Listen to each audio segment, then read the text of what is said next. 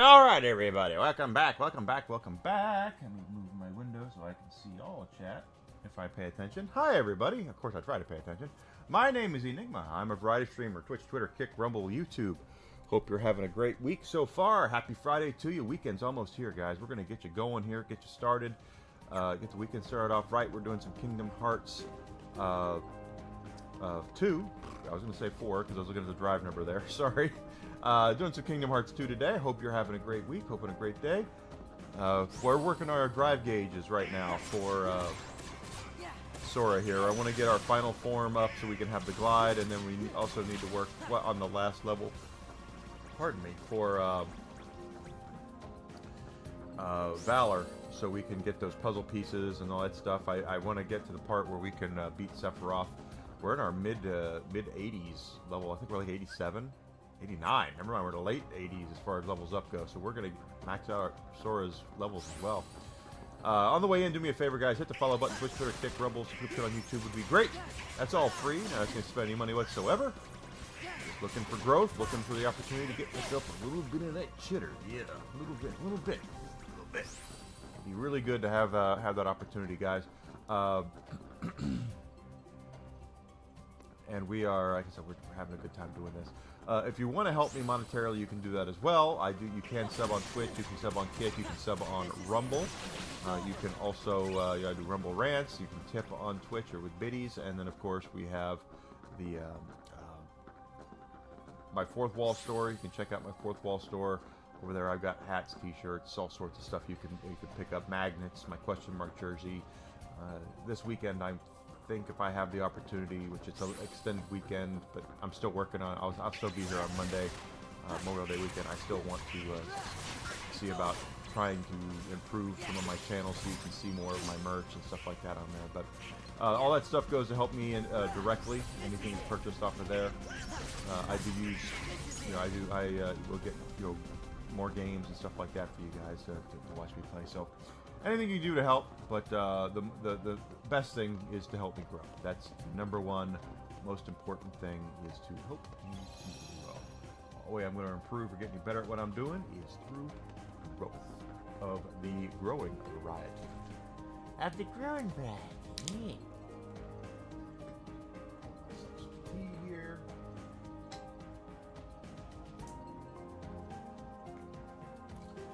Desi's doing fine. She's much more herself today than she was yesterday. She got back yesterday and she was just really tired.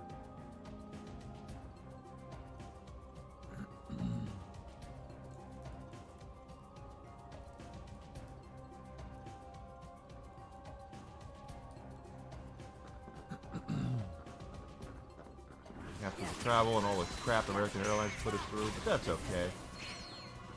Now, anyway. It's not okay, but it's we're better now. It's fine.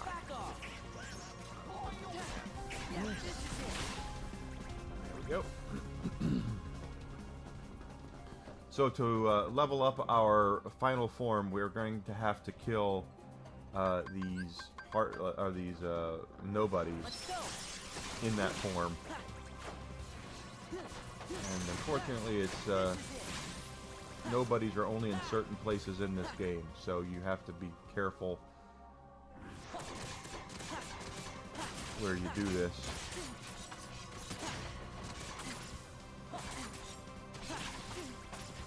Well, after the first time we were here with the form where it is, we did really well, and this time it's like, no or none. That's right, Enigma. What do you think you're doing? Just continue to kill things. Good lord.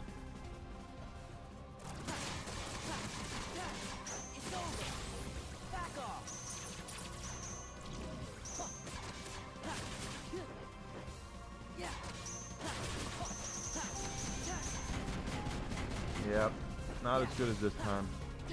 We did get that one. Probably going to revert before we can kill any of these. Let's try it. I got 2 of them. Good.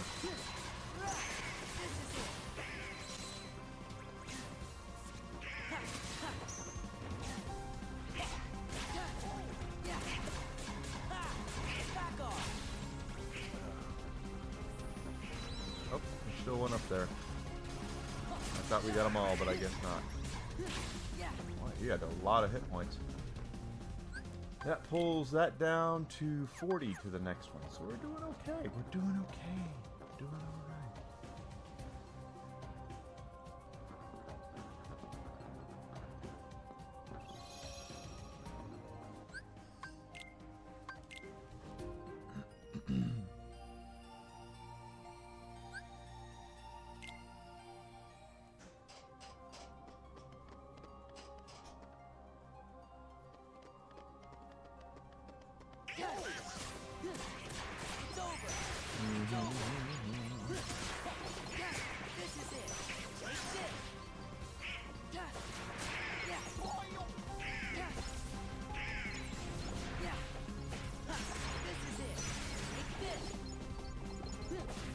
Getting all this stuff, all the drive. Got to build our drive gauge back up so we can kill more of those nobodies.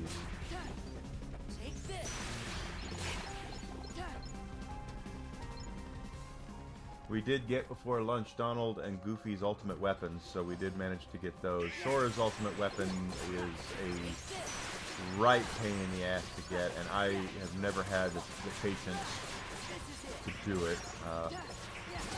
My plan is after Kingdom Hearts 2 that I get my copy of Lego Batman, which is still in Rockford, Illinois, according to Amazon. It's still supposed to be delivered today, but it's not telling me anything outside of that to play that. But still waiting for it.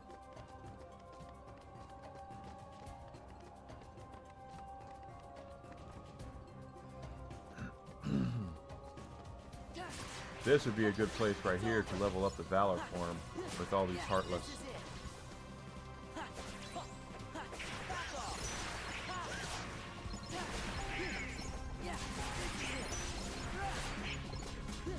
We're going to hit level 90 here pretty soon, so awesome there. Sora's levels up work pretty standard now, where every level he's going to get a boost in something. It's going to alternate between defense with AP. You'll get those at the same time. I believe it's magic and strength. And strength, of course, is the important one because Sora is the Keyblade Master. He's got to be able to use his Keyblade there, guys. Yeah.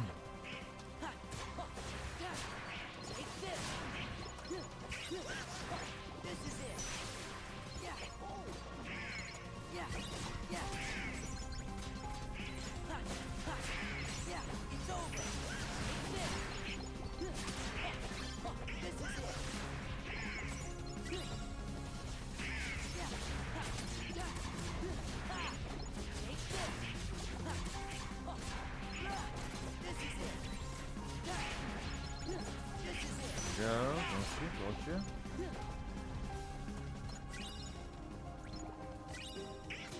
Yeah, I was say I don't think that was all of them.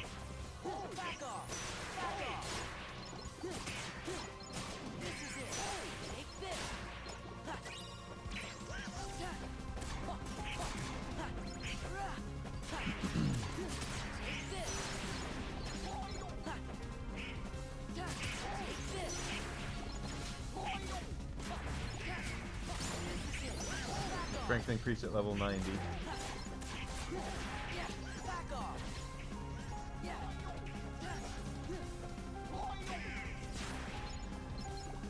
So this game does have an, basically it has two optional super bosses. One of them, as we discussed, is Sephiroth. The other one is the Lingering Will or something like that. And he is a pain in the ass.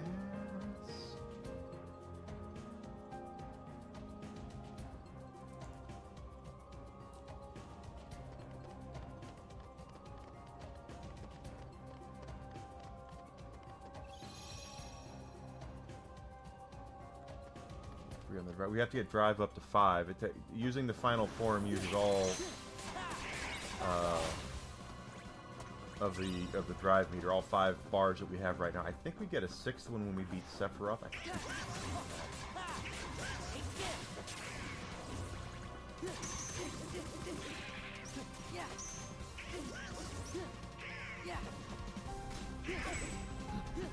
I know we get a really strong physical Keyblade from little Sekikins. The Fenrir or something like that. Some sort of Viking, Nordic sounding name.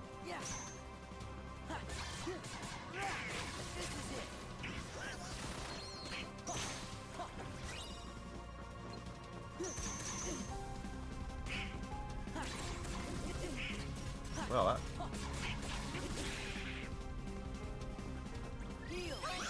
managed to get it.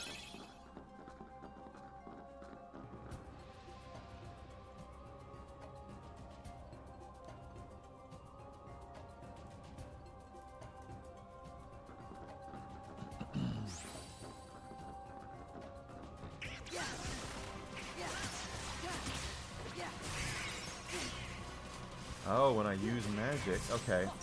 The drive meter goes up faster when I use magic, so let's keep that, let's put a pin in that. When his, I think he's recovering.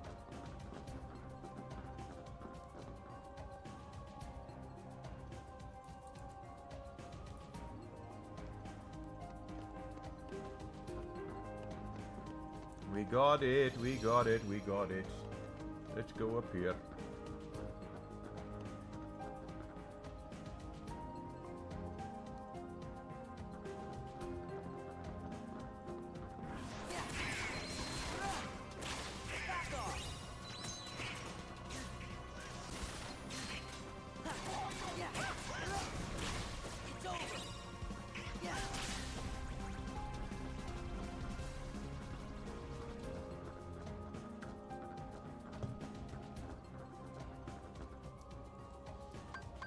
Here, drive, and final fall. Let's go. This isn't even my final fall. Take this. Take this. Alright, sorry, that's enough of that.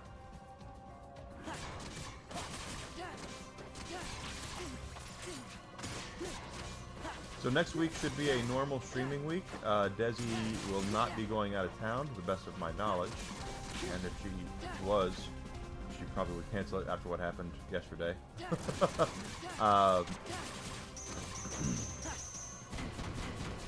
And Monday's a holiday, but I still plan on being here.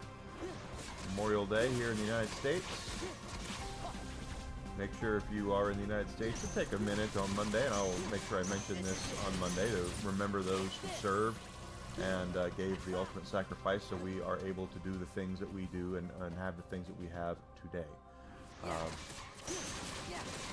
There's no doubt in my mind, and there shouldn't be any doubt in yours, that the freedom is not free.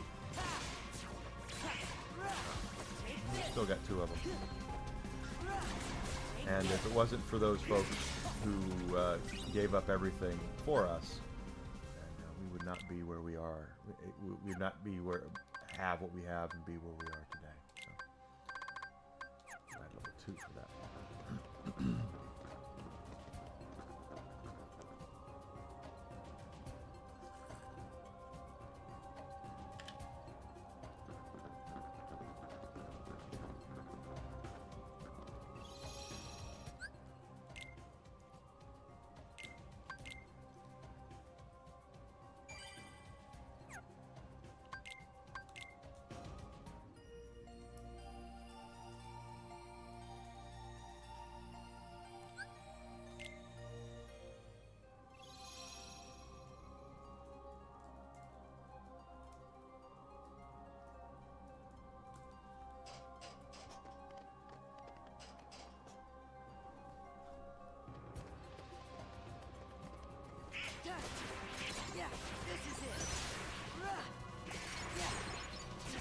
Cast so we can get our drive meter up. That's the plan. Whenever I just realized that whenever your drive meter, I have the ability equipped that whenever our MP is out, our drive meter builds faster. So.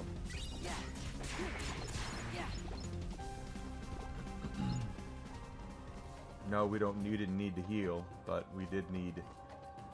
We need the drive meter, so.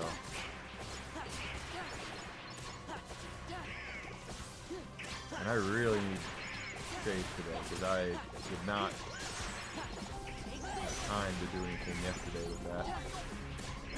I was pretty busy. After stream, I had to.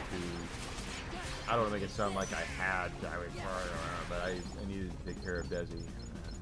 Yeah.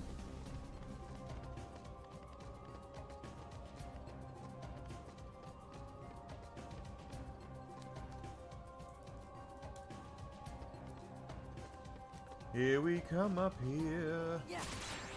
Yeah. Back off. It's over. Yeah. It's over. Back off. Back off. See, we're already at level 4 on the drive meter, so Yeah. it's good. Back off.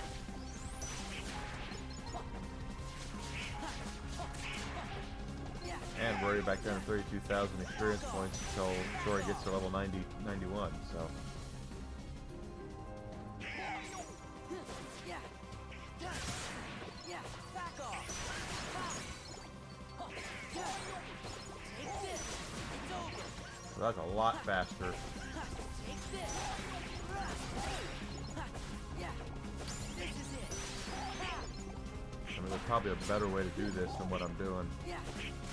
Yeah. what I've been doing.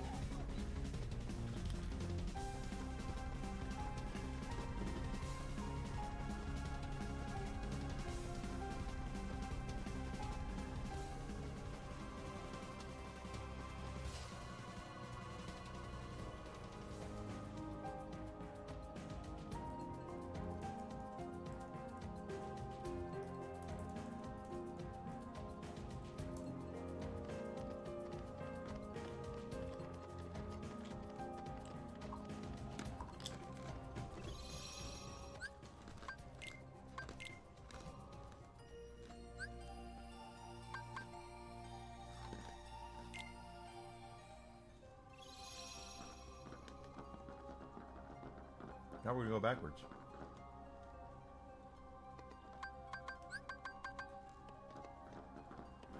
Give me strength. Yeah. Yeah. This is it. Take this.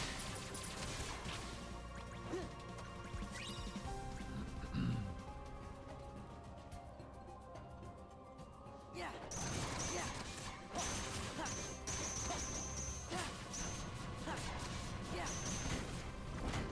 Yeah.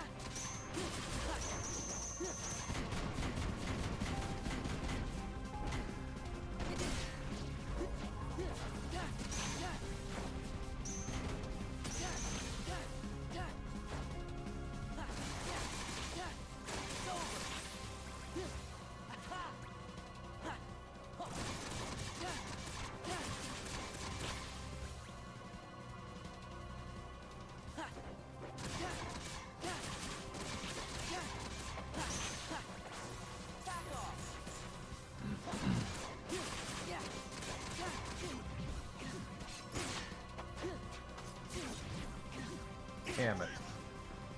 Yeah. Stupid dancers. Those dancers are a pain in the ass, guys.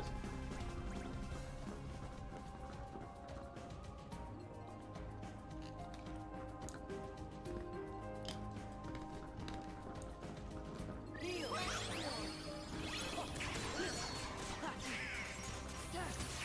Yeah.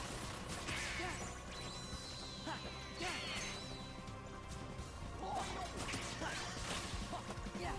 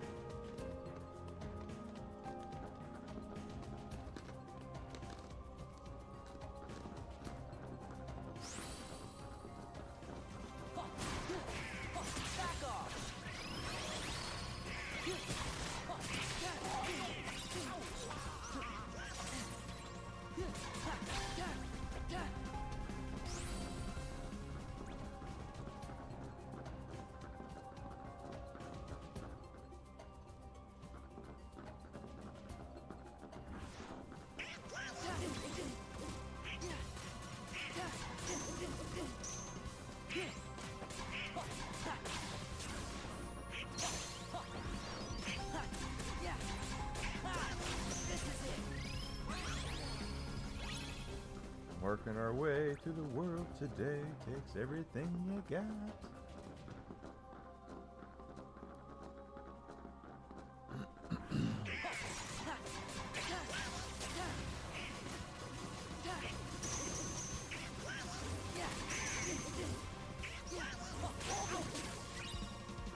We're gonna level up again here pretty soon. My favorite.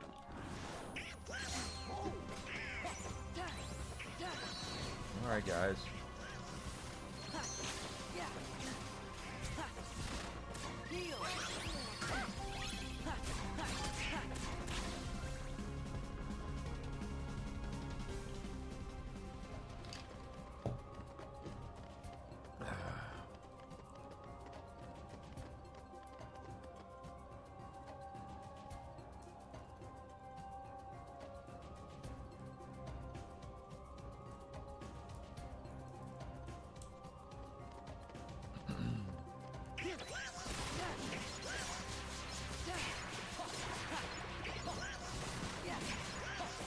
We're about level 5 on it. That's good.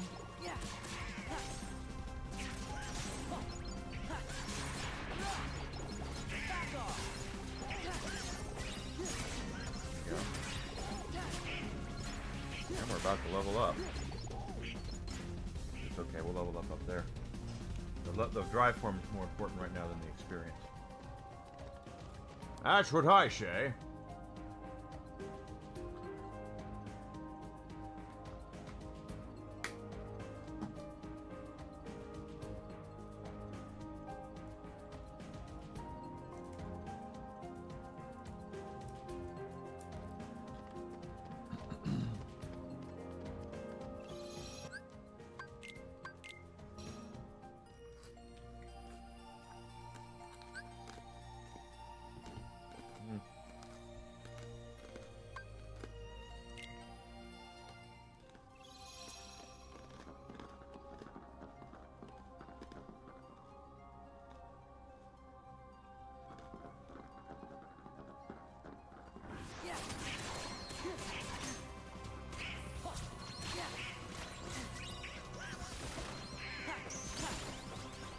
Our level up, defense and AP increase. Yeah, I told you. And 92 will be probably magic, and then 93 will be strength. Shit. Forgot why I was here, didn't I?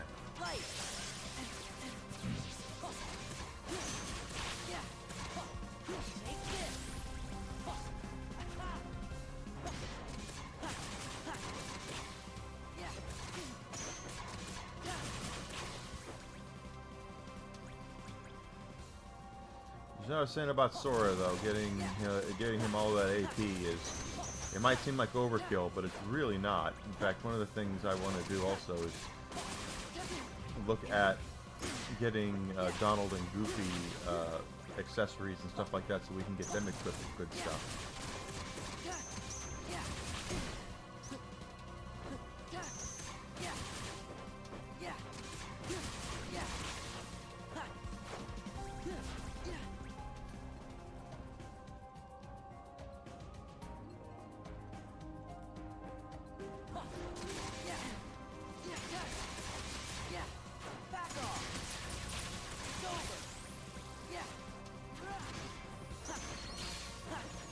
There's our level up for that. Slide 2.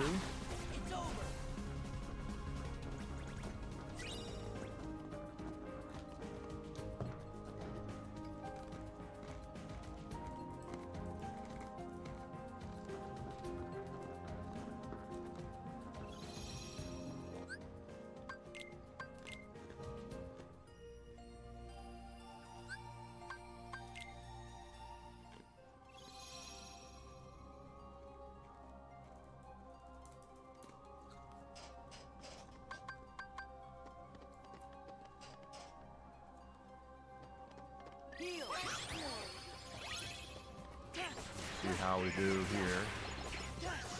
Again, we're not really looking for the XP. I'm looking for the drive meter increase.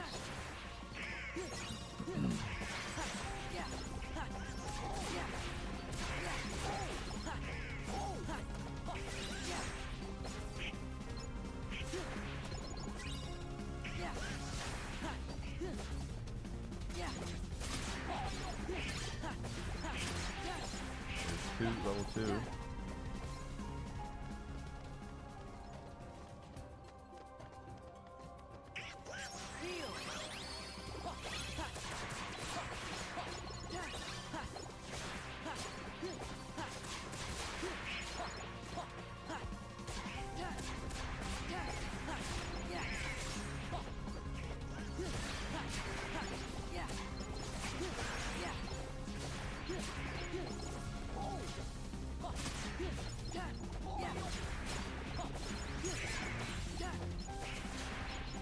Already at 5. Okay.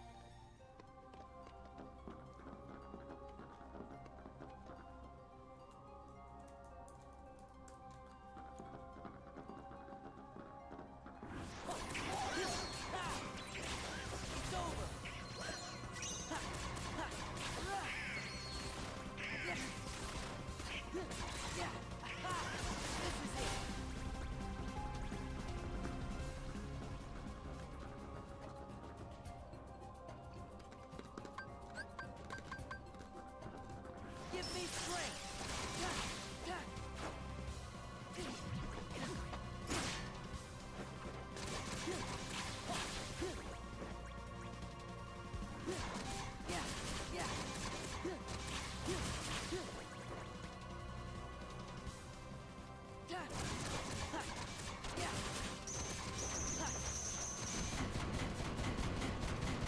Those things are a pain in the ass, I tell you.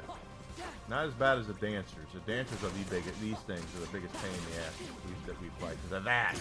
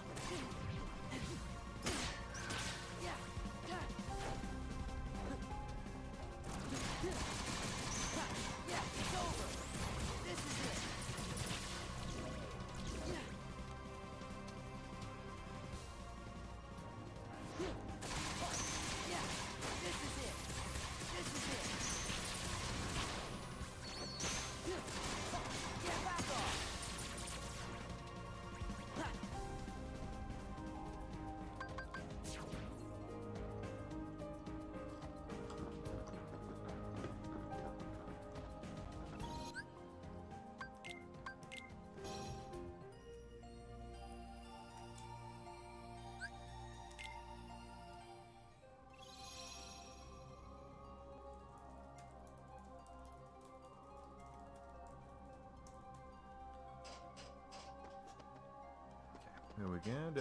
We're building up our meters. If we look at our status here, it does say 116 to go to get to level 6. Abilities. Final form is now glide level 3 for growth, but we can do glide 2, which is better, but glide 3 is the best. Heal.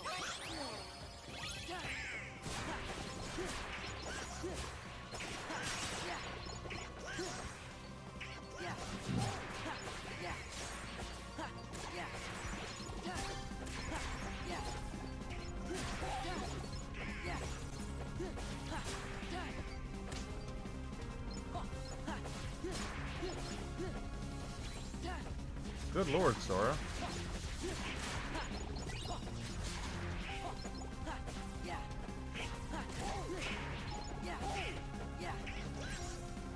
Sora's got a mind of his own right now. What's up with that?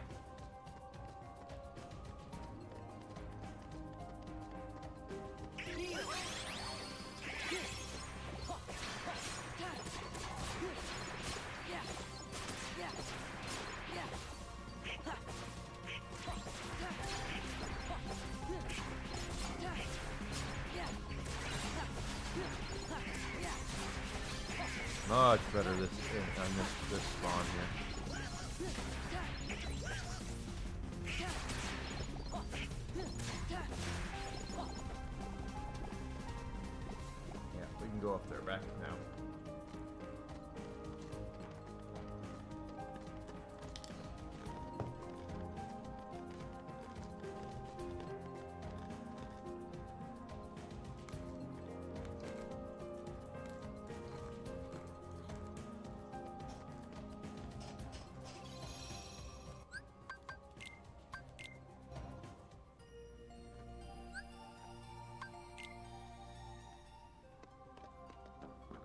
we're gonna get ourselves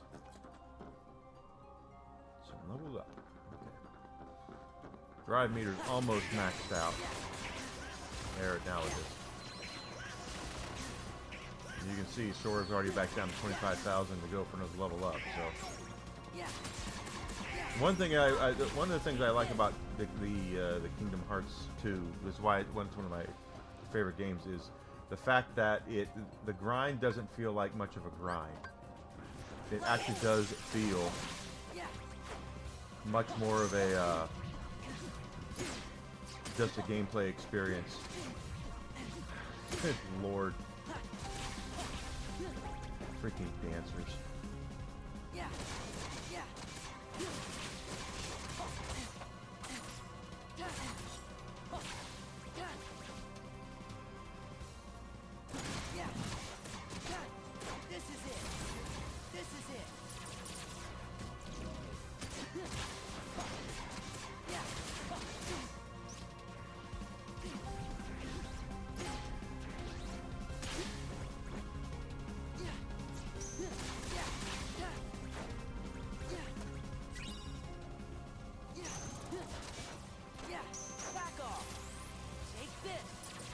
I'm going to skip these two just simply because these guys are, there's two of these, four of these, and they are easier to kill, and four is better than two because you get credit per kill, not per experience point.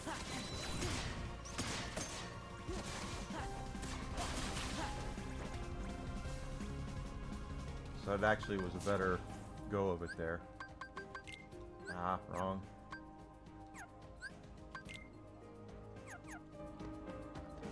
Hey, Grizzled, good to see you, man. Welcome back in.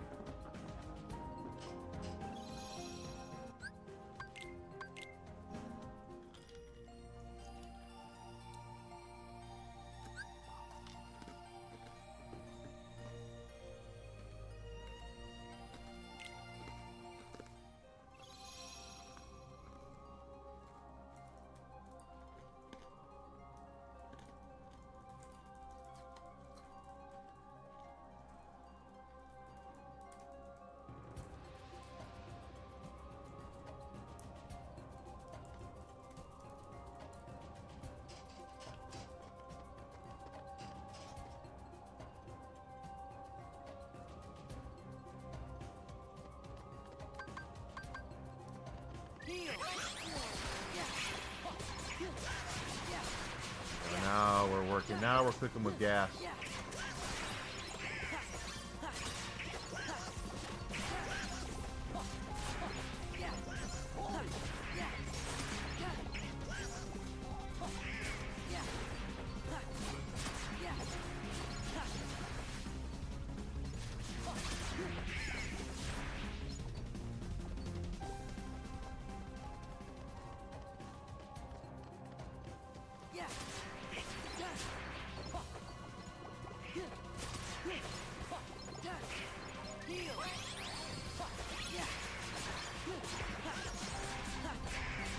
Level 3.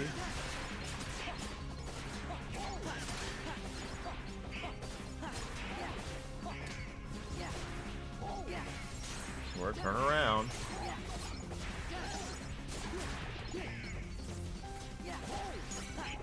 Go. Maxed out.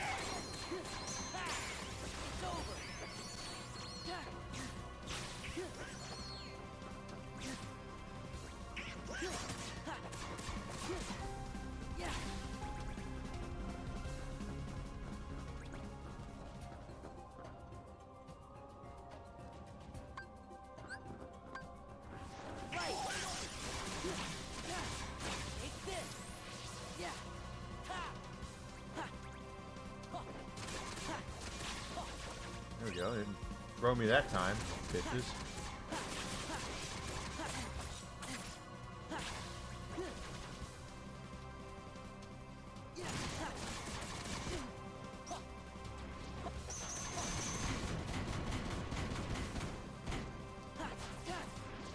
Yeah, this is it. Yeah. Yeah. Yeah. Yeah, I got thrown. Okay, take these guys out this time. Back off. This is it. Magic increase for Sora. 93 will be strength, more than likely.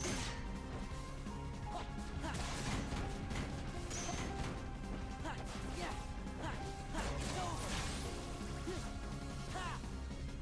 Sora, get your ass in there so you can kill these guys. It's party time. Yeah. Why? Because I gotta.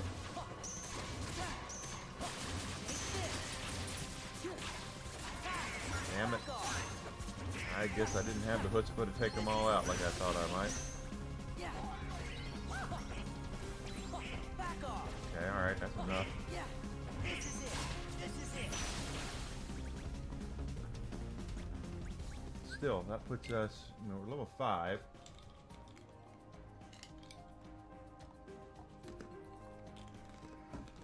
Oh my god, Alucard's here.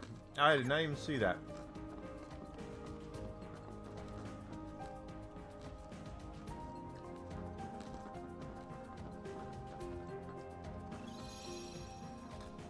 Cheaters do suck. Absolutely suck.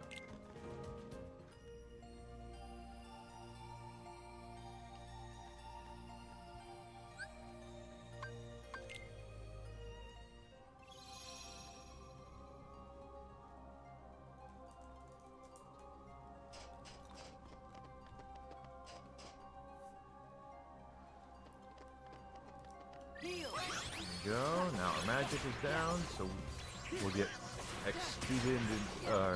expedited drive meter increase as we kill.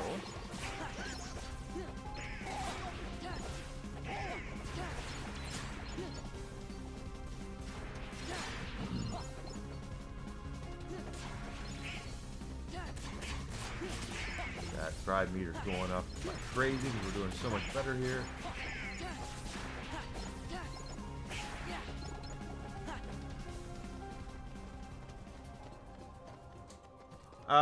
You know what, Game Genie, it depends on the game. I always found that if you play Doom on God mode with a double barrel shotgun, like Doom 2, double barrel shotgun on God mode, that is a hell of a fun experience. I don't know about anybody else, but I think that's really fun to do that. Not everything has to be a huge challenge to have a good time.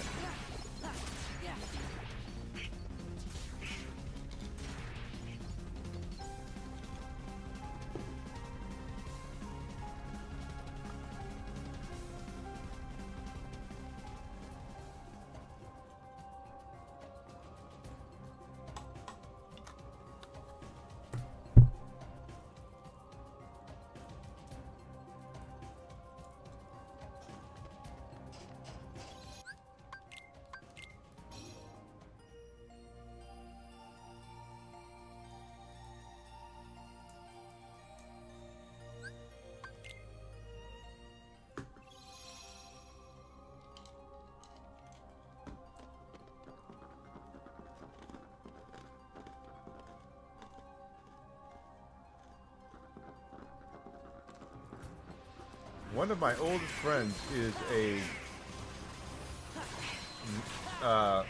higher up at Hooters. I should really reach out to him to see if that's actually true. It's over.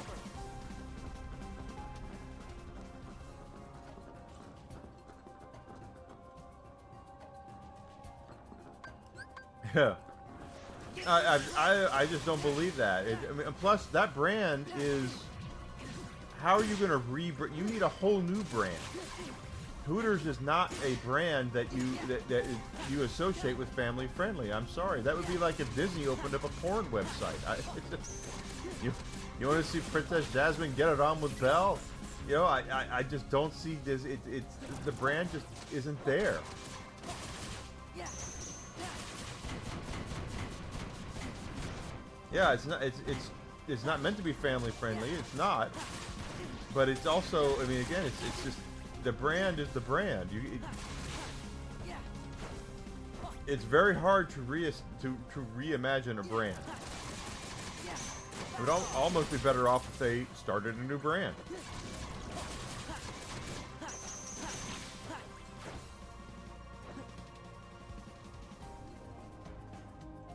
People do take their kids to Hooters. Hooters is not. No, it's in poor taste, but it's not as bad as some of the other restaurants out there. I mean, Twin Peaks and places like that, they have much more questionable things going on than Hooters does. But I still wouldn't take a kid to Hooters. I wouldn't.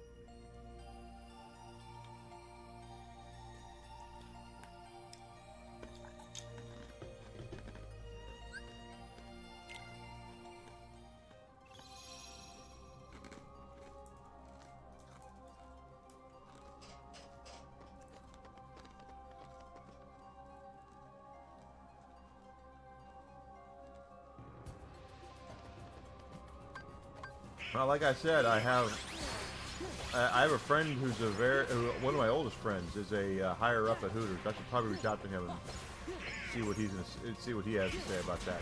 'Cause something doesn't seem right about that. Or you know what, Desi works in food service. I could ask her about it.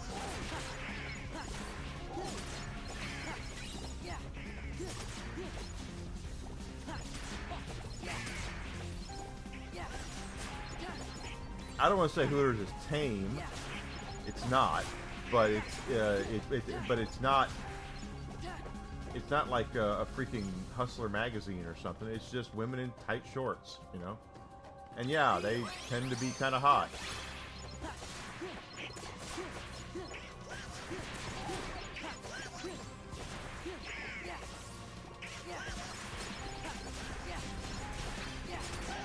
Oh, that CEO from Cracker Barrel learned her lesson.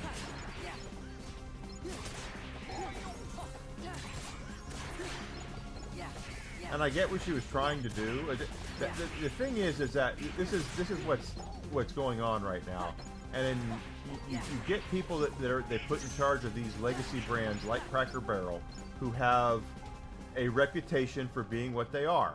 Okay, you go to Cracker Barrel because you want to have a country kind of dine-in experience where you can get yourself some grits or some collard greens or some chicken fried steak or whatever. And I'm not saying it's the world's best versions of those. Okay, I know there are soul food restaurants and stuff like that. The wings are pretty good. Come on, Alucard. The wings are pretty good at Hooters. Come on, let's be honest here.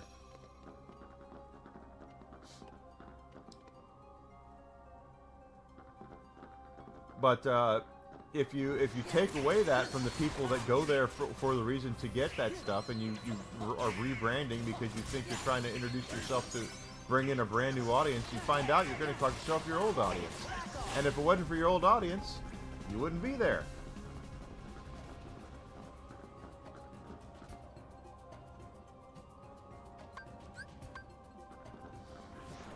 Proof will be in the pudding, though, Grizzle, because right now we're talking about Pizza Hut having the old school and all that.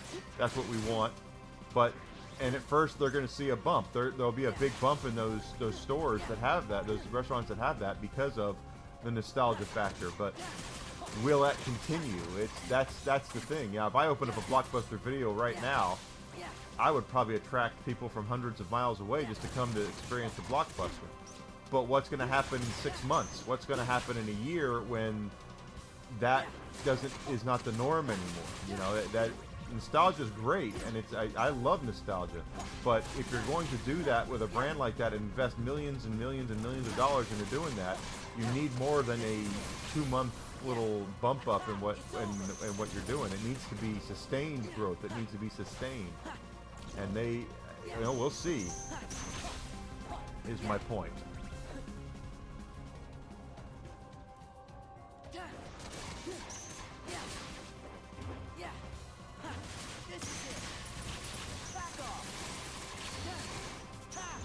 I mean, Hooters has great wings. It's a great place to go to. This is kind of what let's equate it like this. If Grizzled, you and I and Alucard, we're gonna go watch football this fall.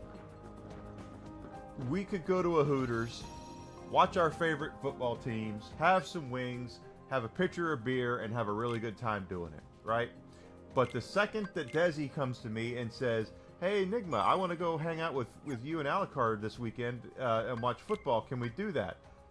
I ain't taking Desi to Hooters. We go to Buffalo Wild Wings, and that's where the brand has changed. The Hooters brand is what it is because the second you take into account the ladies, Desi's a big girl. She doesn't care. It's not her thing to really worry about us oogling women at Hooters. But it's still not a good taste thing to do. I do love round things. Yeah, we'd probably go to B-Dubs because that's much more of a. You still get good wings there. You still can watch football, and you don't have to worry about things being in poor taste. Okay, Hooters basically was a sports bar that did really well, and it catered to the audience that it had. But it's now later, and there are a lot of women that are into sports too. There's a lot of women that are in that stuff, and for those of us who are, guys, the last thing Desi wants to see is three of us looking like Tex Avery cartoons with our tongues hanging out at women in tight shorts. Okay, it's just how it is, and I wouldn't do that to her. I just wouldn't do that to her. And Buffalo Wild Wings offers a much more. If that's what Hooters is going to try to do, first of all, if they're going to rebrand, they need a new name because Hooters it's just not a good name. It's a tainted name.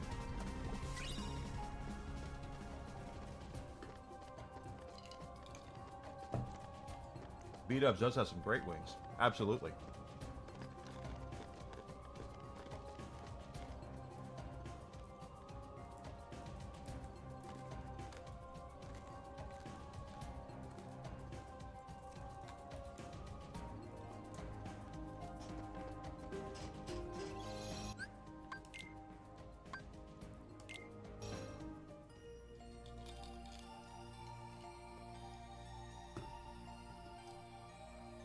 Depends on when the movie.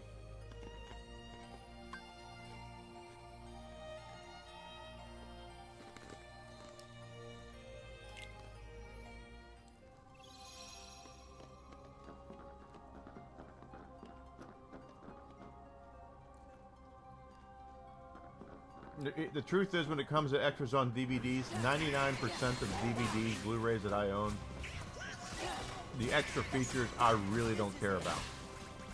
Lord of the Rings, absolutely. I love that stuff.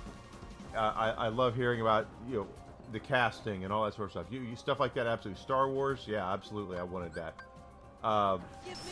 Do I really need to have a director's commentary on There's Something About Mary? No. I don't. I don't need that. Unless it's something that is really, really cool or really awesome. Like the director's commentary in Tropic Thunder, Robert Downey Jr. is part of it, and he is in character as Kirk Lazarus up until the exact part of the movie where Kirk Lazarus pulls off his wig and goes back to talking Australian, and then he goes completely Australian as a method actor. That is awesome and hilarious, and I think that is a great bonus feature. That being said, a lot of the bonus features that they put on those things, I couldn't care less about. I really couldn't. Depends on the movie. Depends on the feature. But most of the time, especially for current movies, we don't need all the shit that they are putting on there. Hi, Uber Jason. This is Sora. Yes.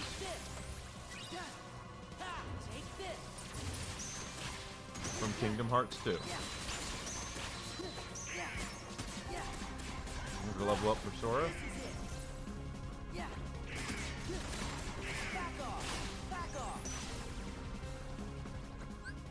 He did it in full character. I think that's hilarious. It was so hilarious that he did it that way. And that's what I'm saying. If you have some sort of that you can offer, or it's a movie where you know people are interested. You know, Lord of the Rings, people were interested in that stuff. They wanted to know, how did you make the pump action crossbow, which I still think is awesome. You know, I loved learning that most of the people who assembled armor on Lord of the Rings, the chainmail and stuff like that, did it pro bono. They were just so happy to be working on the movie that they went in and hand stitched chainmail armor by hand. You know, stuff like that I like learning about. But it just depends on the movie, and it depends on the bonus feature. Yeah. Yeah. Yeah. Yeah. Sora is the main character in Kingdom Hearts 2. Yeah. Yeah. So, with these movies that are they want to remove bonus features from them, fine, that's fine, but just make sure it's the movie that you're doing it for the right movies, you know.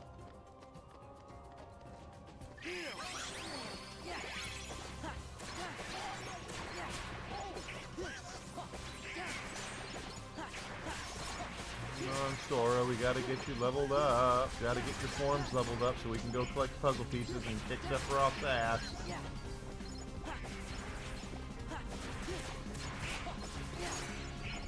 No, it's like I said. It's some of the Rizzle. Some of the movies don't need bonus features.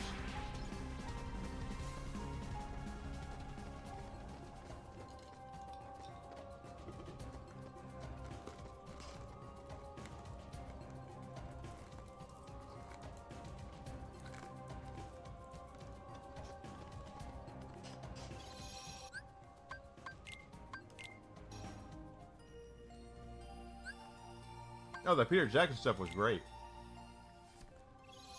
Particularly Fellowship of the Ring. The extras for Fellowship of the Ring I thought were absolutely fascinating.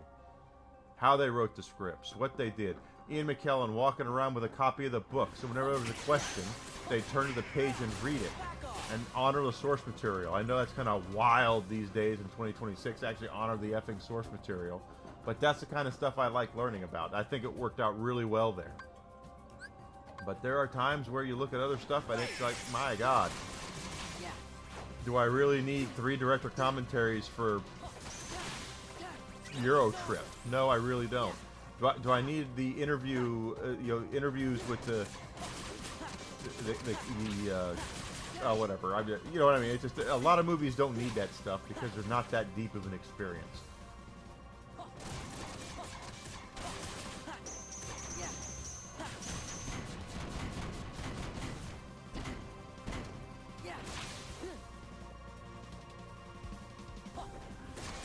Agreed, 100%. The greatest movie trilogy of all time is Lord of the Rings, and it'll never be topped because there's no way that because so much of that was organic. It's not even funny, and now everything is not organic. It's all manufactured. The hype and everything and the love for Lord of the Rings was all organic, grassroots stuff. It was done by fans, for fans. And it did so much to bring new fans into the Lord of the Rings that it'll never be duplicated. Never be duplicated. They tried to duplicate it with The Hobbit, and it didn't work. With the exact same stuff. They'll never, ever do what they did with Lord of the Rings ever again with a movie. It'll never happen. At least not in my lifetime. Star Wars 4 through 6 has some great special features. One of my favorites is Empire of Dreams, which I think you can find on YouTube now, which is a making of the original Star Wars trilogy. It's a documentary done for it, and it is fascinating to learn things that I learned through that documentary.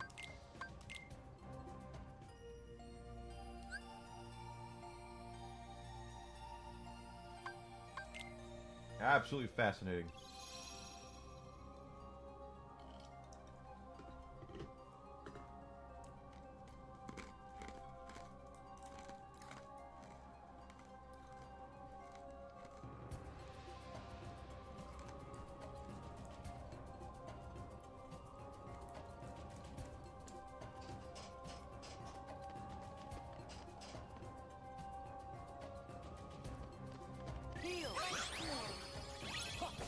You mean the Leonard Nimoy Bilbo Baggins song?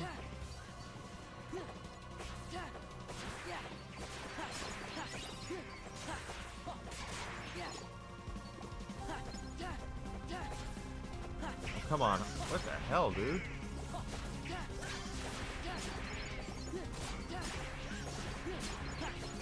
Interviews with the caterer. Yeah, I don't think we need to know that, you know, Ian McKellen likes everything bagels for breakfast. That that part I don't care about. But you know, the Lord of the Rings stuff with here's how we cast and here's how we did it and this is what happened here and yeah, the hobbits annoyed Ian McKellen and Viggo Mortensen wanted to use the hero version of his sword more than anything because he thought he needed to look heroic through all scenes, so he always used the really shiny special sword. You know, just things like that I think are fascinating to learn about something something that you love. You know, and there are old movies like that I like learning stuff about, but but it's stuff these days. You know, the Mario Galaxy movie's coming out here in a couple of weeks. Do they need a lot of bonus features for that? Probably not. I'm sure there's some fascinating things we'll learn, but you know, Animal Farm is going to come out here. That god-awful Animal Farm movie. Does anyone want any bonus features for that? Do we need to hear Andy Serkis talk about his reasoning for taking a movie that makes fun of communism and making it to where it makes fun of capitalism instead? I don't think so. You are correct, Grizzled. Absolutely. The Hobbit did not need to be 3 movies. They padded it out and they had to create their own stuff. That's they took the shortest book and turned it into 3 movies.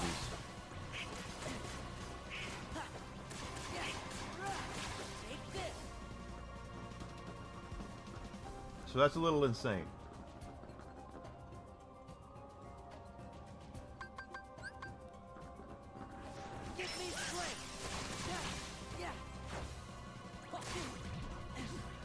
Stupid dancers. Yeah, they wanted to milk it. Absolutely they did. I remember Peter Jackson was trying to get 2 Lord of the Rings movies. He wanted to make the Lord of the Rings into 2 movies. All 3 books into 2 movies. And they had made a lot of cuts and a lot of changes to make it fit into 2 movies. And it was New Line Cinema that told Peter Jackson, you can't make 2 movies out of this, you need to make 3. And that saved the whole damn thing, because I'm sure it still would have been fine, but they had to consolidate a lot to get it into that, they had to consolidate a lot to get it into 3 movies. They really could have taken Lord of the Rings and probably made it into 5 or 6 movies, quite honestly. But, come on, Sora.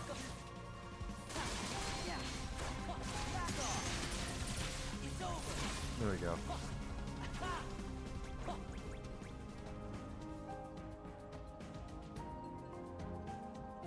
Bloopers are always great. Agree 100%.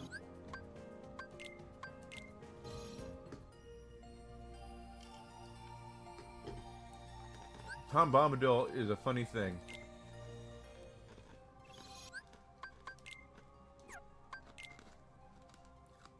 Have to remember to save. Because the purists of Lord of the Rings, to this day, are still really, really, really, really upset that Tom Bombadil was not in Fellowship. But when the question is asked, and even, I think it was even Christopher Lee who said this, who's a huge fan, what part in the overall story does Tom Bombadil play? He doesn't. That's the thing. Yes, he's a beloved character. I understand that. I really do. But the truth of the matter is that in the long and the short of it, Tom Bombadil would be like if they made a whole part of the movie based after the innkeeper at the Prancing Pony. You know what I mean? It didn't matter. Damn, that was quick to build that back up.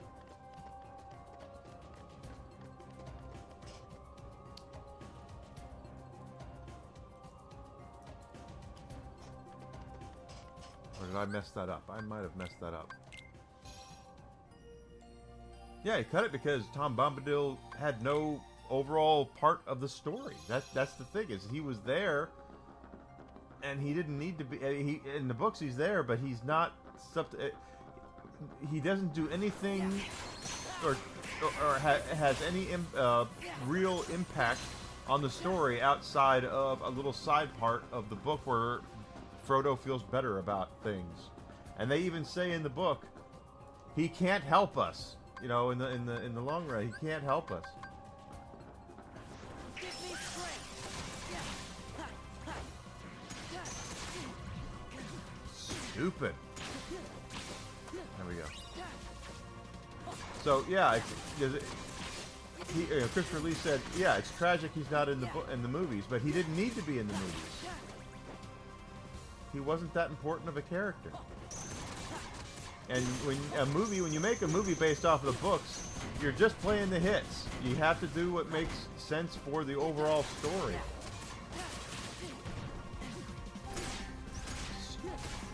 Those dancers.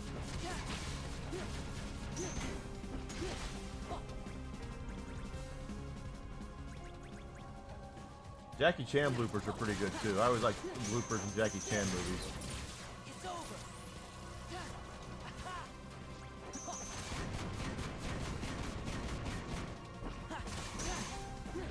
Back off.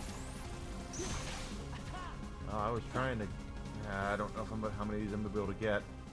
Problem with Sora's final form is it kind of has a mind of its own. Once you start unleashing a combo, It's over. It's over. you know, it's you got it going on there. Okay, all right.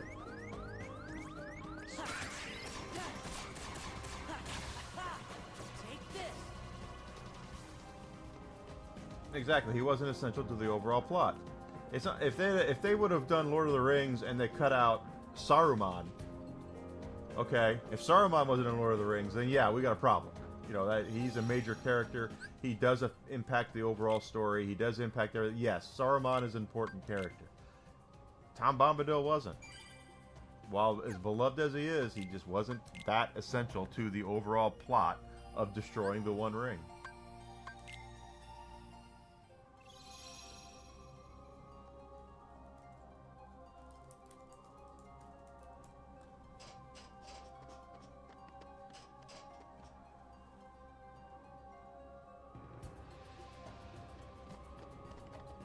Heal. Yeah.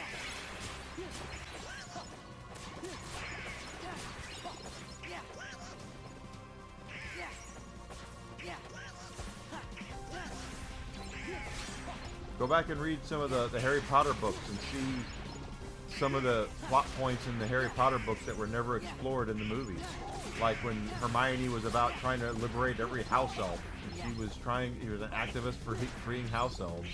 Didn't know anything about that, did you? Not from the movies, because it was never even mentioned. Because in the overall plot of the books, Hermione being a activist bitch was not really that big of a deal.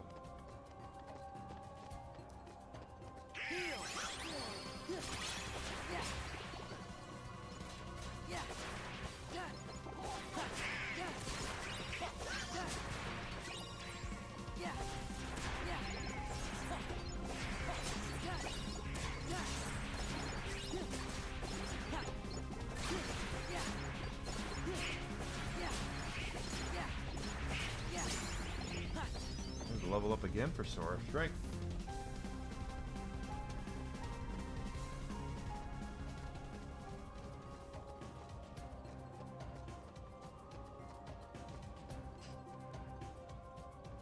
Are they, Sydney? That's so good. I'm glad they're popping up in the algorithm. I need my videos to pop up in the algorithm.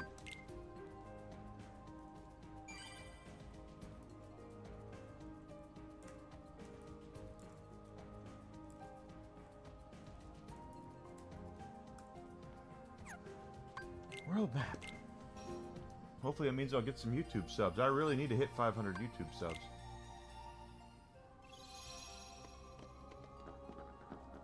Well, the Wheel of Time series, they canceled it, didn't they? My understanding is the only reason that Amazon hasn't canceled Rings of Power is because they're contractually obligated to finish or at least get through how many seasons of it without having to pay a fee or a fine or something. If they don't make so many seasons, they have to pay the Tolkien estate a lot of money.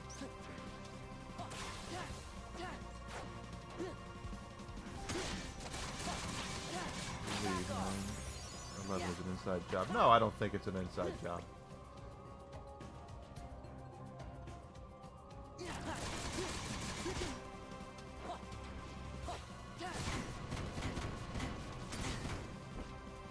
I think it happened. I think it was a terrorist attack, the way that we all believe that we saw.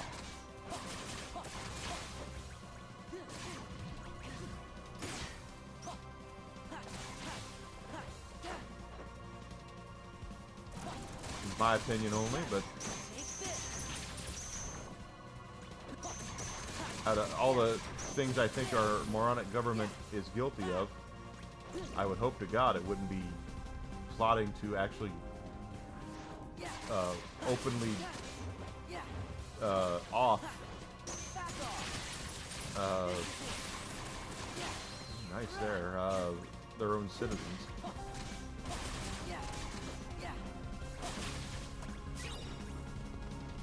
Bad there. Yeah, I've heard that people like Invincible. Alright, so we're almost done with Final. We're at level 6 of Final. We're almost done with it. Tolkien would be.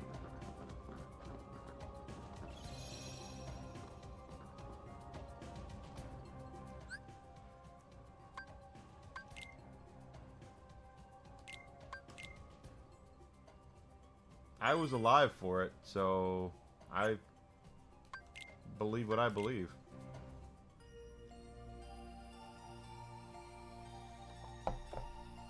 That's unlike you talking about that kind of stuff.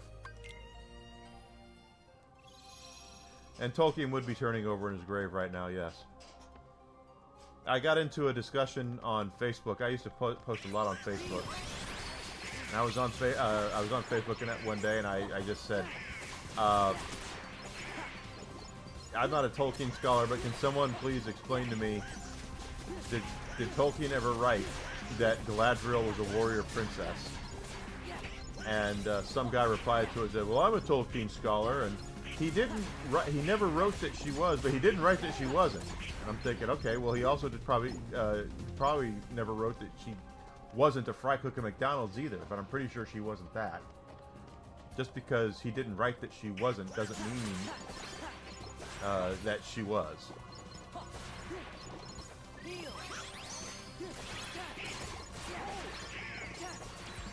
On YouTube, what, 352? 353. I'm at 353 YouTube subs right now. I need 147 more to get to even apply for monetization.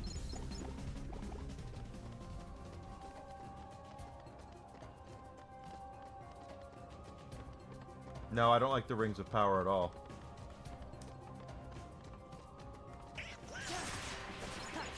If you do, that's fine. I'm not telling anybody what they should and shouldn't like, but I don't like it. It's not Lord of the Rings. If it was anything else, if they called it, you know, Tolkien's Angels or whatever, if they called it anything else, I probably wouldn't be as hard on it. But you put Lord of the Rings on it. It's the same thing as I look at like Final Fantasy VIII. Final Fantasy VIII is one of my least favorite Final Fantasies. I don't like that game at all. If you would have taken Final Fantasy out of it and just called it something else, I would probably think the game is fine. But when you call it Final Fantasy, I have certain expectations for it.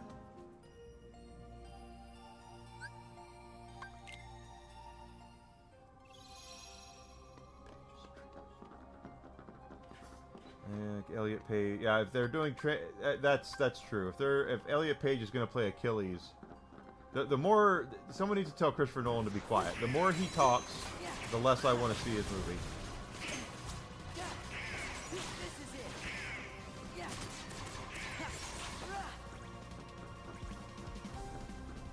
I really do believe Christopher Nolan is living off of the legend of The Dark Knight. He hasn't made a movie as good as The Dark Knight since The Dark Knight, so I know it's just my opinion, but I haven't seen a movie I really liked of his since The Dark Knight. Even Dark Knight Rises wasn't that great.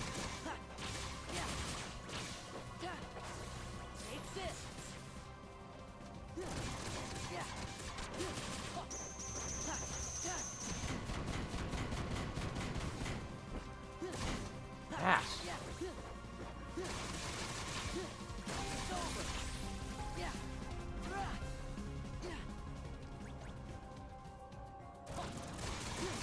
It's definitely in the conversation, but I have a feeling that when it's all said and done, we're going to look at the Odyssey overall as having some of the worst casting choices in history. The memes are hilarious, yes. The Elliot Page memes of it being Achilles are great.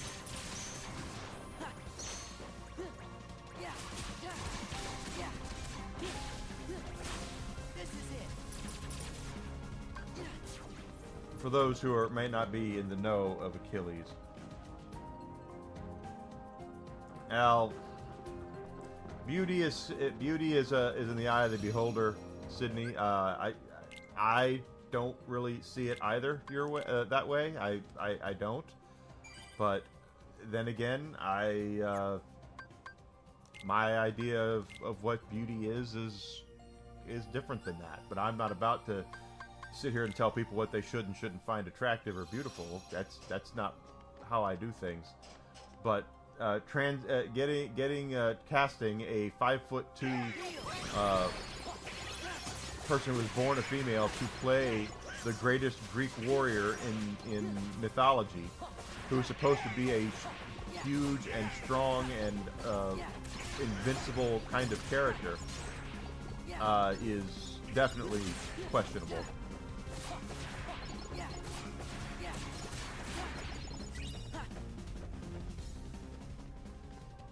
Chadley will be back. Oh, that's going to piss off a lot of people. There's people I've seen that hate Chadley. Yes, in my opinion, they are, Sydney. They are horrible casting choices, but I don't want to sit there and tell people what they should and shouldn't find beautiful. I mean, if it were me and I were doing the casting for the movie, I would have cast Sydney Sweeney as Helen of Troy. But that's just me.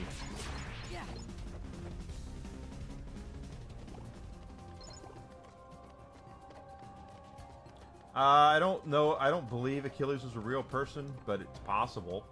I don't know if it was ever actually proven that Achilles was real.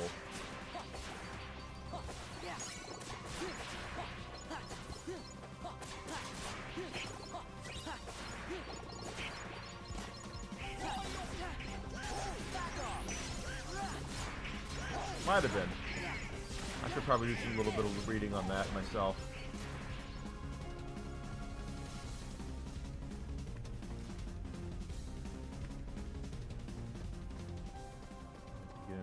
Probably. You're probably right, Grizzled.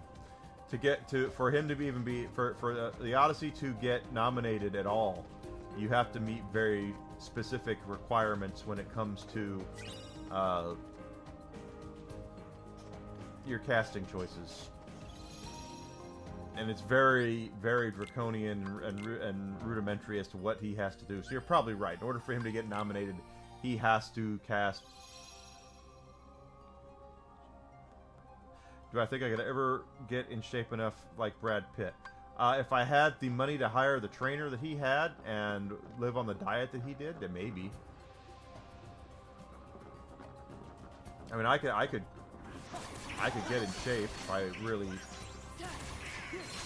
wanted to, I guess.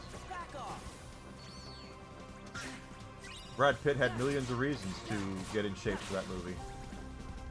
Many millions of reasons. The story might be real. The story could very well be real. That doesn't mean all the characters were.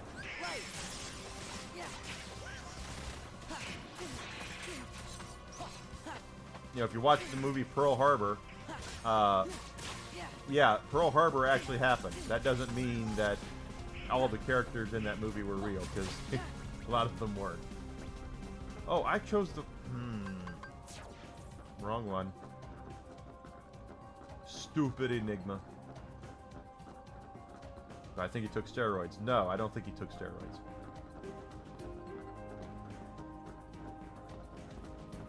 Yeah, he was always in good. He was in pretty good shape at that time anyway. He was young. He was young at that point, younger, and he was playing a lot of roles that. I mean, he was a heartthrob back then, so he probably still is.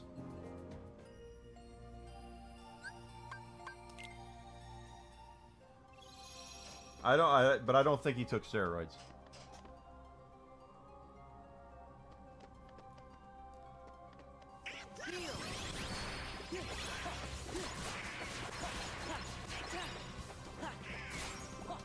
He was in his, that was pretty much the prime of his career when he did Troy. He was doing a lot of stuff back then, at that point. It's only in more recent years he's taken on more kind of solitary, serious roles like. And to be honest with you, I think Brad Pitt's too short to be Achilles, but that's just me. It probably works in the realm of what they were of the story. If you read the poem, Achilles is not he is the most powerful warrior in the Greek army, but he's not the strongest. He's not the biggest because Ajax is there, and Ajax I think is part giant. So Ajax, whoever they get to do Ajax in the movie needs to be a 6'8", whatever. Weight problem Americans have. Science are no.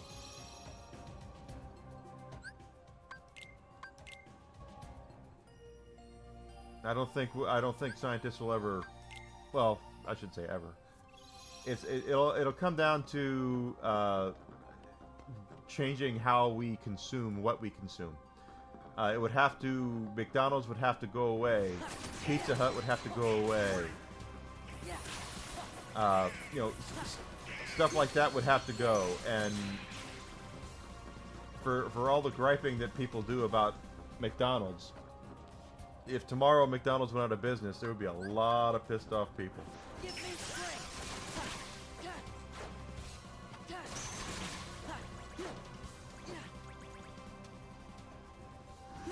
And the people who are griping, who gripe the most, would be the ones griping that they were out of business.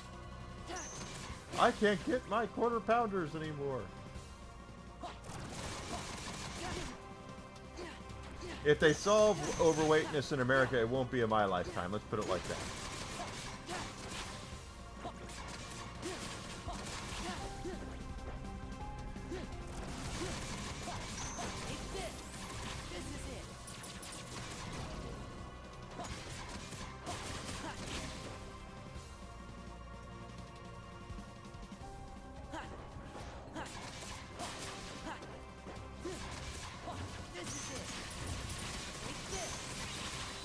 I would much rather see them crack the genetic code to eliminate things like cancer and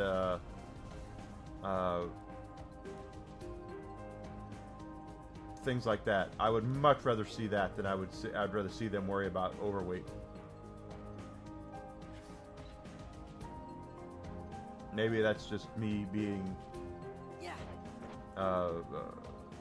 ignorant and everything, but I would much rather see them worry about that than cancer and these really horrible diseases, especially in kids, than people who just eat too many Big Macs.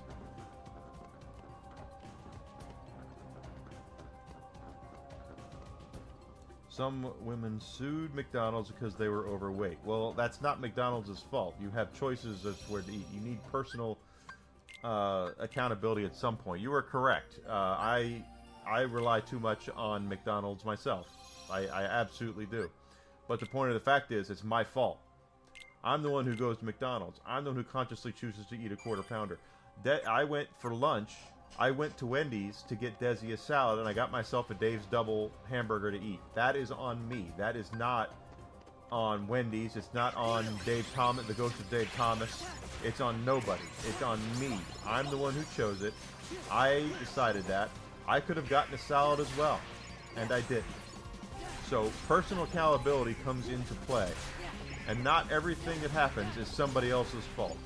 You have to have personal accountability and take responsibility for your own actions in life. Do I know anyone who ever got cancer? Yes, my father. My father had bladder cancer a couple years ago, and they had to operate and remove his bladder, and he's fine now, cancer-free. He's been cancer-free since. He's not officially out of the woods yet. I think it's 5 years he has to go without any relapse for him to come back from it. But yes, I know that. No, because anything can be addictive.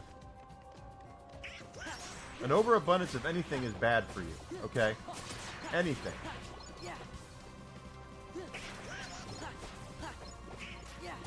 So, are salads better for you than hamburgers? They absolutely are. But if all you eat is salads in abundance, that's eventually going to be bad for you as well. You have to change it up.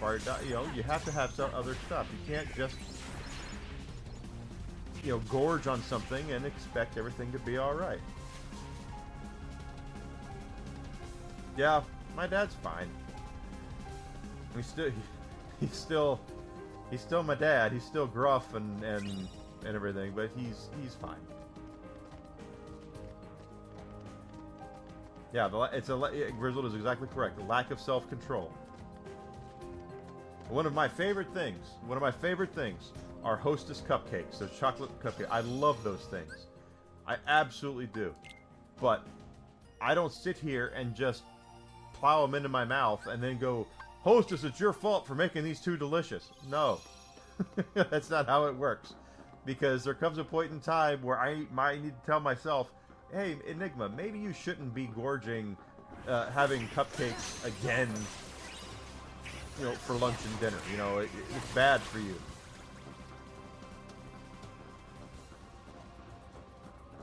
Self-control, self-choice. You have to have personal accountability and responsibility, which is one of the bigger problems we have in our country right now. Is we have a lot of young people who are raised to believe that everything they do is right and correct, so they can't personally take responsibility for their actions because they were never raised to believe and take accountability for themselves.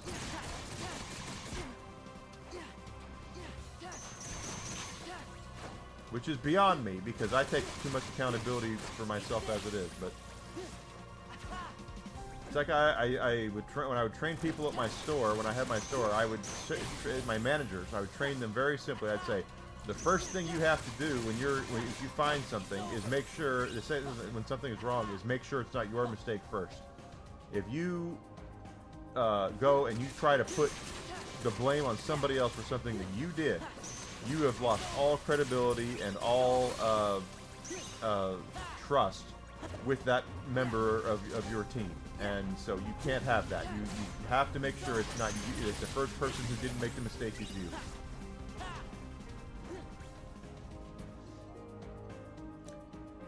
Javier Bardem is Ganondorf. Yeah, that would work.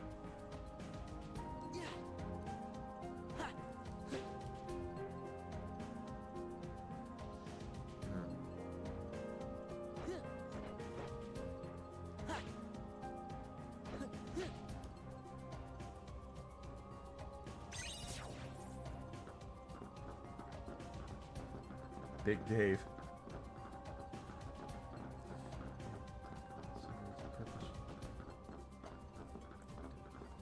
Well, I don't smoke.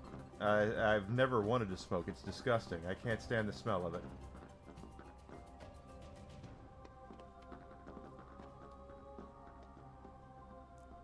Christopher Judge would be a great Ganondorf. Actually, that's a great choice.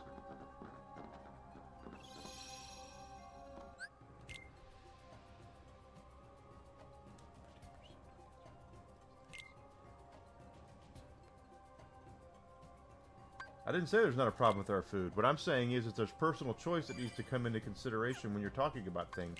Not everything can be attributed to somebody else's fault.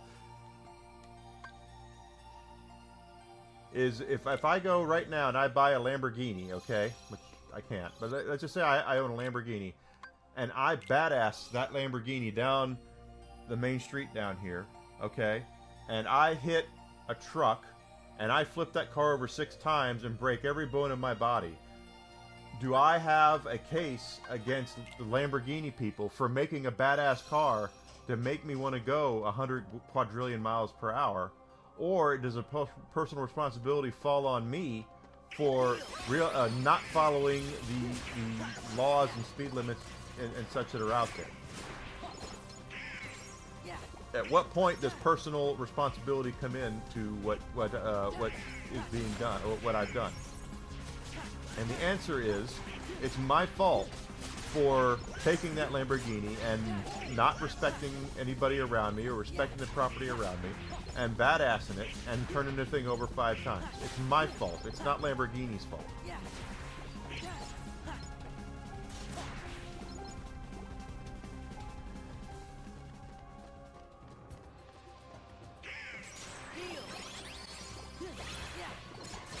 Thank you. I try.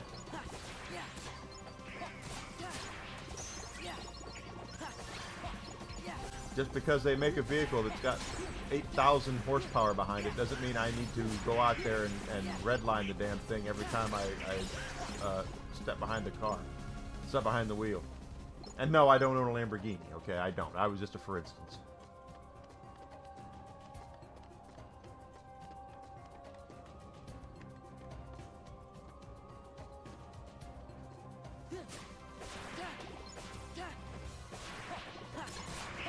It's over. Just how it is.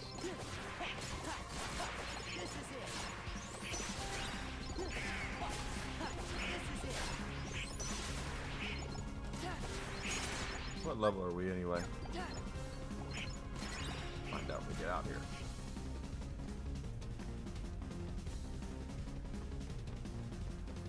Heaven Grit.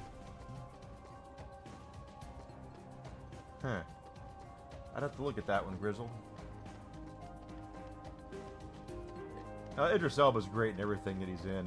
You know, I know there's people who are trying to talk about the Masters Universe movie, and they're like, oh, they race-swapped Man-at-Arms. And I would go, yeah, they are, but it's Idris Elba. I mean, Idris Elba's one of those guys. Show me a movie that Idris Elba's been bad in. He's been in bad movies, but they weren't bad because of him. Right now, they're telling me it is still in Rockford. It says now arriving today, but it doesn't show that it's out for delivery, so... If I was hoping to get it today, I'm hoping to have it by Monday, so Monday stream, I'll have it. I really hope I do.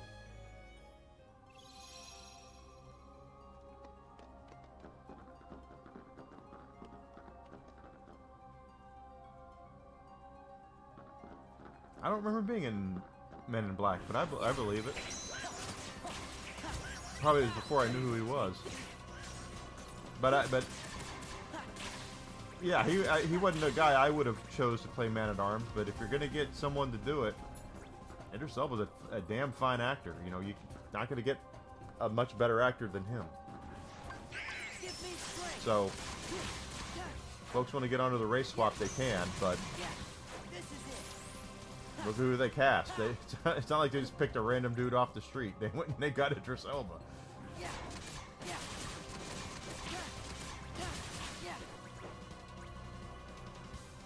Yeah. Yeah. I've always said it should go to the best person for the job. So.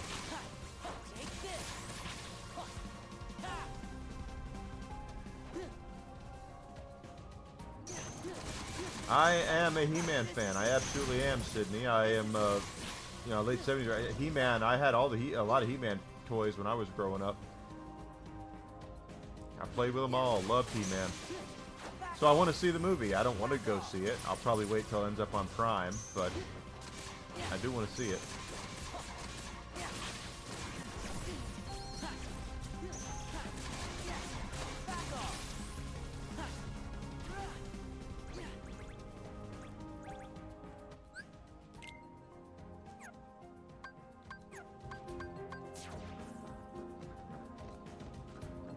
They did race swap Heimdall as well. Well, and Valkyrie. So because I hate to tell people this, for those who might not be in the know, I love the Ninja Turtles as well. Ninja Turtles was right towards, I was becoming a teenager as the Ninja Turtles really hit big. But my brother was really big into the Turtles, and I would watch the show with him. And he had all our other toys and all that.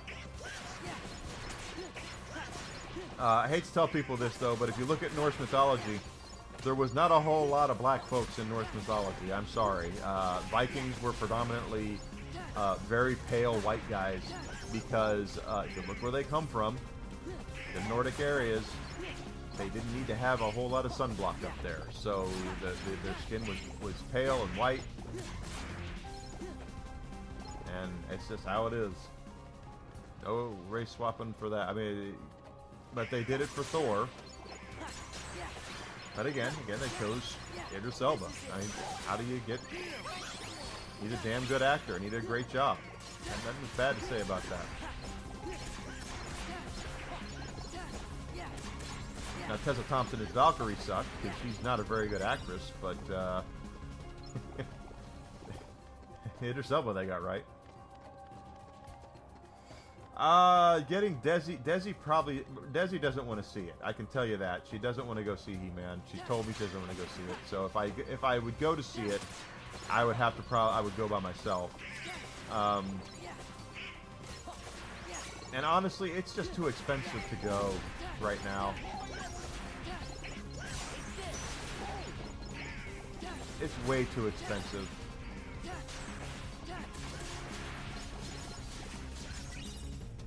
I know Desi wants me to take her to see the Minions when they come out because she loves the Minions, so we'll probably do that. And we'll probably pop for Avengers Doomsday. But there are movies I want to see that are coming out that if I can't get her to go see them, I won't go see it. Street Fighter is another one. I want to see Mortal Kombat too. I want to see that as well. That and Street Fighter, but she doesn't want to see them. She won't go see them, so I won't go see them.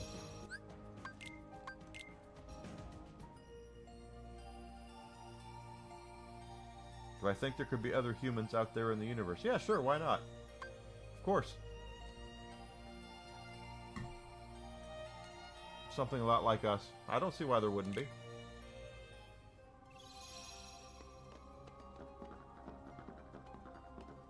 If they don't, have they not shown the bucket? I would be surprised if they haven't shown the bucket for Minions. Desi will go see Doomsday. She said she'd go see Doomsday. But we're still 6 months away from that, so...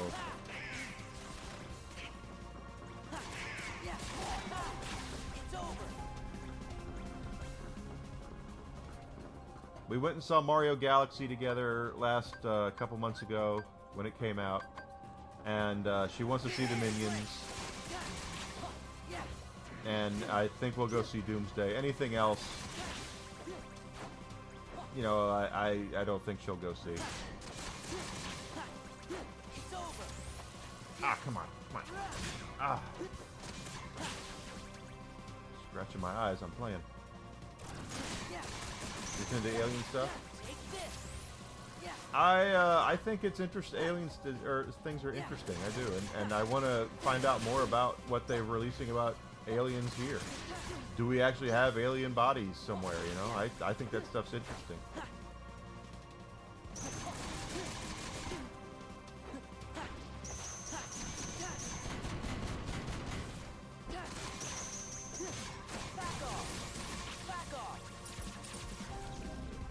But do I think that the government is trying to protect the public by not telling them? Yeah, I do. Because I mean, we have kids now eating Tide Pods. Imagine how they would have felt if they said, "Hey, by the way, here's some alien bodies that we discovered."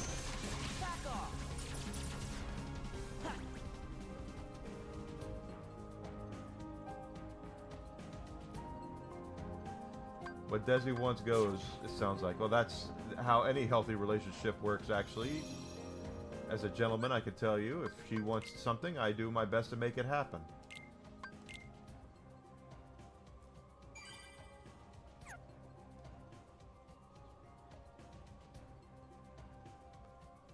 Well, Alucard, let's be honest. Let's just remove the word perfect, okay?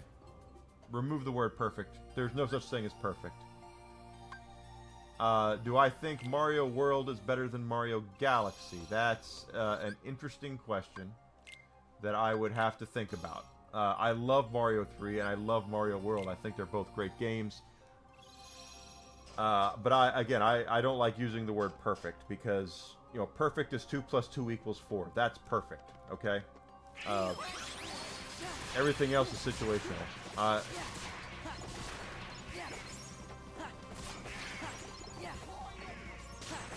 And I know there's a lot of Sonic the Hedgehog fans out there who do not like Mario games. So, again, when you're talking about perfect when it comes to stuff like that, you're all talking opinions. It's all opinion-based. There's no objectivity there. It's all subjective.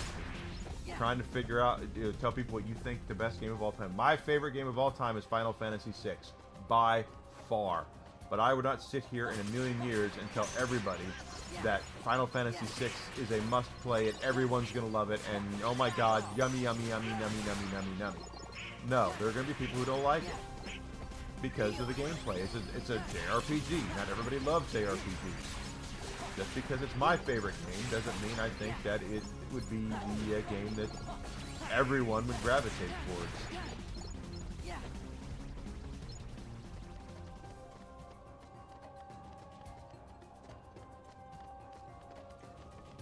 Yeah, let's bring out the alien bodies. If we have alien bodies, I want to see them. I want to see the gray skin with the big eyes and all that shit. I want to see all of it.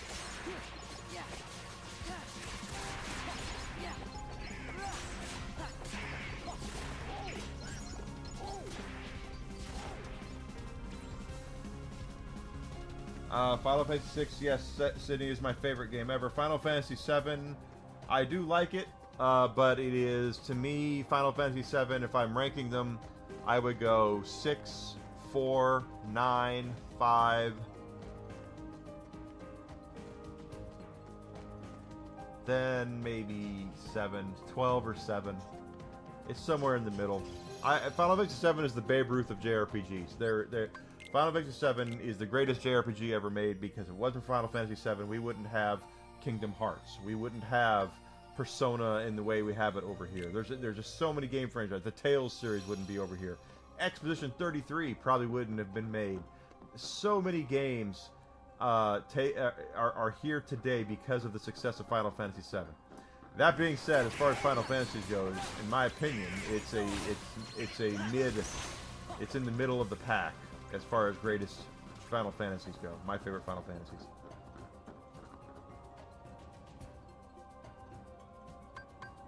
Everyone is different, and everyone's got their opinion, and everyone's allowed to think what they believe. I don't begrudge people having their opinion of what their favorite games are. I don't.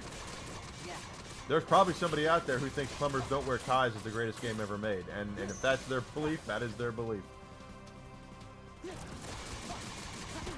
I respect it. I respect the opinion and the dedication to that blonde chick with the big hooters. But otherwise, yeah, everyone's got their opinions, and they're allowed to have them.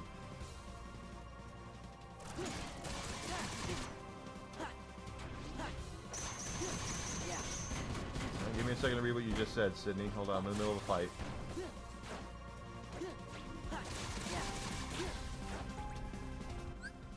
Scare you, but a scientist who is now dead said some of the aliens are us.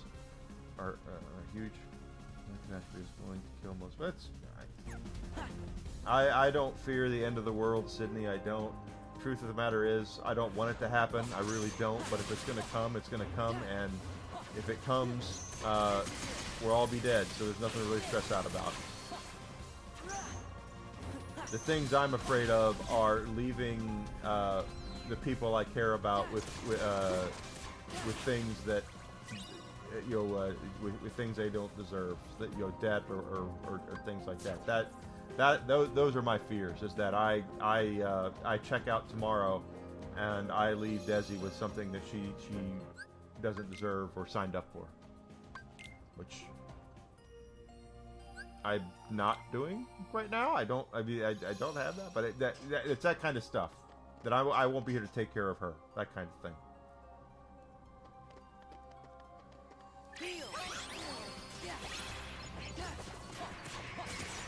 Now, if we're all gone, we've lasted a lot longer than I thought we would. 4,000, 5,000 years? Sure.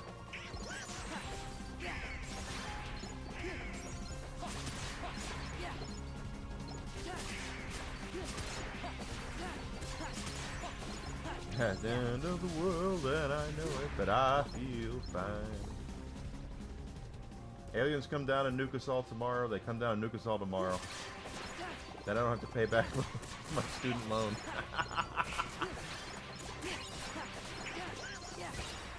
But overall,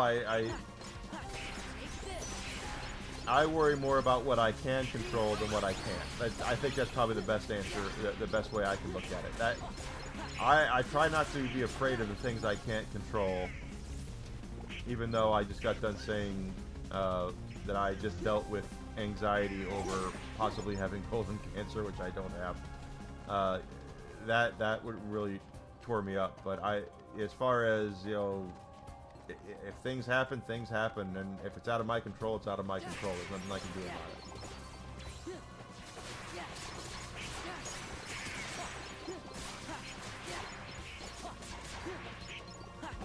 Yeah, might have been speaking for her. You never know.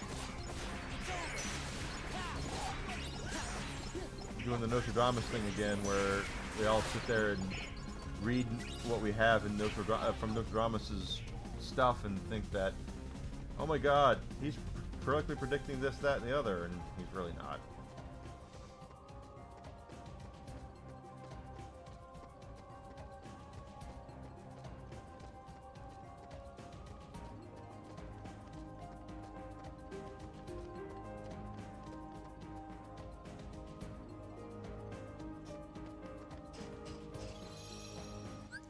That's how I look at things. I try not to worry about what I can't control.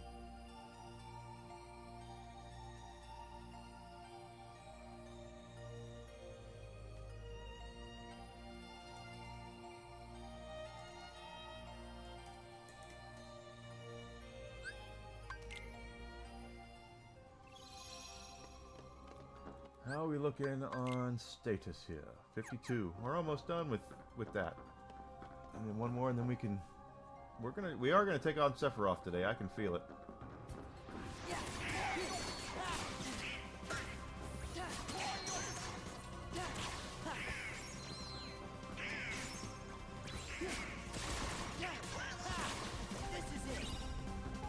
We're at level 96. We're almost maxed out on the levels.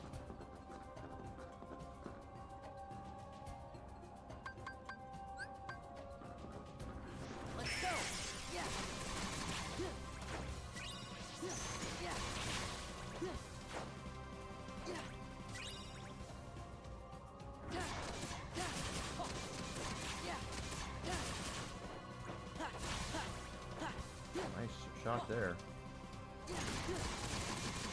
What's it? So, if Alucard, if you're still here, what do you think the over/under is? What am I going to get first? My Video Games Plus shipment, or Lego Batman? Because right now I know I have an approximate date for when I'm getting my Video Games Plus shipment with Plumbers Don't Wear Ties, and I don't know when I'm getting my Lego Batman.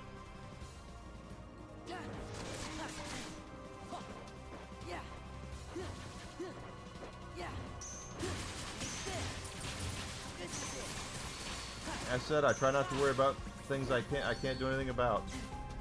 That's just how I am.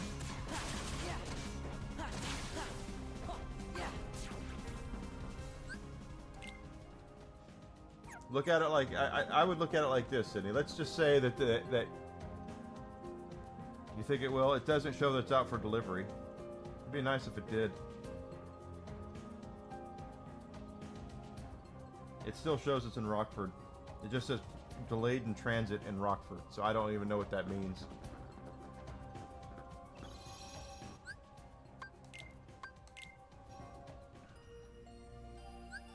But as long as I get it this weekend so we can start it on Monday, that would be great. That would be great.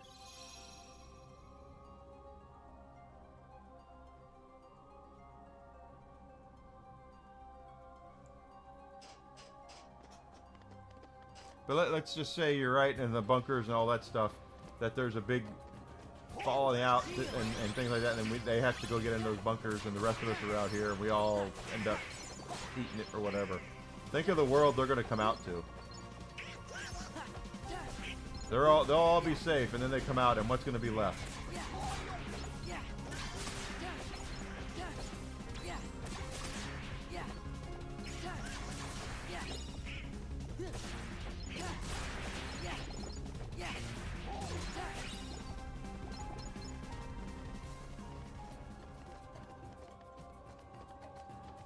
But it'd be nice if it came today. It'd be great. It would be great.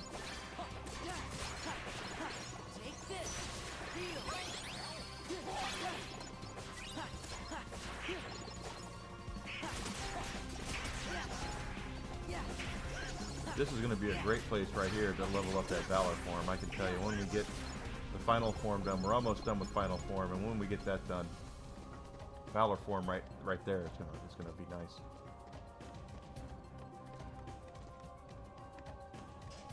And then we can go puzzle hunting, and we can go visit old Sephiroth and see how many tries it takes us to kill him.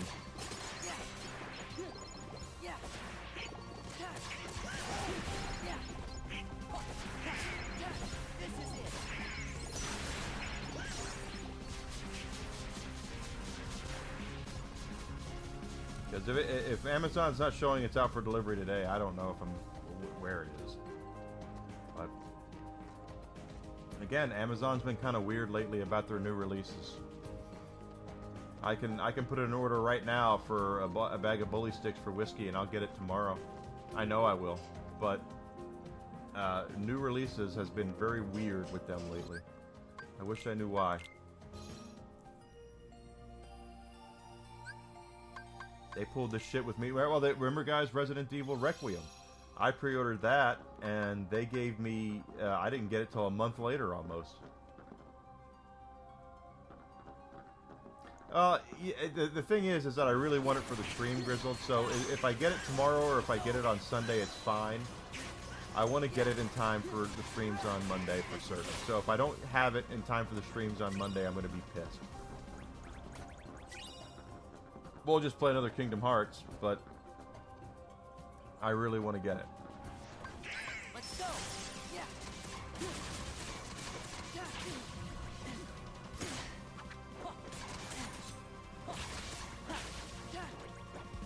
Well, I mean, the president has underground bunkers. He should. He's the president.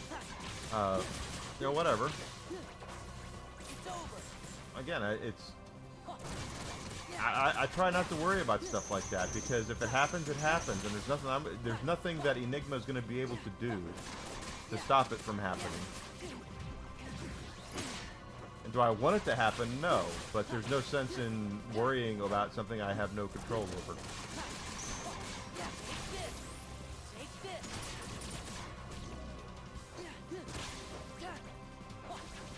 The best thing I can do is live my life to its fullest and enjoy every day that I possibly can.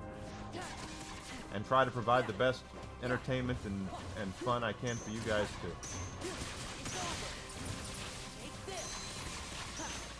Yeah, oh yeah, we're screwed on 15th and it still has it right. Well, you've tracked it, right?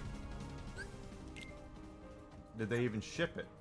Because technically they've shipped my Lego Batman.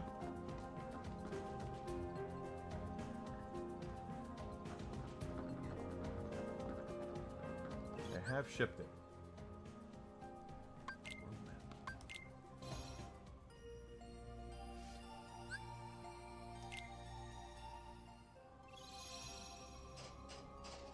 I know I already looked at this, but I need to look at it again. 20, okay.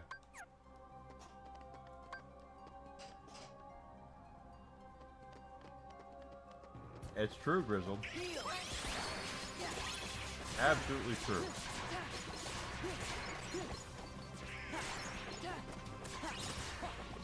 And that's because we have a culture right now where it's a victimhood mentality and everyone has to feel bad, and if anyone feels happy, there are people out there who want nothing more than to make you feel as bad as they do about themselves. That's how it gives them a Woody to do it, where they just go, you know what, I ruined Grizzled Entertainment's day today and I feel so much better about myself for doing it. And I am not that way. Even when I was having my anxiety problems last year, the last thing I wanted to do was make anybody else feel bad. I wanted, if I can make one person's day better every day, a day, I feel like I've done something good. And that's what I want. I want everyone to feel good. And I know it's impossible. It's an impossible task. But I do want to try to make as many people's lives better as I possibly can.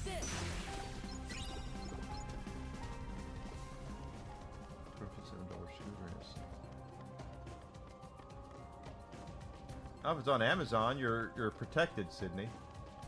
Amazon will refund your money if you got ripped off. They will refund your money.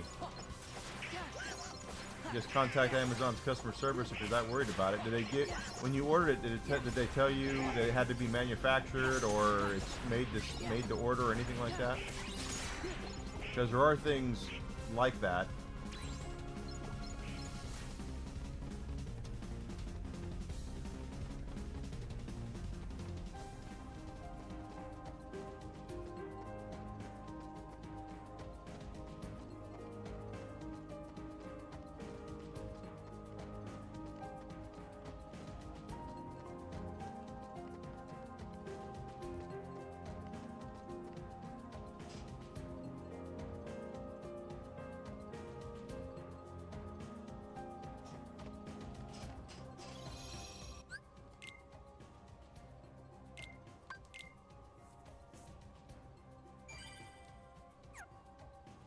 A regular website, not Amazon.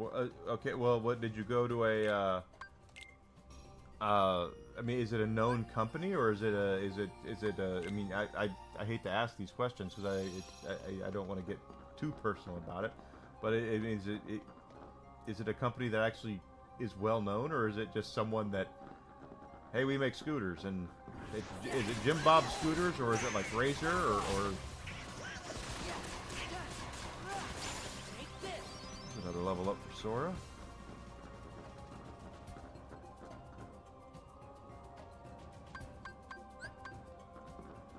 Give me strength. Yeah. It's over.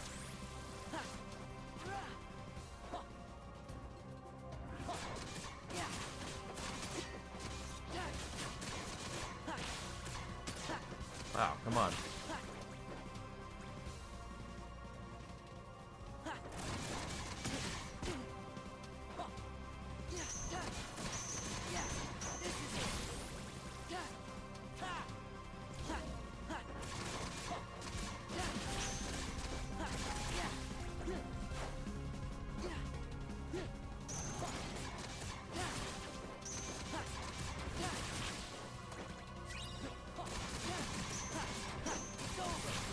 Nice.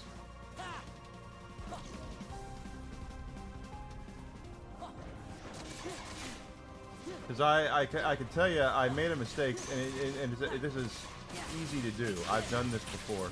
I was on a, everybody knows I got some Arcade 1-Up machines here, okay? The big stand-up arcade machines you can buy from Arcade 1-Up, and you can put them together, and they're just big stand-up. I got Ninja Turtles, The Simpsons, Marvel vs. Capcom, and I have a Pac-Man wall unit over here. Love them. I absolutely love them. I love arcade machines. And I was, several years ago, probably 3 or 4 years ago, I was looking for the Ninja Turtles arcade machine that I have right over there. And I was on Facebook, and it brought up an ad about Ninja Turtles. I'm sorry, about Arcade 1-Up. So I went to this website, and it looked legit. It looked exactly like the or like the Arcade 1-Up website. I thought I was, I thought I was making out like a bandit, because they had all these arcade machines on clearance for $100 per pop. Now, usually these things go for $500, $600 a pop, and I saw they were $100, and I went, oh my god! So I ordered like 4 of them. I ordered Ninja Turtles, and I ordered X-Men, and it doesn't matter. I don't even remember what they all were, but I was like, if they're $100, I want to grab them. Well, come to find out, it wasn't the real website. And I called immediately to my bank and was like, hey, I think this is a fraudulent thing, a fraudulent website. It's my fault, but I want to put a stop on this, and they did, because it just wasn't right. But it looked exactly like the Arcade 1-Up website. And I really thought I was getting a really good deal, and I was. Too good of a deal.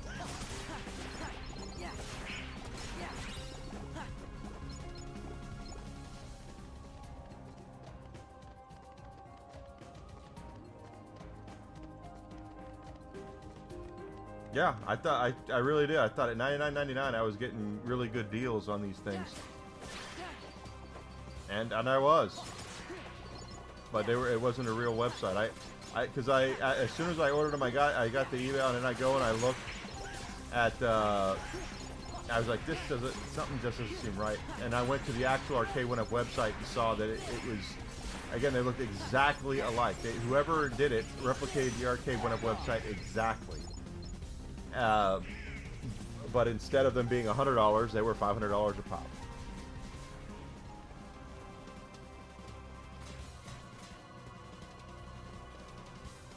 So if I had to order what I ordered there, instead of spending $400, I would have spent $2,000. So that's the difference, you know.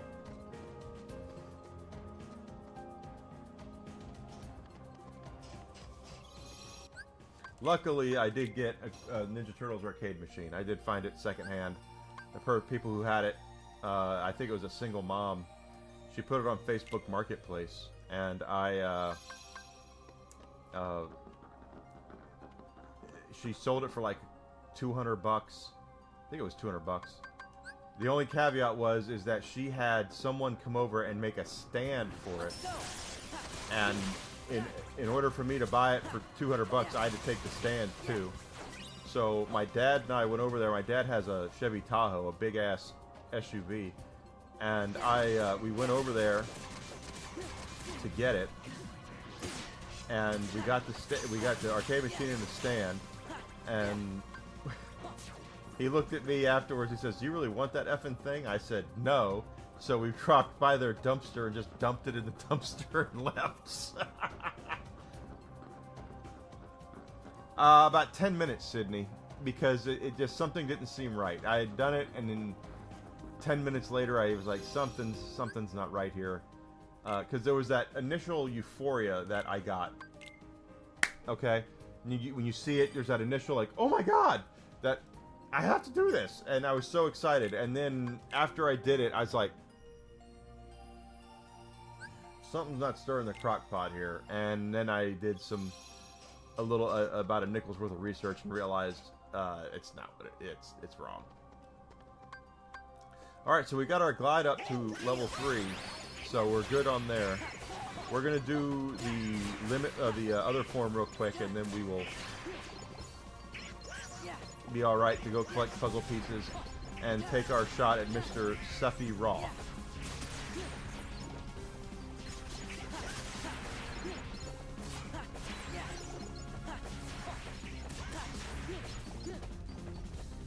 I got that for $200. I got my Simpsons Arcade I got for $200.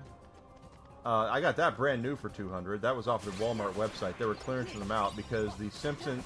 The thing is, when you get an Arcade 1-Up machine, they don't always... They usually have more than one game on them.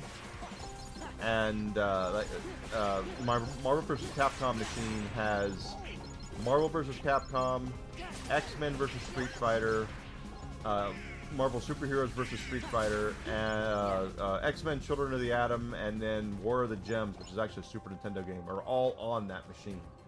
Simpsons Arcade has Simpsons Arcade and a Simpsons bowling game. That's all that's on there. So yeah, there's not a lot on that unit that's really worth the $600 price tag that was on it, outside of lining the pockets of Matt Groening.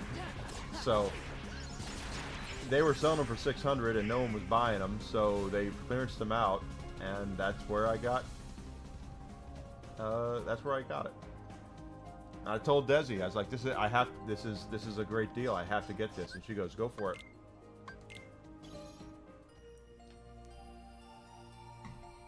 There's only a couple others I would actually even consider that are available right now.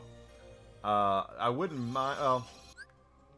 If it wasn't for the Maximum Collection, the X-Men arcade would have been one I would have been interested in. The only one right now for certain that if I ever got a really good deal on, and I'm talking like a really good deal, would be NBA Jam. Maybe like a Shaq edition of NBA. I would totally flip for an NBA Jam arcade machine. Don't know about anybody else. Give me strength. Yeah, this is it. This is it. Yeah.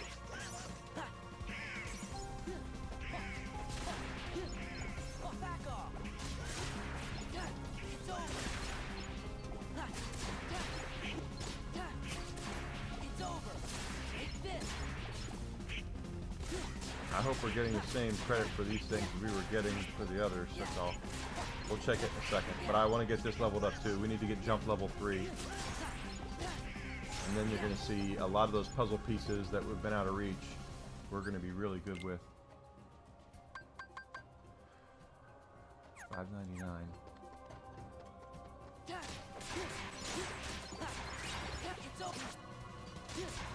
And then the Marvel vs. Capcom machine I got on sale as well. I think I got that one for $300. And then my parents gave me the Pac-Man wall unit. That was the first one I ever got, and then that opened me up to getting the other ones. And my mom said, "Well, damn, if I know it was going to be a needle in the arm, we wouldn't have got that for you." But it's my dream that when I get when we move, when we retire or we move and we go somewhere, that I get a finished basement or somewhere where I can. It's $5.99 now. It's $5.01. Okay, so that's not too bad. It's my dream to have it to where I can have the arcade machine set up properly, all my games out. I've only got half of my games really displayed. I really want to do that.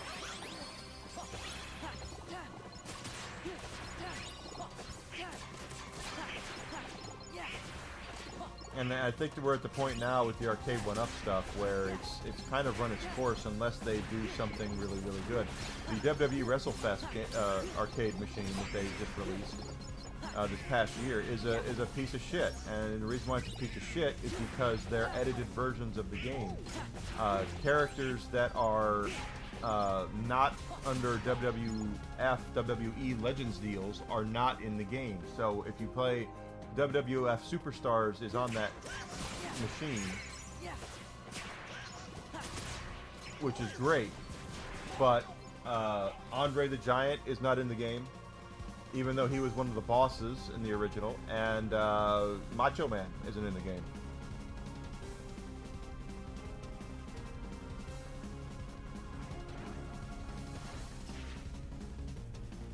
Call your bank. Call your bank and say, I did this and I think I got scammed. Can you give me, can we do something about this, and see what they say.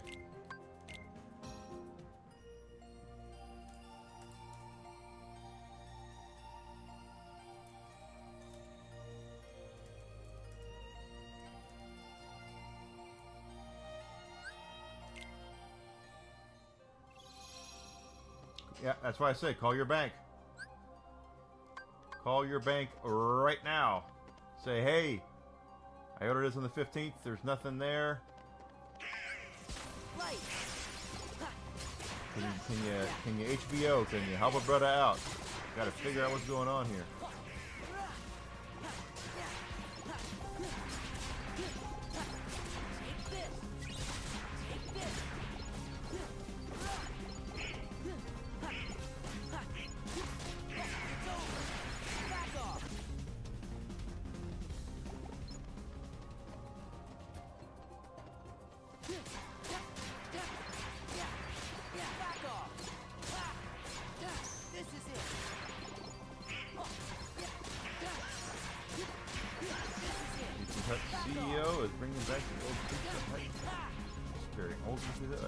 Again, I think that's a great idea, Alucard, but the thing is that they're going to spend millions in doing that. I think that's great because I think that I miss that experience myself. But I'm afraid it's going to be a shot in the arm for only a little, for like 6 months, and it's not going to be what they think it's going to be. You keep using that word. I don't think it means what you think it means. I think I'm worried that that's what's going to happen.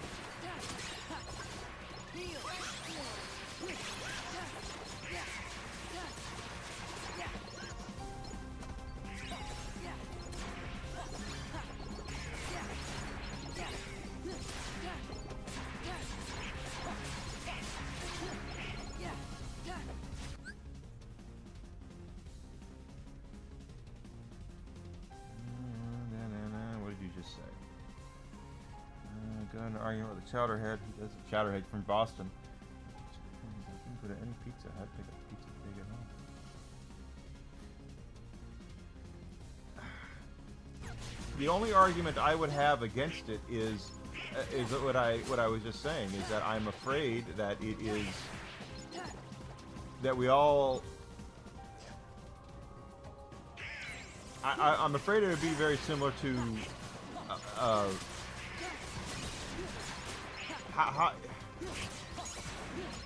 I don't want it to be just a little shot in the arm for a month or 2 months. Are they still going to be able to turn it into keep that business model going, and people still keep coming after the initial bump up from people going, I really want that Pizza Hut experience again, and then the one time people will go, oh my God, that's that it. Now I can go and go along my merry way. I hope that's not the case.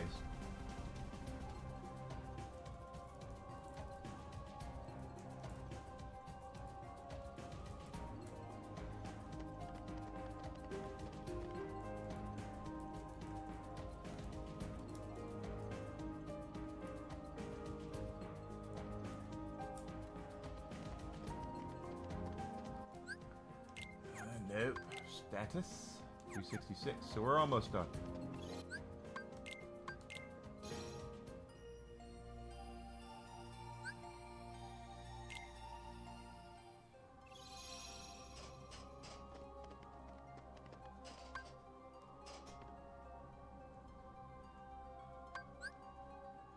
It's like I just went to Super Nintendo World, right? I loved it. I absolutely loved it. It's great. If Super Nintendo World were in the town that I have right now, that I live in right now, I was like, oh, I would go every day. I was talking to Desi about it. I was like, oh, I would love to go to that again and do that again and do that again. But would I really? After so long, you're just like, until they add more stuff, it's still going to be the same thing over and over and over again until they do something new and different with it. So that's my only fear about Pizza Hut investing millions into this. I think it's a great idea, bringing back the old experience. I think that's great.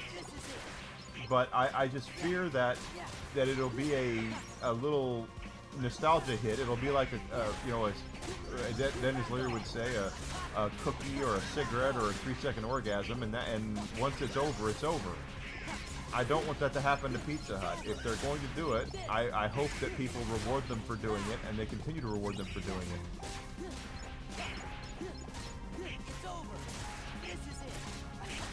Yeah, it is. It's going to cost them a lot of money just to retrofit their places for it, and then it's going to cost them money to maintain it. Absolutely, that's what I'm saying. It's not going to be. It's right now their business model is cheap because pizzas are cheap. For those who don't know, in the 80s, Pizza Hut was not a cheap. You didn't go to Pizza Hut to get a cheap pizza, guys. If you took your family to Pizza Hut, it was a $30, $40 bill because of all of the overhead. Because they had the booths and they had the salad bar that they had to constantly update. And they had the arcade machines, the arcade tables, and all that kind of stuff, and maintenance and all that. It's like that now. It's not like that. And I am about them retrofitting and making it more like it was. I do miss it.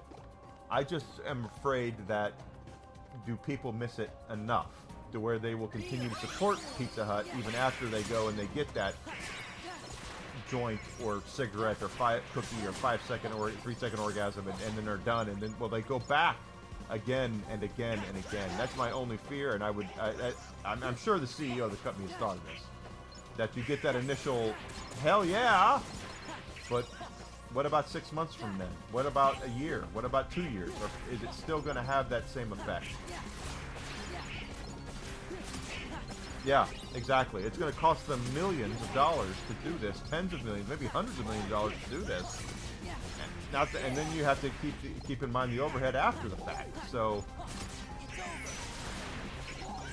if it were me, and this is just me, I would do it where I wouldn't do it for all locations. I would look at certain areas where you put those things in, and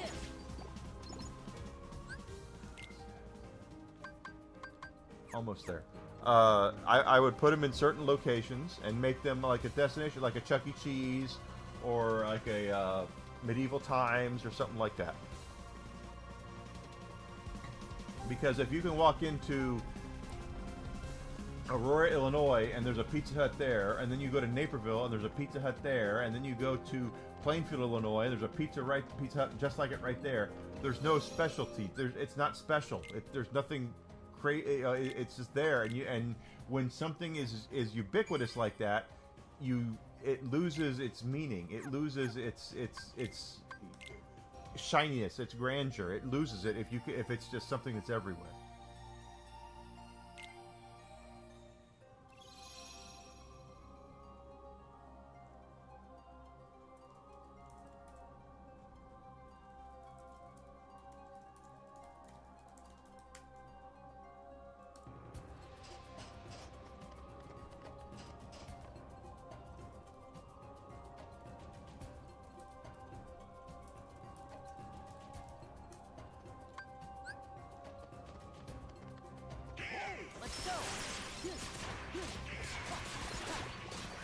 Right, correct.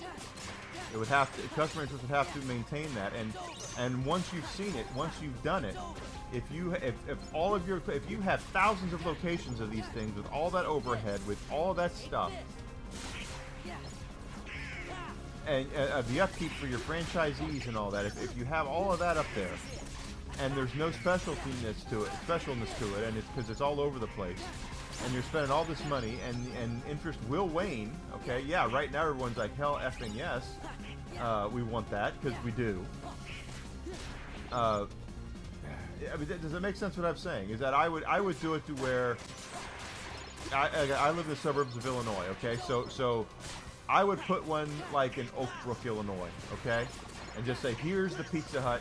If you want that real old school Pizza Hut experience, come to Oak Brook. This will be the only one in the Chicagoland area to do this, or at least the western suburbs. Come on over and have this and see where it works, see how it goes.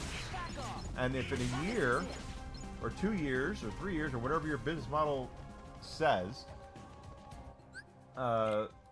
still maintains that you're going to have people interested in it, and still has to where people are coming to it, then you look at opening up another one. Right, but you have to keep in mind the saturation point of the market and what people are willing to sustain for that. If you're not going to get it, again, you're not going to get it by putting it, in the Chicagoland area. If you have one in every town like that, it's going to be too expensive to maintain, too expensive to keep there. And it won't be special. You need to make it special. There's a reason that Chuck E. Cheese is only in certain areas. There's a reason why there's very few Medieval Times restaurants. Well, Disneyland gets away with it at Disneyland. Are you talking about the Disney stores? They only are in the malls for the most part, though, if there's any shopping malls around anymore.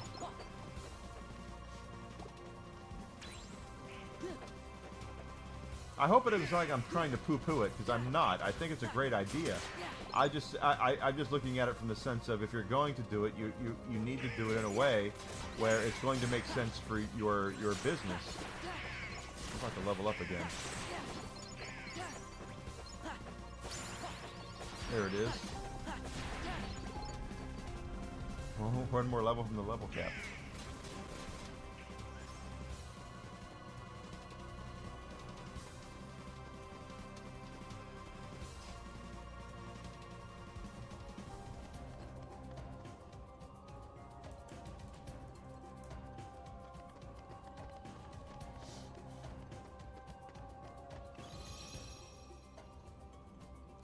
There's only 2 Disneys. That's the, well, there's more than 2, but here in the States, there's only 2 Disneylands, right? Or 2. There's Disneyland, Disney World, and they are special, because it's like a rite of passage. And yeah, there are people who go there and have season passes and all that shit. I have a Six Flags about an hour and a half away from me that people do that for as well.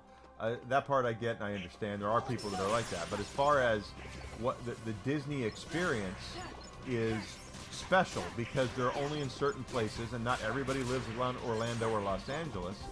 So, you know, people take their kids there. People from Kansas save up and take their kids to Disney and pass on their love of Snow White and Sleeping Beauty and Cinderella and The Lion King to their kids. That's a pretty big deal. Check that shit out, guys. We just maxed out everything that I wanted to max out. Yeah, they have season pass holders, but I guarantee you, like 99% of those season pass holders live in the areas where they are.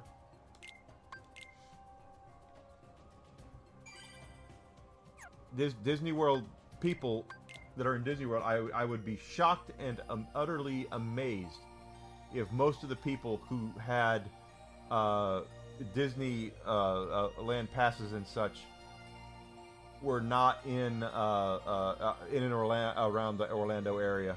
Most of them, damn near all of them. Wally World, there we go, Wally World, right?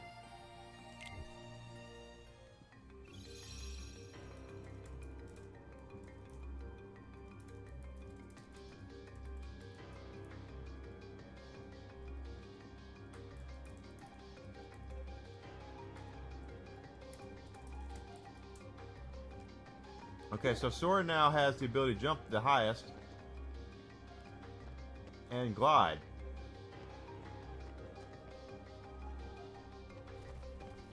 And we still are not maxed out on our level overall, but we're going to be. And we're going to go fight old Seppi-Poo here as well.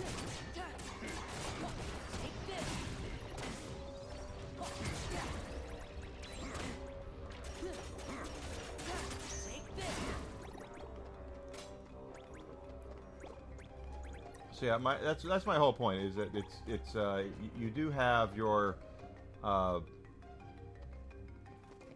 Disney adults, but at the same time you have your these parents who are really trying to show their kids their love of Disney stuff, of all that, and they're not getting that. It means a lot to them to be able to share that with their kids. I said this about Super Nintendo World yesterday. Something I really loved when I was at Super Nintendo World was watching fathers interact with their kids there. You could tell the dads were like my age and maybe a little older, maybe a little younger, that grew up with Nintendo and Mario, and then they could share their love with their kids. And watching them pick up their kids so they could punch the question mark boxes, I could have sat there and watched that all day because it's so heartfelt and so positive. And in a world where everything seems to be so negative right now, it's just good to see that kind of stuff, that kind of interaction, that kind of love, and passing it on to the loved ones. And Disney lives on that shit too. Kingdom Hearts is a freaking nostalgia bomb. I would be shocked and amazed if over half the people who are Kingdom Hearts fans, like myself, didn't get into it because of the nostalgia bombs that they have in these games. Your sister's a Disney adult.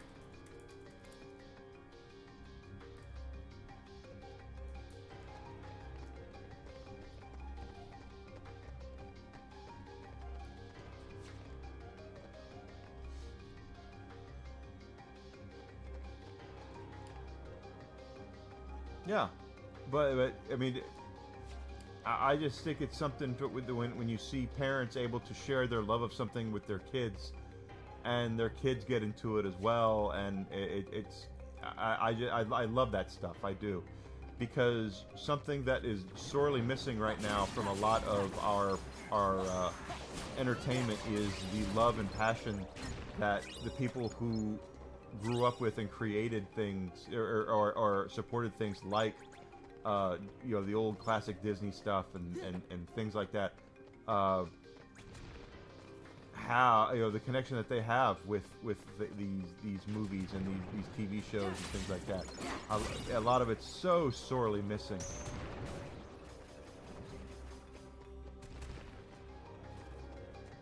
How the hell do we get up there? Oh, there we go. Double jump.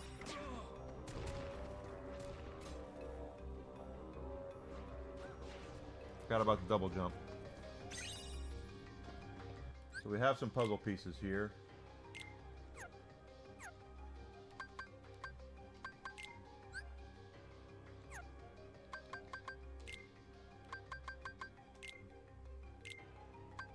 And they're all daylight puzzle. That goes there. That's obvious. And that goes there.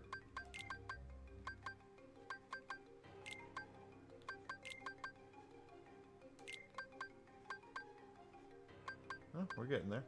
Oh, we have one more. This one goes there.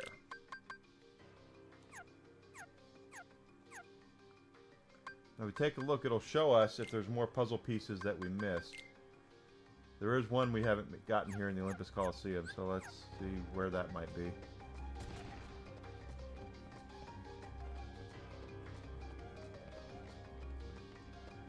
Everyone is a fan of some franchise or another, that is true.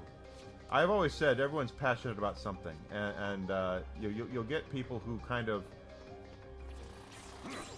make fun of geek culture in a way. You know, I got bullied a lot. I've been very forward about that. I know that a lot of folks were, but to me, everybody's passionate about something. I always found I remember seeing this one time where I have friends that are professional cosplayers. And they're very good. One friend of mine is so good, she's actually worked on costumes for Marvel for the movies. And her name is in the credits of several Marvel productions. She was actually in Miss Marvel. She was in that show. I never really watched the whole show, but I know she was in it because I watched the first episode and I was like, holy shit, that's her. Which I thought was great. And people would make fun of those folks who do those costumes. They were, oh, that's so stupid. How could you do that? That's just, it's embarrassing. And I would go, it's embarrassing. Why is it embarrassing? Oh, just to be that, you know, geeky and where you take that much time and money and effort to put it into that. And I'm gonna go, and I didn't want to. I told him, did you ever watch an NFL game? You know, did you ever see an Oakland Raiders game where a guy has taken a set of shoulder pads and spray painted them black and silver and put spikes all over him and then paints his face and all that? What's the difference between that and someone dressing up as frickin' Spider-Man? Spoiler alert, the difference is nothing. Everybody is passionate about something, and there's nothing wrong with that. Oh, I missed it.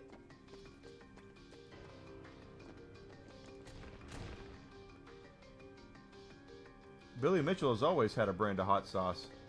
Did he get another? Is he starting his hot? I mean, I haven't seen. Does he? I don't know if you could get it. For a while, you couldn't get it. I don't think. But oh, are you kidding me? I missed it again.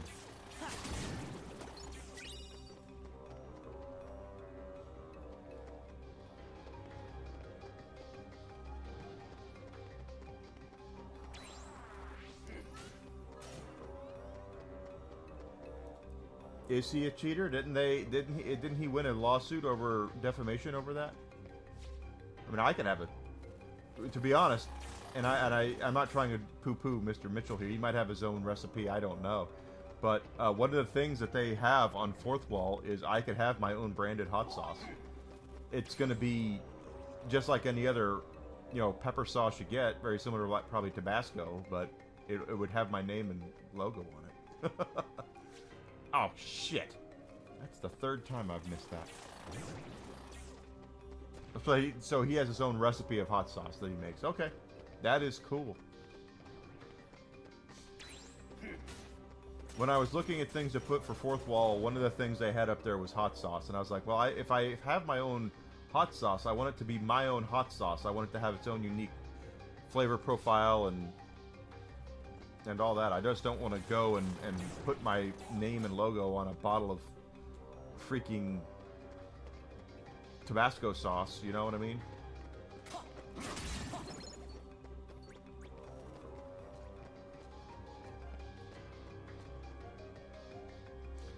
that's right, Land of Dragons, we gotta go there. There's stuff at Beast's Castle. Come on! I shouldn't have jumped twice there. Well, he sued somebody over defamation because of the cheating thing, and he won. I think he was vindicated that he didn't really cheat. Even well, I don't know.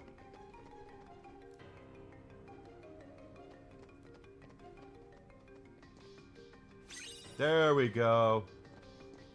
Now we got that. That should be all the puzzle pieces here. Yeah. And it's daylight.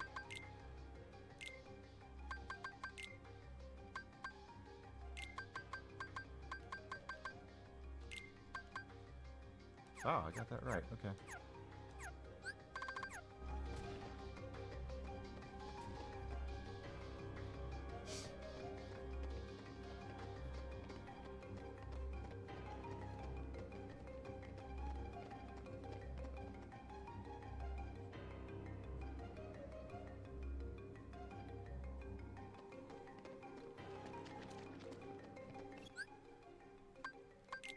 Got those.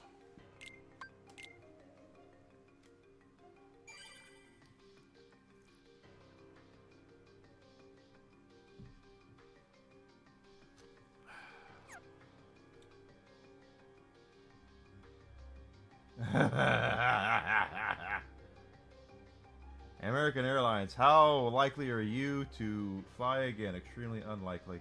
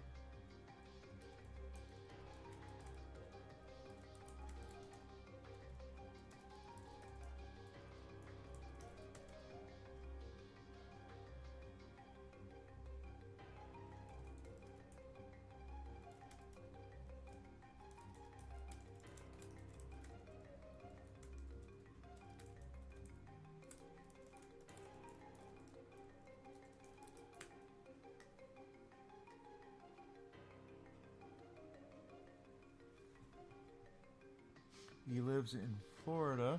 There's 2 restaurants out there. Well, I was just in Florida.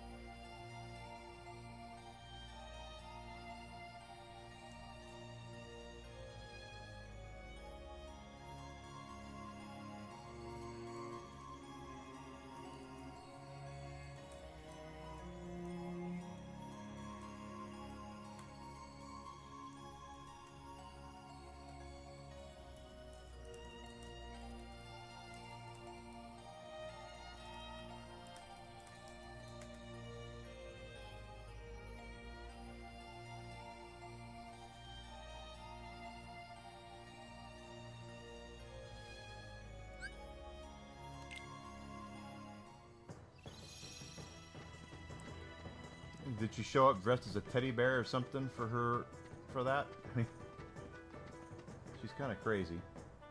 By kind of crazy, I mean really crazy.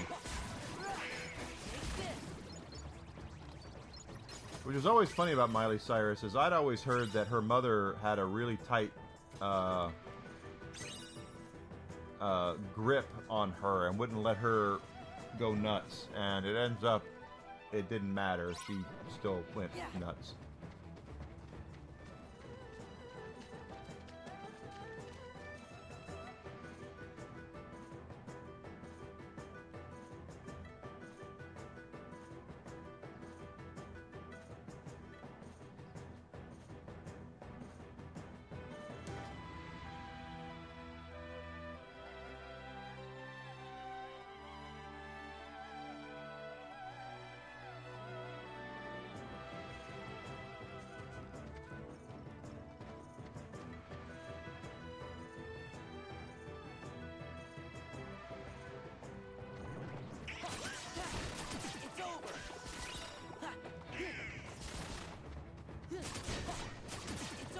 Go. Billy Ray might have been there. I'd always heard that Billy Ray, that it wasn't Billy Ray that raised her, it was her mother. And her mother was the one that was like, you are not going to act like a freaking idiot. And then, you know, the second she turned into adult, she turned into a freaking idiot. So, I missed that one. There we go.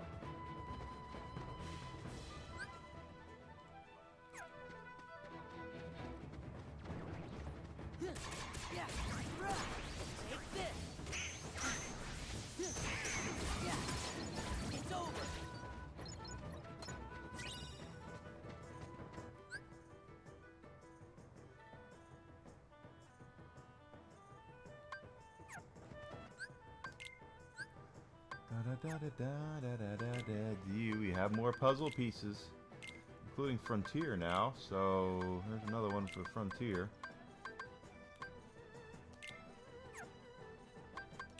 Sunset we're still kind of waiting on. I have no idea on that one. Wait and see.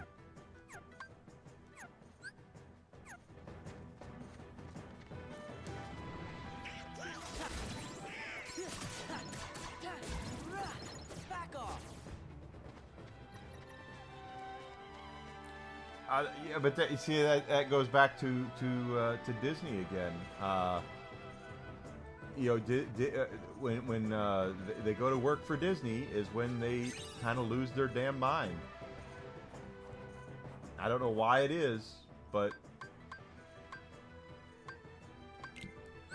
pardon me. Still 2 in Land of Dragons. I think they're in the palace. It's whenever they go to work for Disney. I always said if I had anyone that you know, if I ever had a daughter, she would go. I wouldn't have her work for Disney. I'd have her go work for Nickelodeon, but not Disney.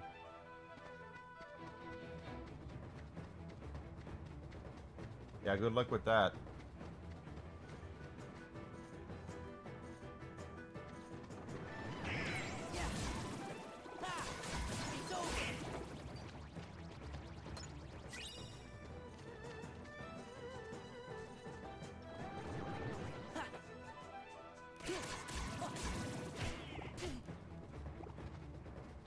More hyper-politicization of things.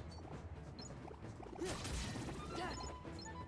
old brainless Uncle Joe would have done it, he wouldn't have said a damn word. But because it was Orange Man, oh my God, we can't have that.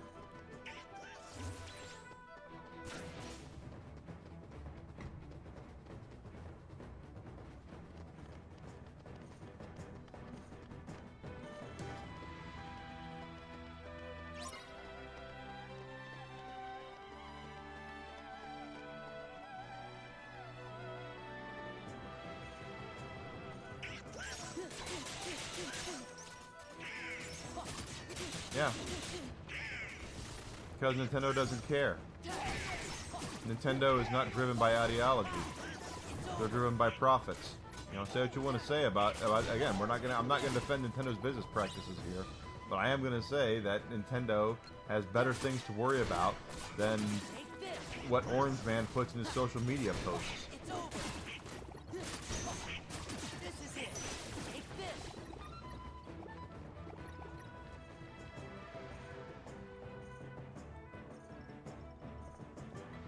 There's one piece.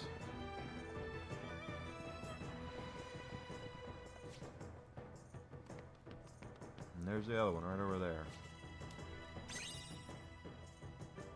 we got that one.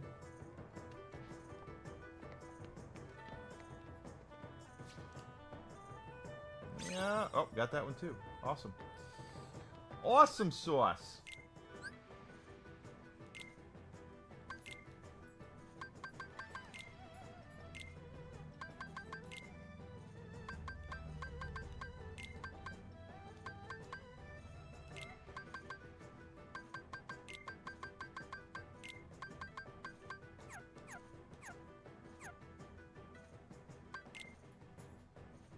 Pieces are done.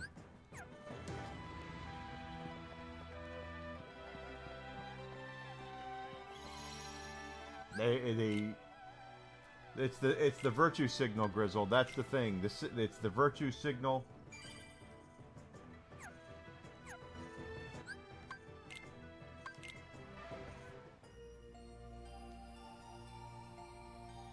It never pays to do it. You're exactly correct. But it's always about the virtue signal with these people. It's not what they believe. It's the fact they have to bucket. They have to do this, and they don't. They really don't. They can just okay. You know what? Whatever. Because I mean, guys, let's be completely honest here. He's going to be gone in 2 years. One thing about presidents is their time in office is limited. Cool, you don't like him. Awesome. You know, I'm not a huge fan of him either. I don't think he's all that great of a human being myself. But the point of the fact is that it doesn't matter. In the long run, it's not really going to matter.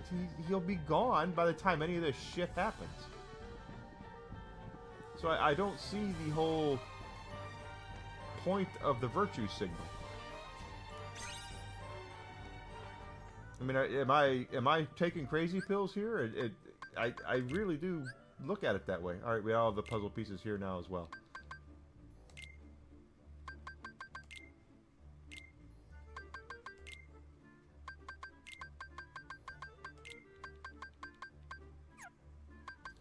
Sunset, we're still wondering about here, aren't we?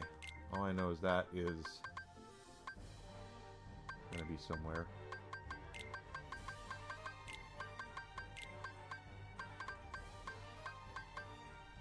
Well, that looks like it's correct. Guess we'll see.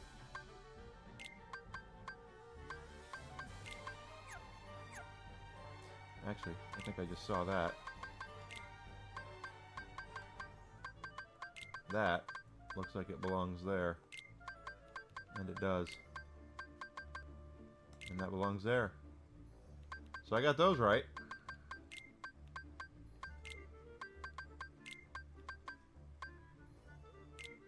The other ones we'll see.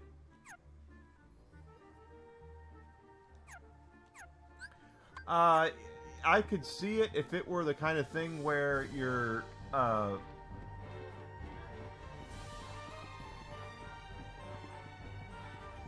I don't even want to put it that way because it's going to sound bad if I say it that way. You're right, Grizzle. You got music. They're using it in a political ad.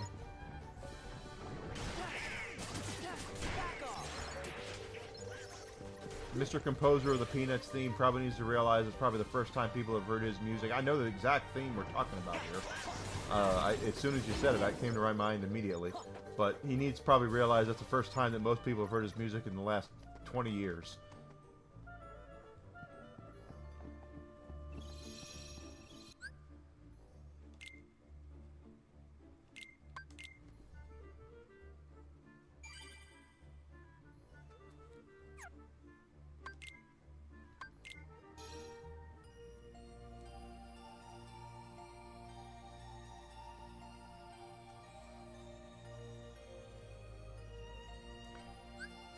don't think there's...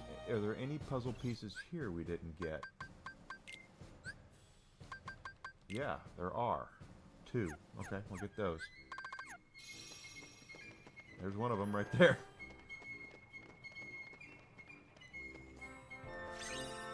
One of them.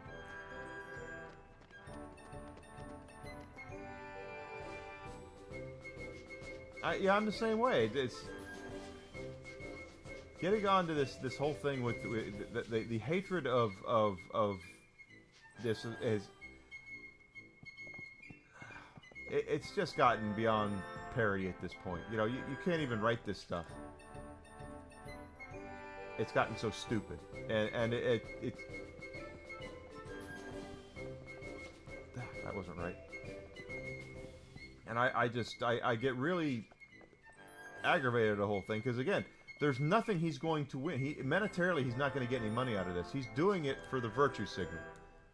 That's the only reason why he's doing it, to show people he doesn't stand with Orange Man. And it's just we really don't need. I just, who cares?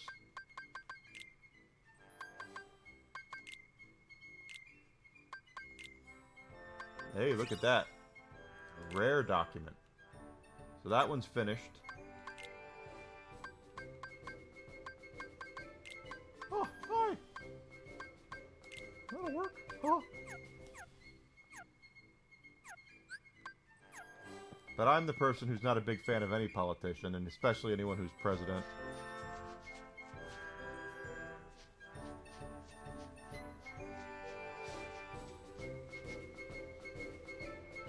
We just need to divorce ourselves. What needs to happen, we need to divorce ourselves from just blind hatred based off of party. Or based off of things like that. That's the whole thing, is that so many people have been trained, basically, to hate everything that any of the presidents say based off of their party or based off of how they've been told to act, believe. It's just gotten crazy insane, quite honestly. Yeah, I don't let... Exactly. I have enough going on in my head. I don't need any of that shit. How many pieces are we missing here? 4? No. Yes, 4 pieces here.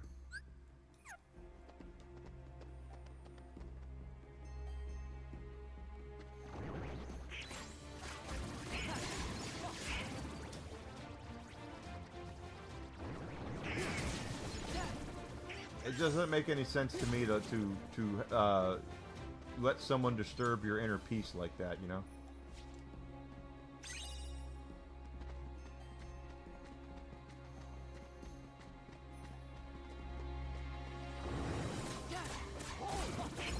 It's over.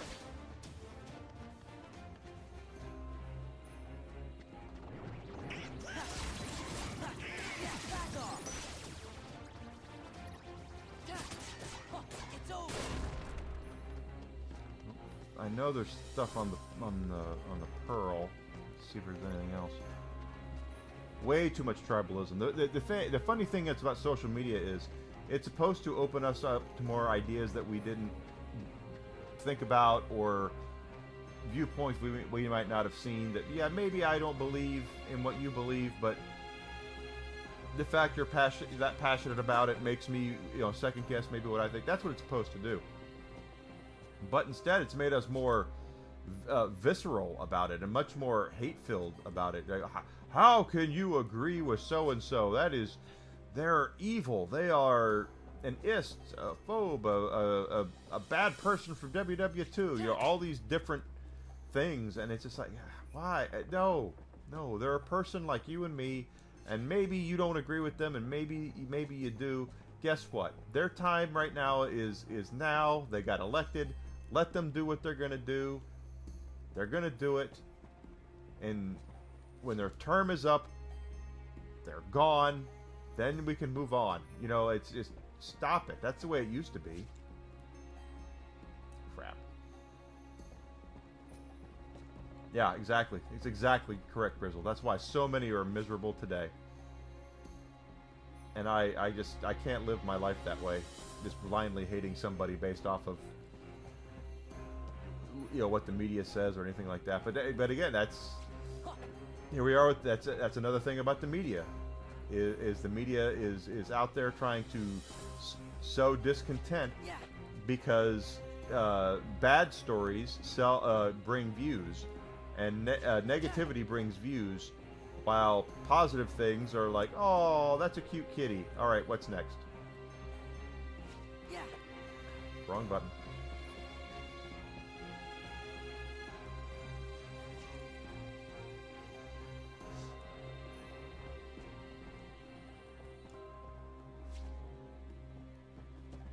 Let's try this, because that's probably more gonna get it. Let's try. Yeah. Oh, see, the wrong button there. Complete wrong button. That's the button I want to use. Yeah. Ha. Okay. That's gonna be a weird combination here.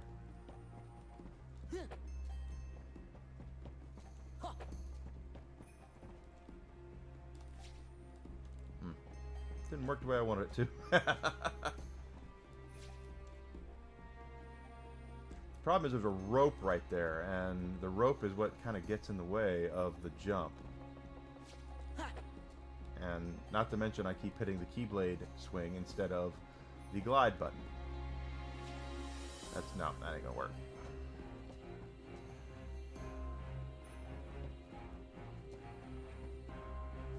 Yeah.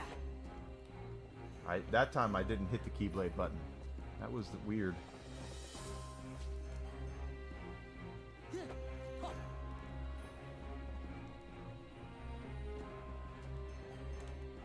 Yeah.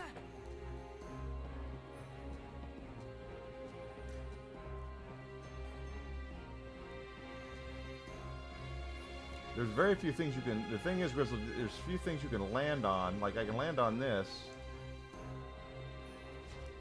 Oh, that might have been it right there. But the button combination is so strange to get that because of the way you have to. The buttons you use to jump and glide are exact opposites of each other, and you can't use two hands because you have to be able to steer him as well. Ah, that should have been it.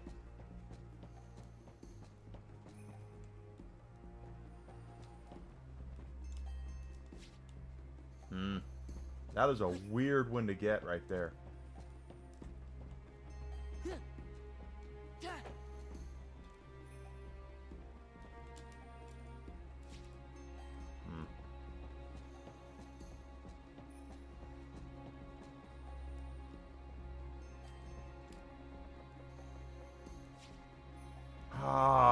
It looks like that should be it right there, but it won't. That double jump won't take you over there like I want it to. That time I bumped my head on it like Mario.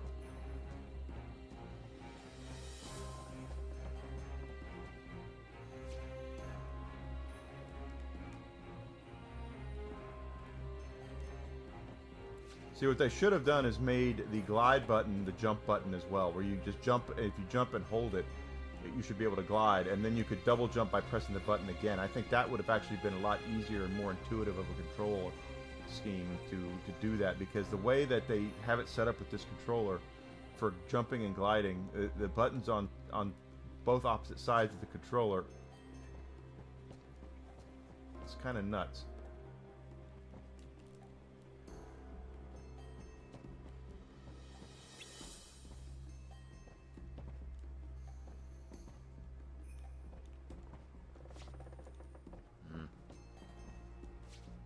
Yeah, that ain't gonna work either. Jack, can I borrow your... Oh, okay. There we go, baby. That'll work, Sora, that'll work.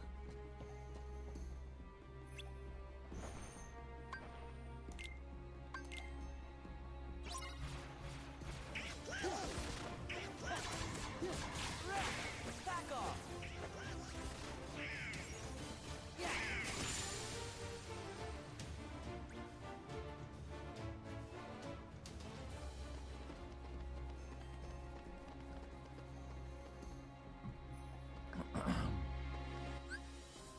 I guess my whole thing is, if you hate somebody, pardon me, if you really hate somebody that bad, the more space you give them in your head, the worse it is for you. You're letting them live rent free in your brain, and that's not good for you to have that on you like that, you know. Obviously, that's correct. Ish.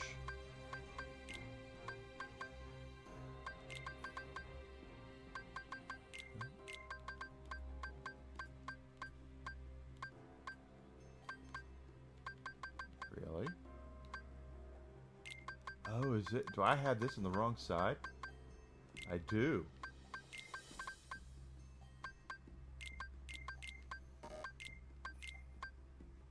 Okay, well, whatever.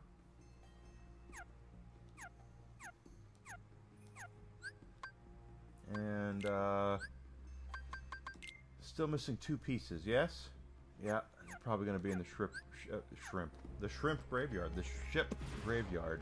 But since we're here, let's make sure we're looking around. It's over. Yeah.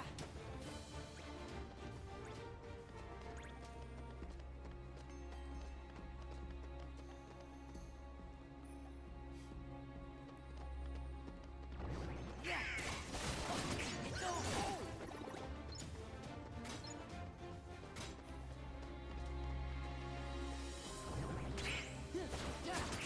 Back off.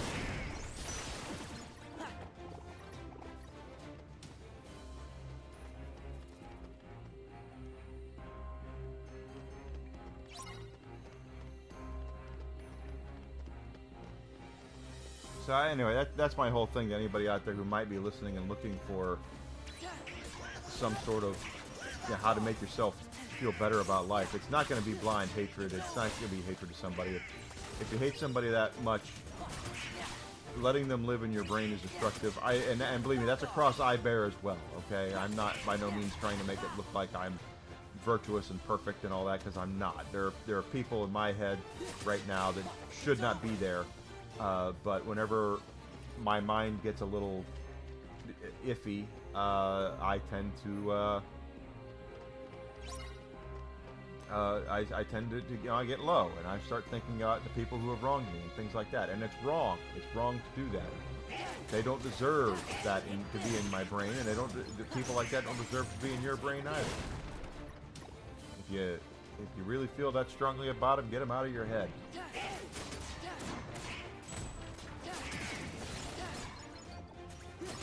But here we are, Victimhood Olympics and all that.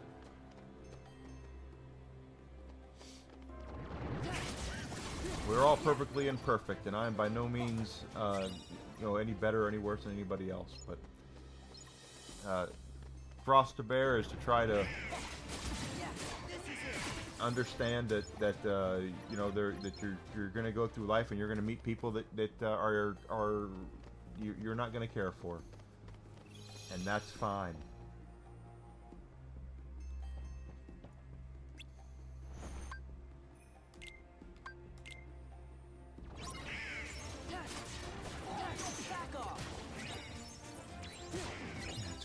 Just oh.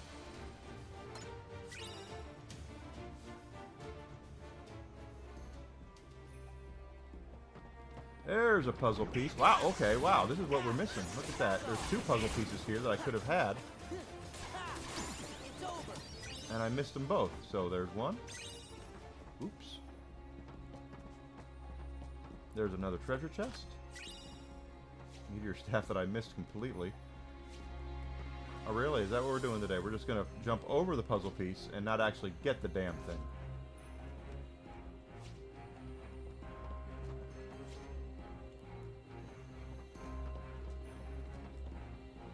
There we go. That's right. You definitely don't want to get Danhausen. Like the Cleveland Cavaliers. He cursed the Cavs, and the Cavs are down 0-2, so... Danhausen's curses apparently do work.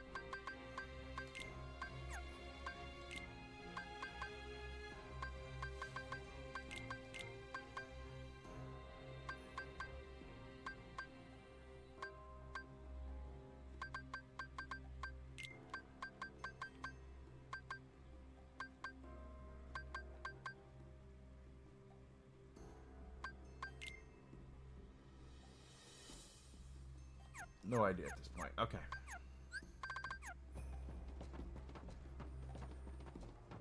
Another chest. Wow, I missed a lot here, didn't I? It's over. Hell, did I miss all the treasures too? There's still a treasure I missed here.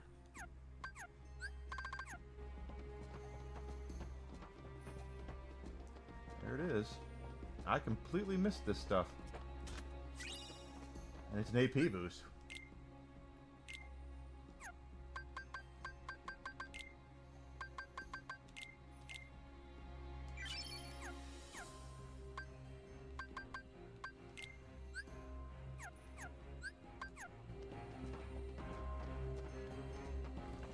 Alright, so that'll do it for Port Royal.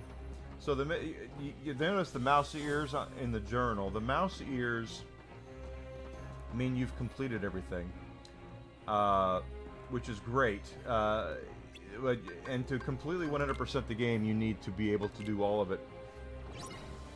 And some of those missions, again, are like the... If I could do everything, we would get the ultimate Keyblade, but there's no way I could do all that.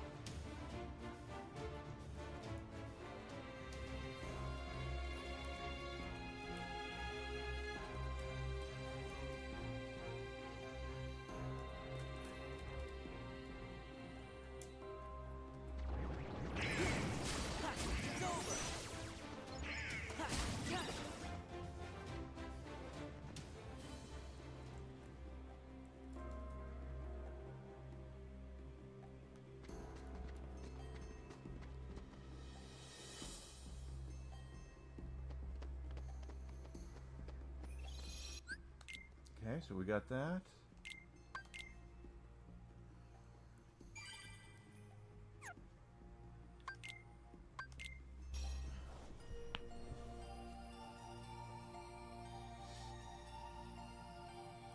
Here's where there's a lot of stuff, and Sephiroth is there as well.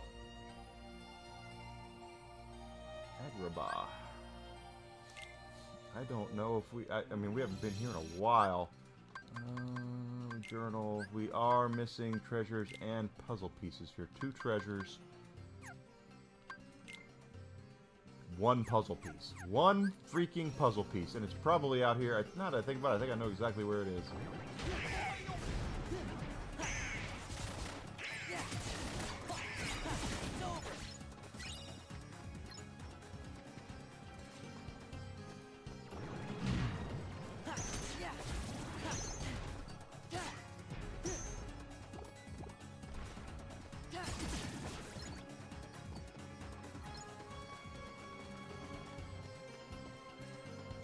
Probably right above the door here. Oh, yep, there it is. I knew it.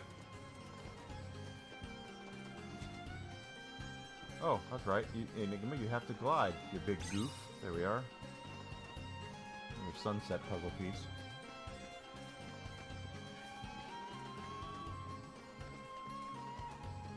I know there are some in Halloween Town that we missed. There's probably some over in the Pride Lands. And we can't forget Radiant Garden.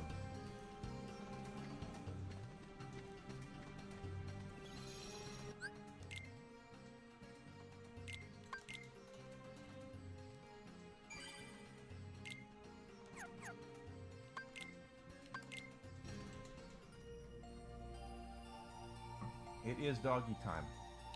And Desi hasn't come in here. Let's see. You watch, I'm going to go in there and she's going to say, no, go back, go back, go back. I'll be right back. Here I go. Is it time for a treat? Let's get a treat for the whisk. Treat time for the whisk.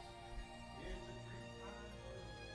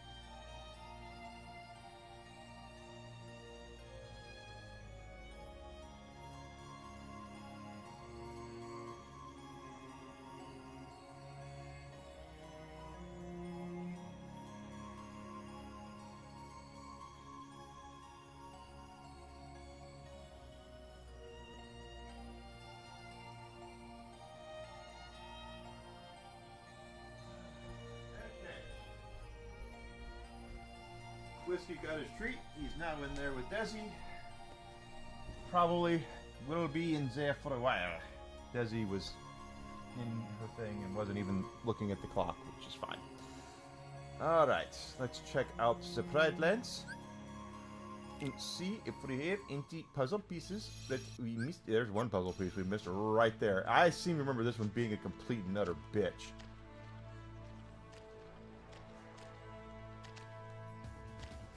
Now, Sora can't use his jump and glide here, his double jump and his glide.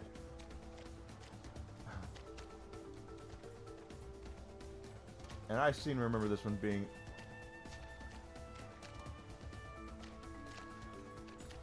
Because Lion Sora can't do...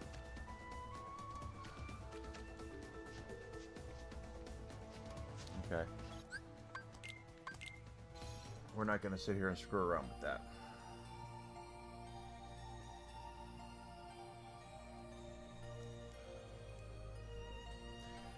Let's go to Hollow Bastion and see what we can get there, and then we'll fight Sephiroth. See if we can beat his ass.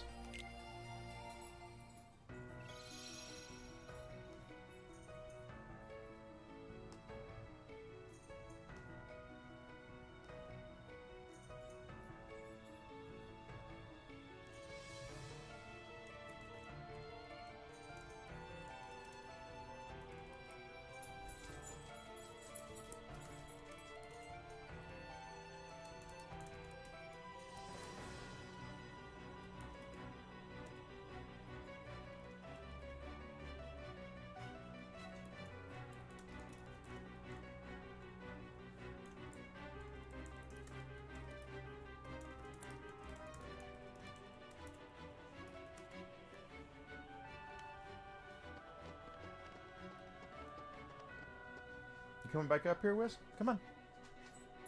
There you go. Good boy.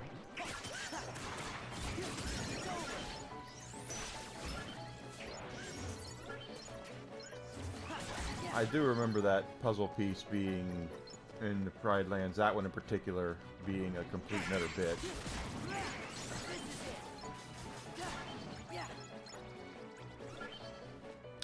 Should be able to get this one now, though. We've really been waiting on this one for a while. That one right there. Enigma still found a way to miss it.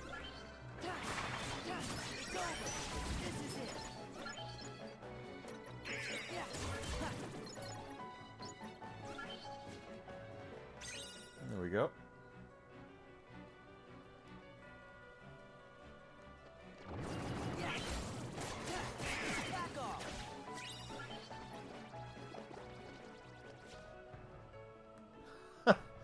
Flying over it. That's peak me right there. And then I flew under it.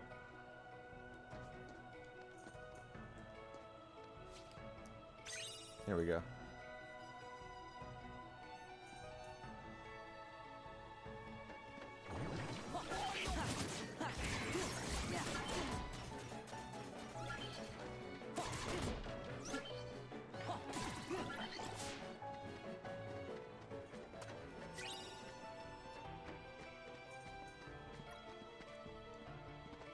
He's a good boy.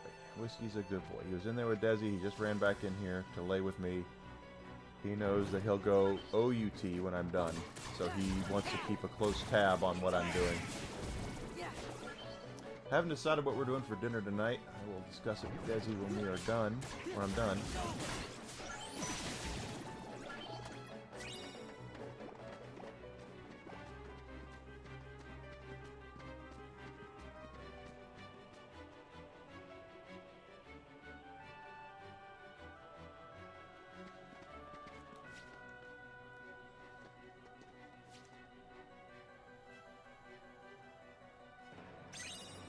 Go. Is that going to be it for Frontier? I don't think so, but let's take a look.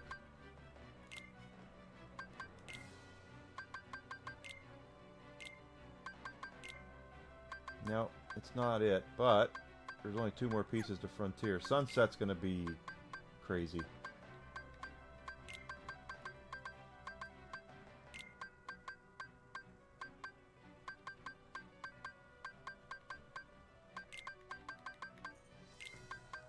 at that. Okay, that.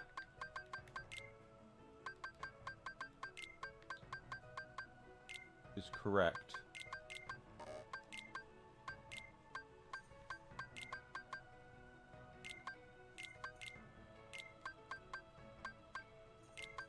That's correct as well.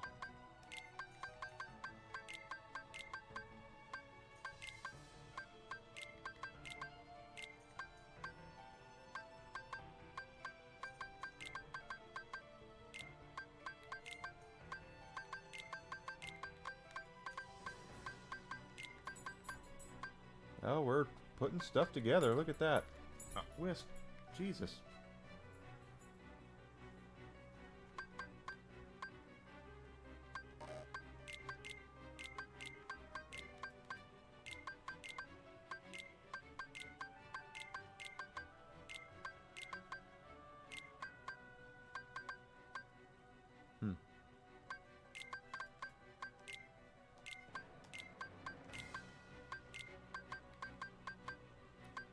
I have... That looks right. That looks exactly correct. I don't know if it is correct. That's correct.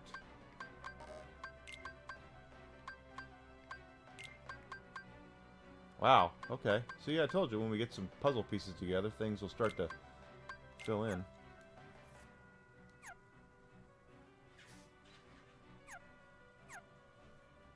Gotta respect Mike Hagar, baby. He'll spinning pile drive your ass.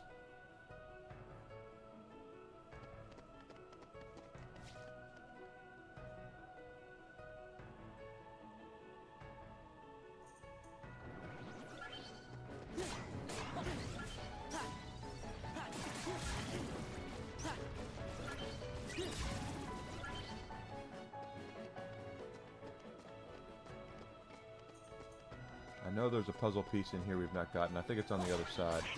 It's over.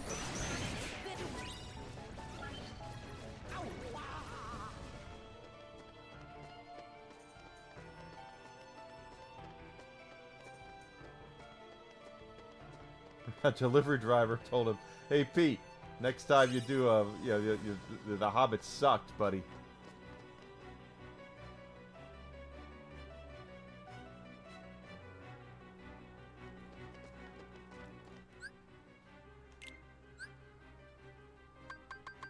More puzzle pieces here. There's a lot of puzzle pieces here.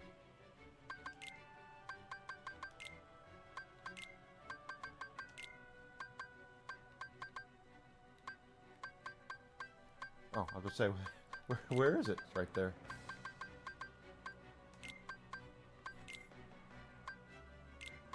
There we go. Now that's correct. All that's correct.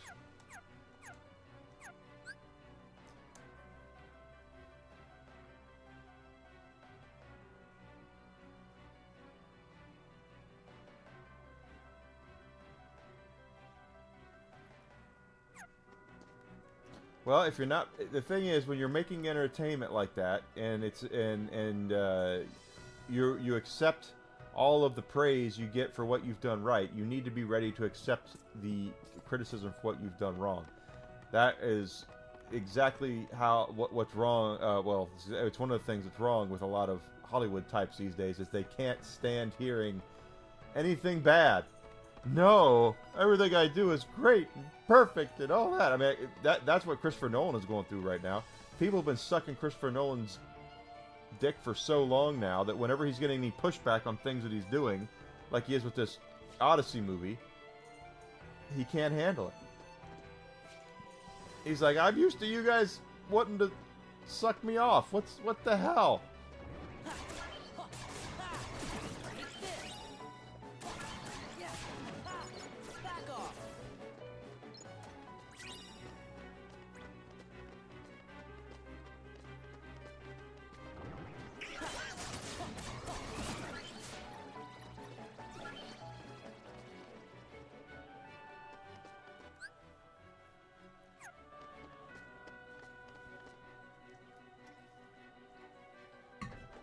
You bet your ass is going to find out.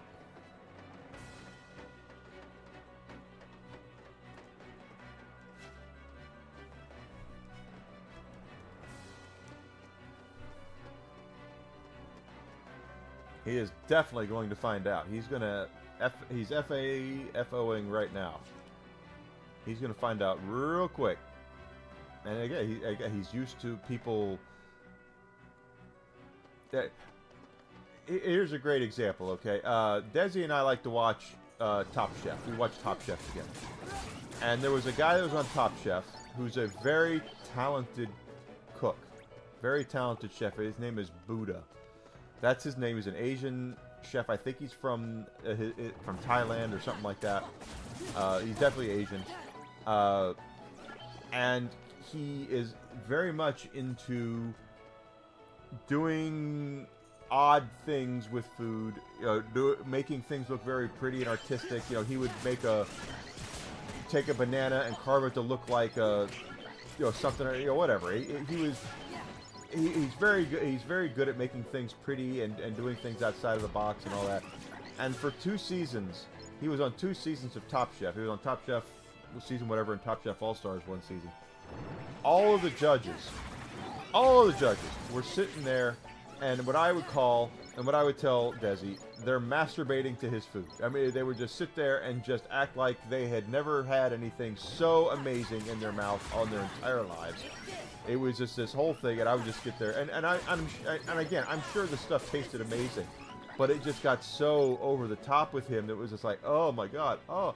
Well, he was on another show, judge show, a cooking show this past year called Culinary Cup, and we were watching it, and the judges, and one of them was one of the same judges from Top Chef when he was on, was criticizing him, and I was like, I can't believe this is happening. They're not masturbating to this guy's food. All we do is we see these judges bend over backwards to eat his food and act like that it's the most succulent and perfect thing they've ever had in their entire life. To hear them criticizing him is something I am not used to. And I think he finished in 4th place. Yeah, I think he finished in 4th place. He didn't win. But that's what Nolan is finding out. He's used to people going over and unzipping his pants and orally pleasing him for everything that he does, that he's not really prepared for what it's like to have criticism. It's strange, and that's Nolan is figuring that out as well. But I will say Nolan's overrated. He hit a grand slam with The Dark Knight. He absolutely did, and everything he did after The Dark Knight, I argue, not as good. At all, It's not an insult to him. I'm sure he probably has heard that from people before, but he hasn't done anything as good as The Dark Knight since The Dark Knight. I thought Interstellar was exceedingly overrated as a movie. Oppenheimer I thought was really boring. I know it was based on a true story, and and Oppenheimer is the guy who was on the heads of the atomic bomb and all that. Desi and I watched that last year, and we were like, "What is the big deal about this movie?" It's not horrible, but we just didn't see it. We didn't see what all the hubbub was. Bub.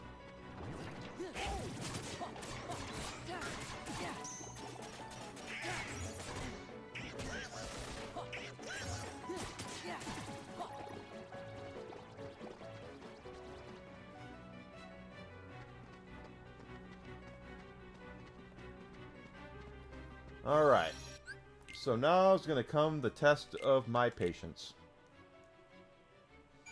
And I'm not going to be able to probably do this on our first go, because this is going to be kind of crazy go nuts.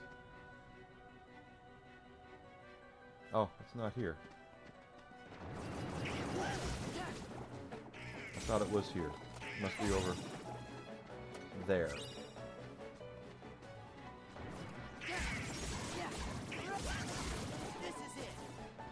God, we're so close to a level up. We might as well take it before we go and test my patience. Sora's 2,000 experience points away from leveling up. I might as well get it before we go over there and get our max level before I go over there and test my patience against Sephiroth.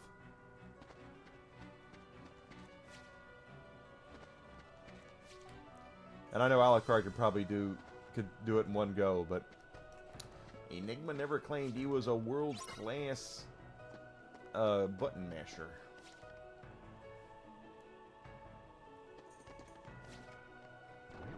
Take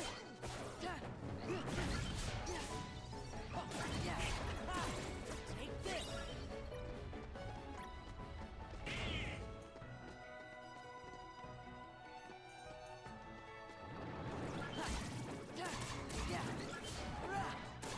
Back off.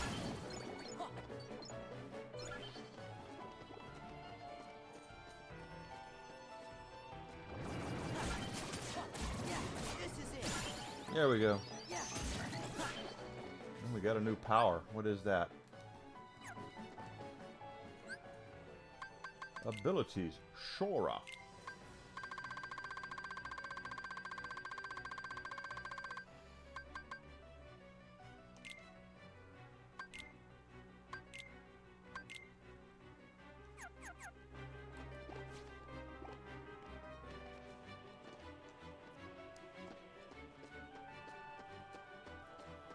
So we maxed out Sora's level. He can't get any higher than level 99.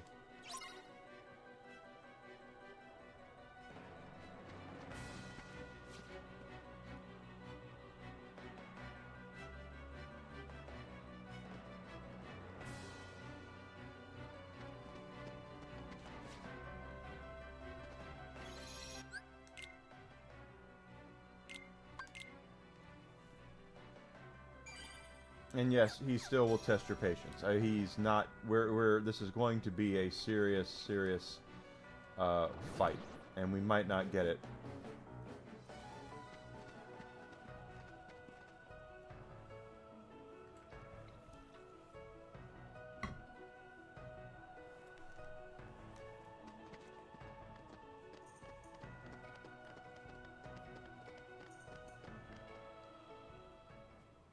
What is Cloud doing?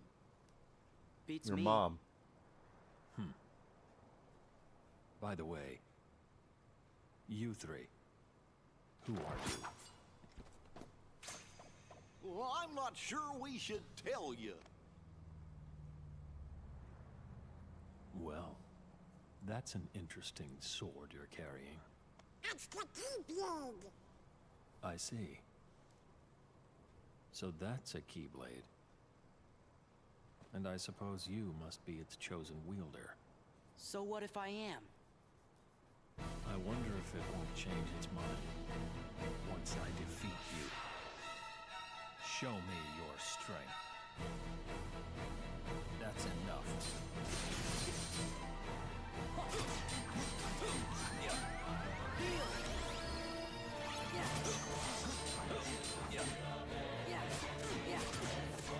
Go.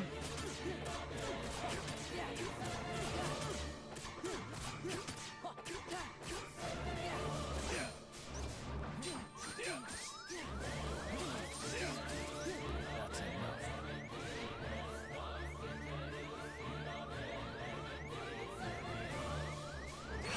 Damn.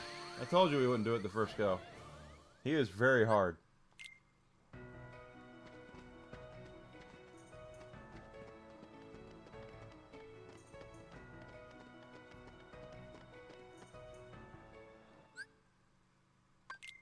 Show me your strength. That's enough.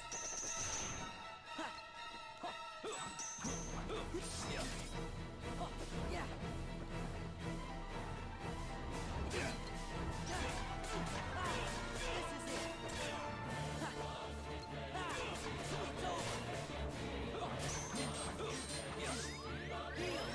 That's enough.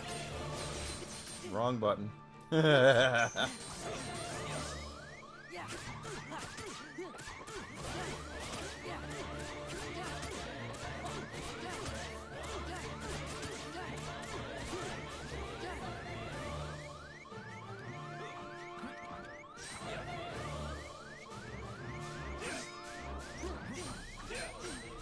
That's enough.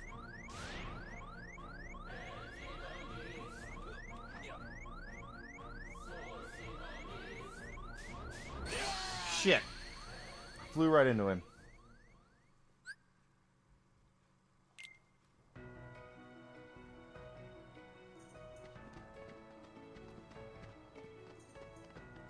He does hit like a truck. He is not easy, guys. He really isn't. Show me your strength. That's enough. Take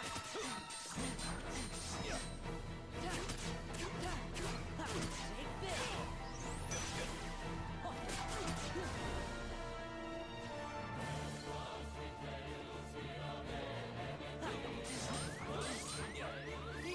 And he has killer range.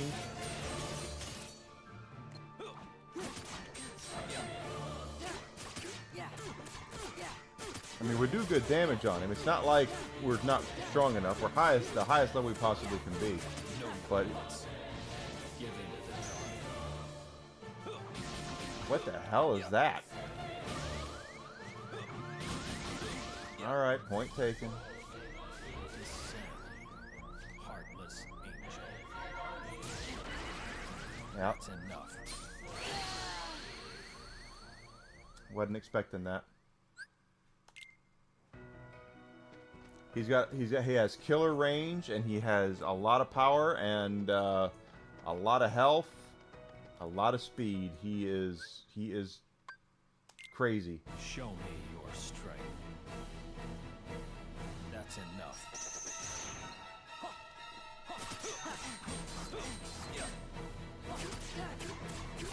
Back off. Yeah. Take this.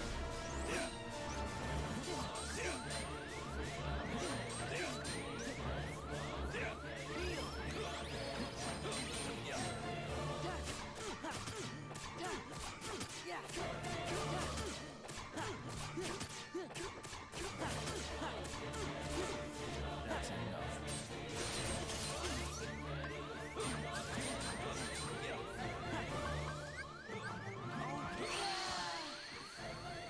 I got it mid-item. What the hell, dude?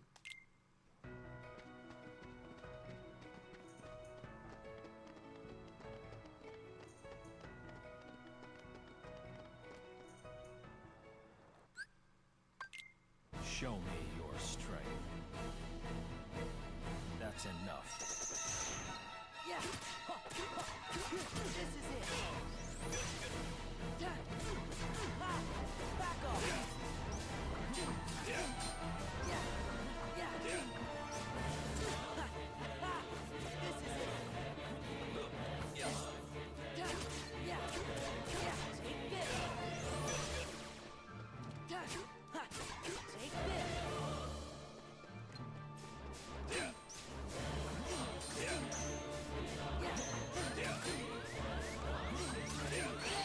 Well, don't even give me a shot there, buddy Rowe.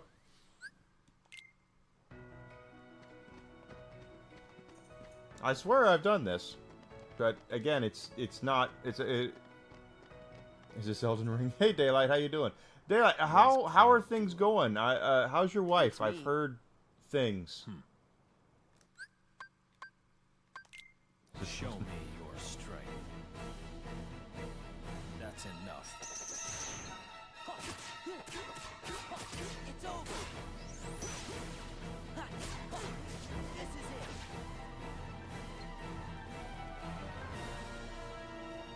I want him to come to me. Not like that. That's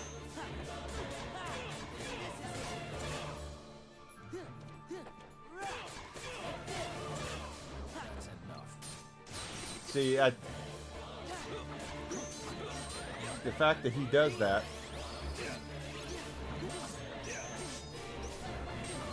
Whisk, you're driving me nuts right now. I'm a little busy getting my ass kicked, if you don't mind.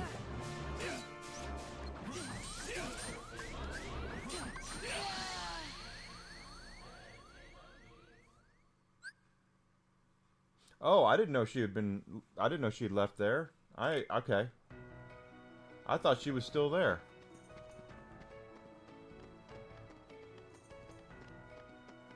That shows what I know.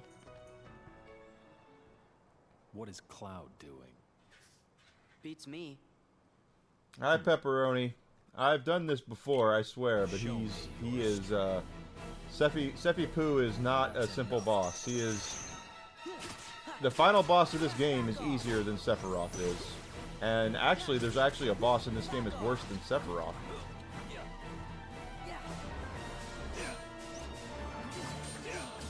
See, I'm trying to...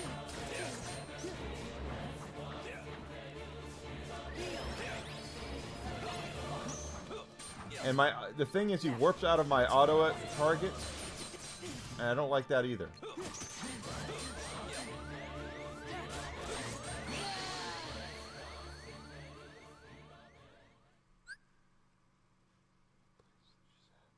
Oh, awesome. That's good to hear.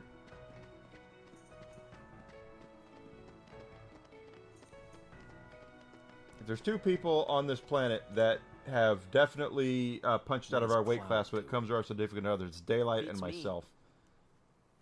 Daylight's wife is one of the coolest people I've ever met in my life. Show me your strength. That's enough.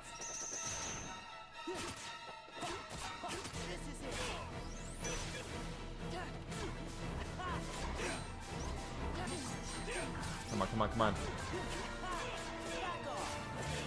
Block? What's blocking?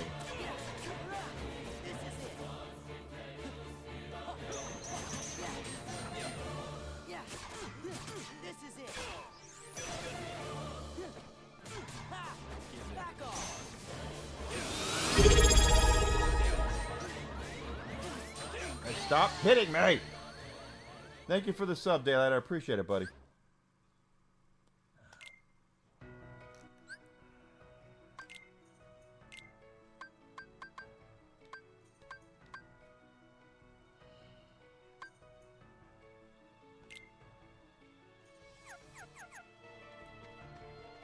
We gotta go look at something. Actually, no, we don't. Let's,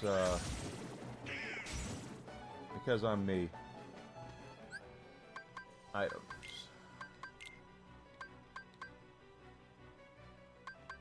Goofy has the 2 belts. Sora.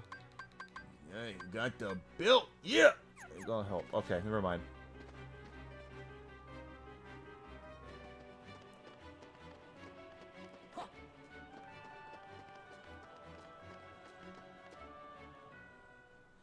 What is Cloud doing? I deserve this stuff. Beats me. Getting my ass kicked. Yeah! That's what's going Show on. me your strength. If anyone wants to laugh, go on YouTube and look up Dan Soder, Will Sasso, Macho Man. I saw that video this morning, and I am still laughing at that. It's Dan Soder does the world's best Macho Man Randy Savage impression, and Will Sasso's is not bad either. And it's just them playing off each other, doing Macho Man and reading quotes from different people as Macho Man Savage, and it's really effing hilarious.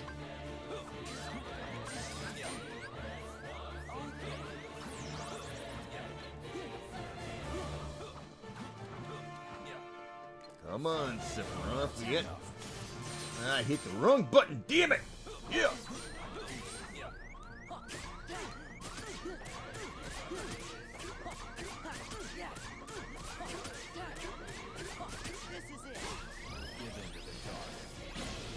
That's not right.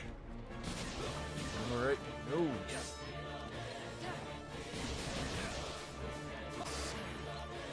Heartless angel. That's enough. Give in. Asshole.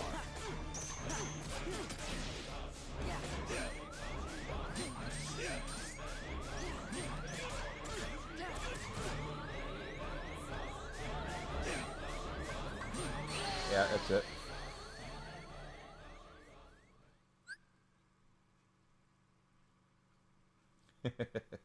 y'all want to see? I swear I've beaten Sephiroth because I have the blade. Okay, I actually have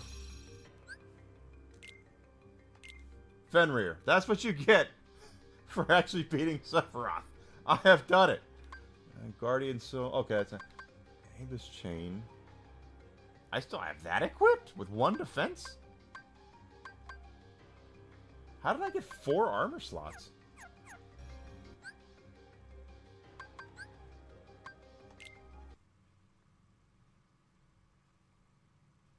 This game does have a genie.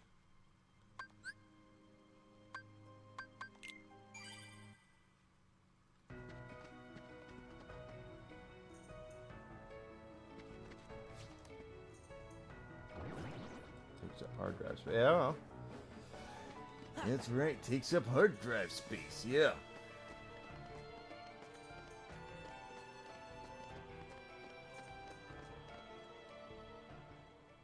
There was no game genie when I beat Sephiroth, though. Show I me your mean, there's still no game genie. I can beat him. That's enough. Back off. Or I have beaten him. Back off. Yeah. Shuck it, Trebek. Okay, alright. Maybe Trebek was a bit much.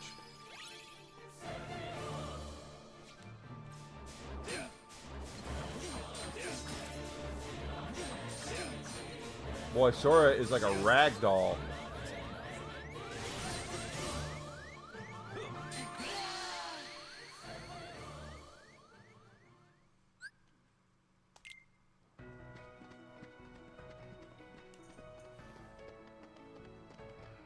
Am I missing? Because my Sora only's got 3 items, or 3 armor slots. Huh.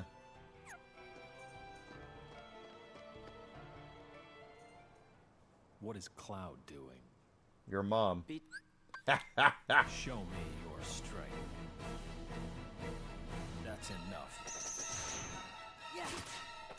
It's over.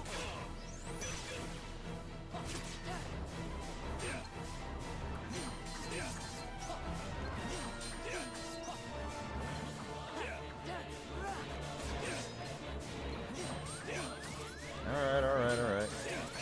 You know, the sad thing is he juggles you into frickin' oblivion. That's the sad thing.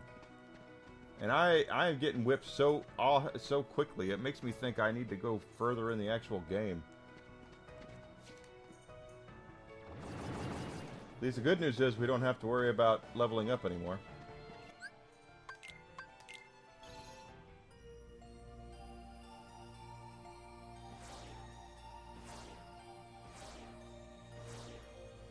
Yeah. All right, let's beat another boss. That's gonna be you.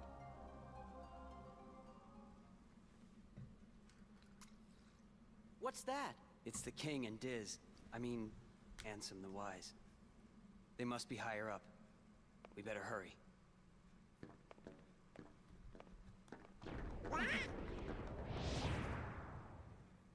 Hi. Yeah.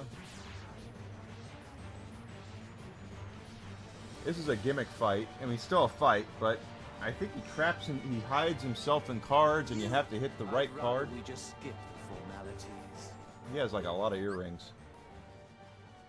The first to run out of time is the loser.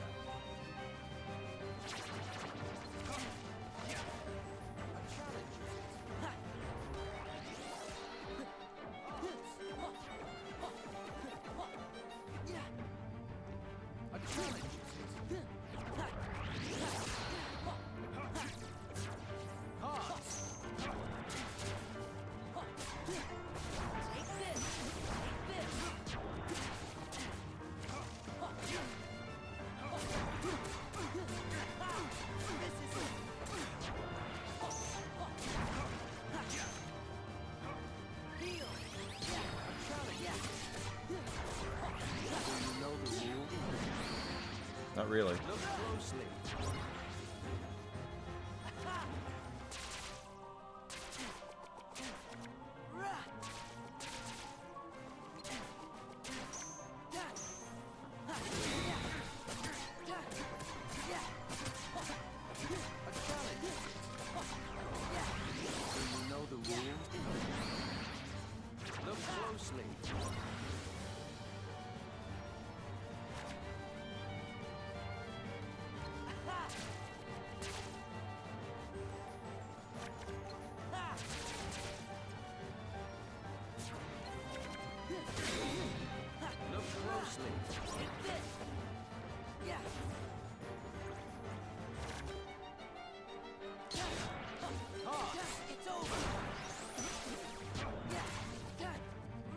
He's a weird fight. He always is a weird fight. It's very gimmick.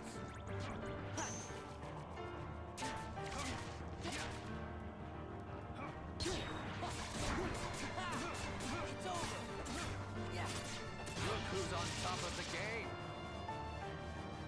Scatter.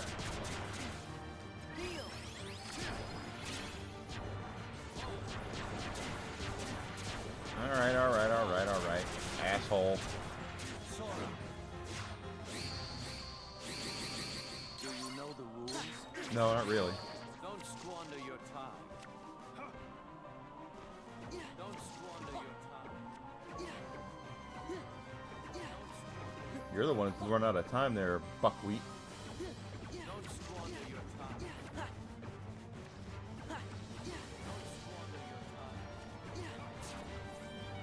Don't back off. You play the game quite well. He's a gimmick. Right, Whisk? He's a gimmick.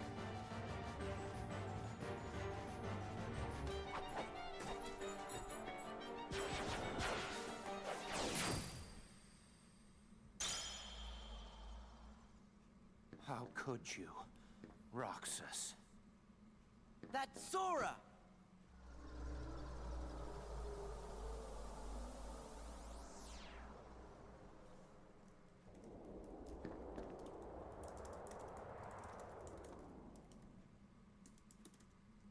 You okay? Yeah, no worries. Let's keep moving. Oh, we got the secret answer report number 9, eh?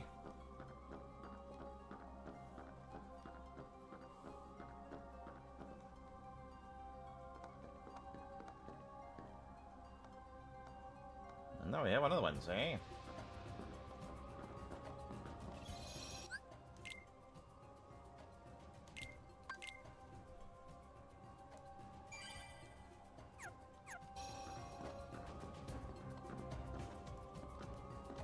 The Keyblades. Wonder who that could possibly be.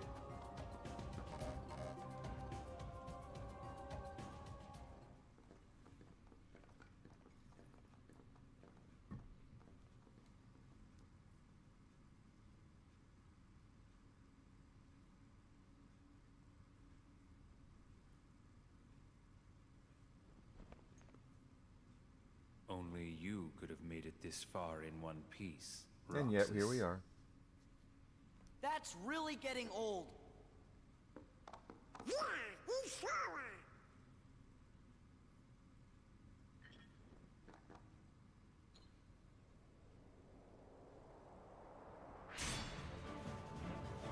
Different name, same fate.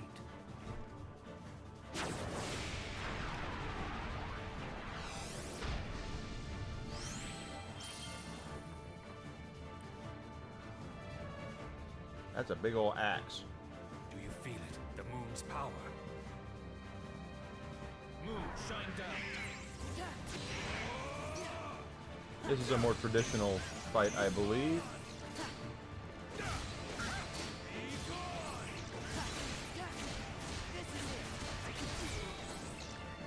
Misjudged you.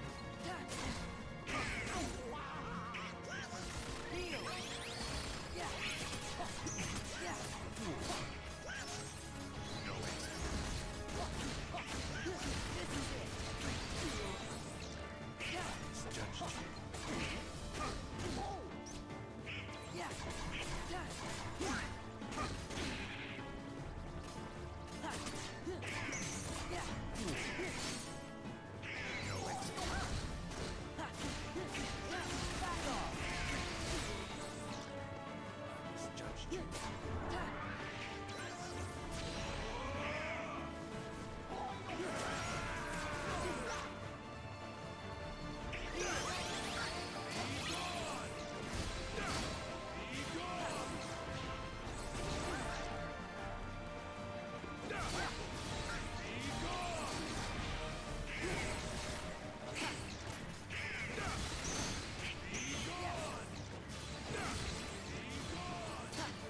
I'm missing him.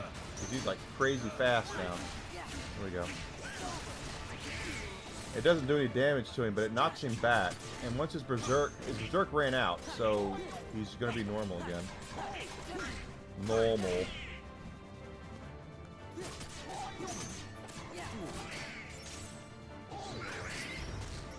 Oh, Donald did a good thing there.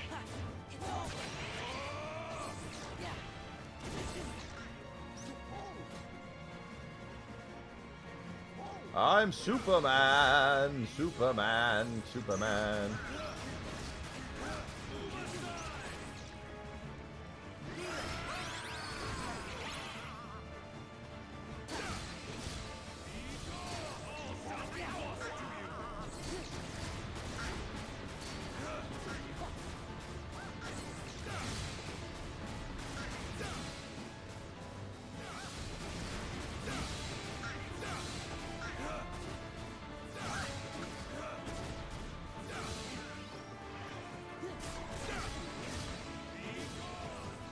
My goodness.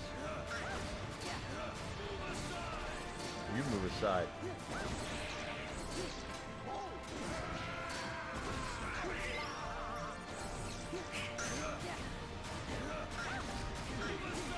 Oh, goodness gracious.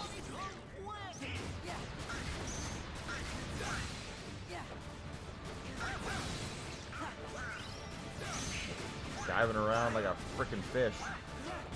Alright, whatever.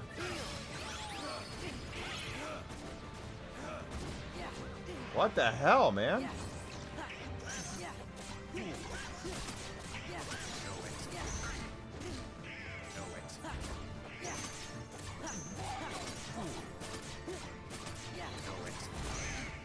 We've almost got him.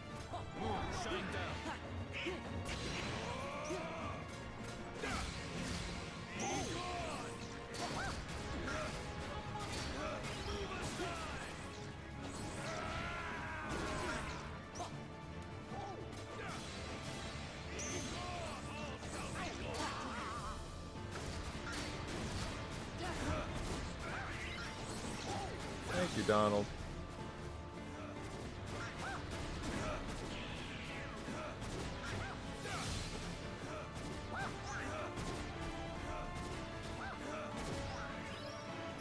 He is just manners right now.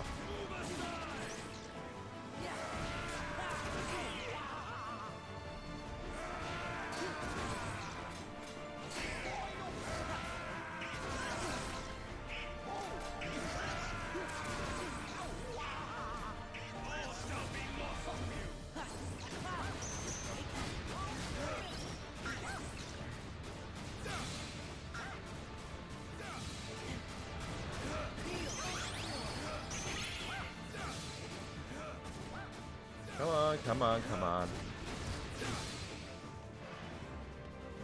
Alright. Now he's back to normal, so hopefully we have something here for him.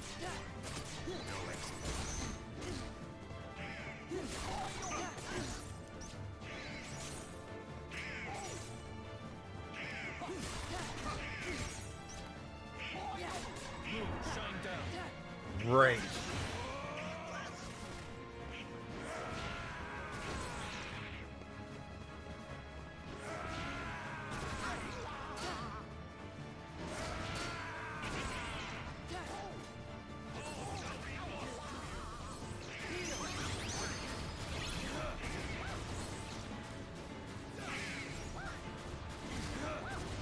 Come on, baby. Alright. Point taken. You're pissed. You thought I had you, but one of the drawbacks to this game is that a normal attack won't finish off a boss usually. You gotta hit him with some sort of finisher. Apparently, Nomura thought that would be like WWE. Like I got hit with an RKO before he'll go down.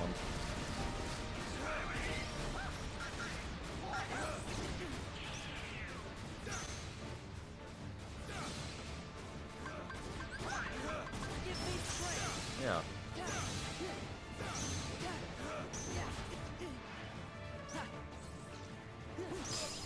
There we go. More HP. That'd be good for taking on Sephiroth.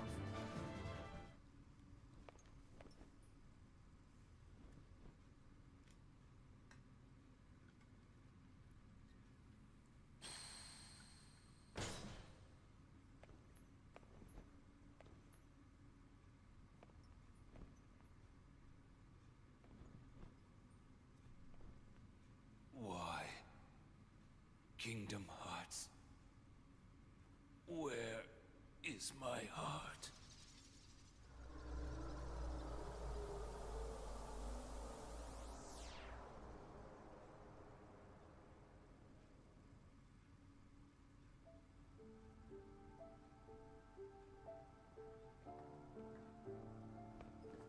I don't get it.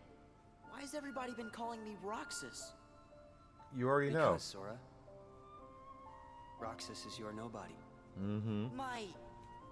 nobody? Yeah, But you that's understand. crazy. I never turned into a heart... Yeah, you did. Right. It was when you came to rescue me. Mm-hmm. Remember? Xemnas was the one who found Roxas. He could use the Keyblade because he was your nobody. That's why Xemnas brought him into the organization. But Roxas betrayed them. After that, I fought him because I thought it would help you wake up. I lost. But the next time we met, I made sure I was the stronger one.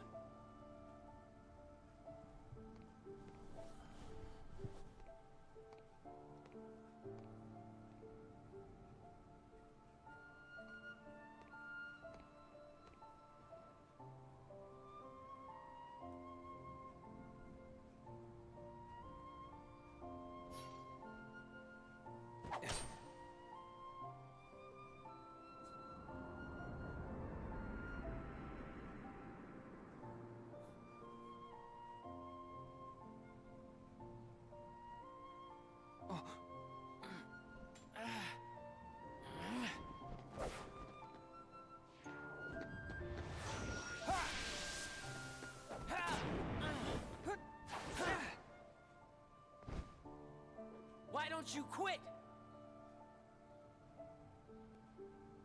Come on, Sora. I thought you were stronger than that. Huh? Get real. Look which one of us is winning. So it's true. You really are his nobody. Guess Diz was right after all. What are you talking about? I am me. Nobody else.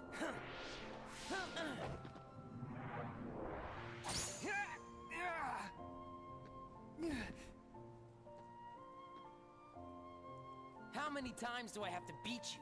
All right. You've left me with no other choice. What?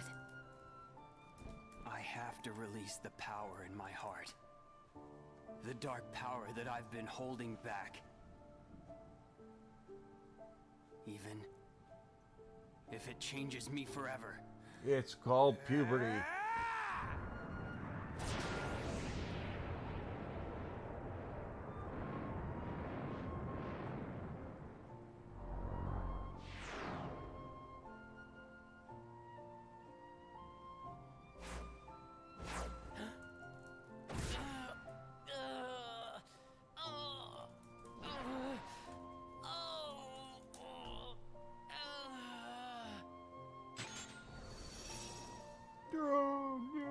I have accepted it.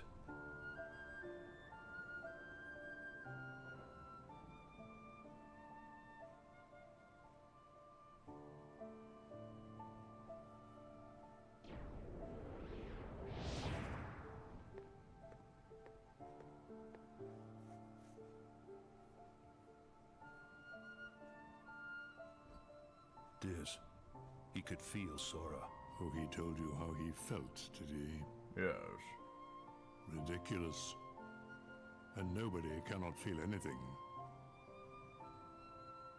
I'm a nobody and I feel If all he had sorts met of shit. Sora, things might have been different.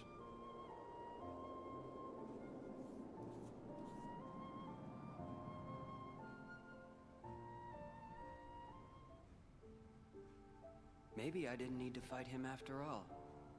I think he left the organization because he really wanted to meet you. Roxas. I wish I could meet him too.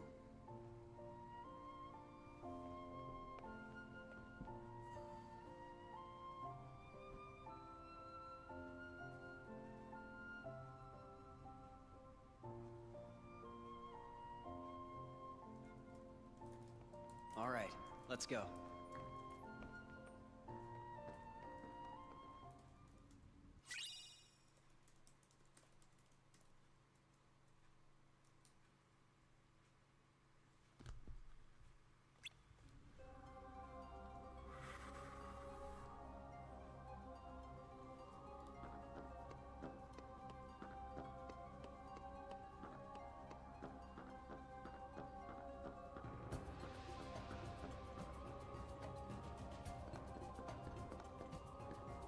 And now look, it's open.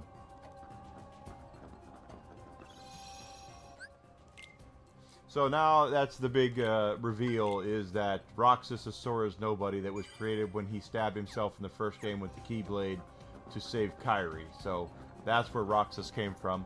But now we have the chicken and the egg kind of thing here, because when you play Birth by Sleep, which is a prequel to this, Roxas already kind of exists. So who's first? Is it Roxas? Is it Sora? It's very confusing.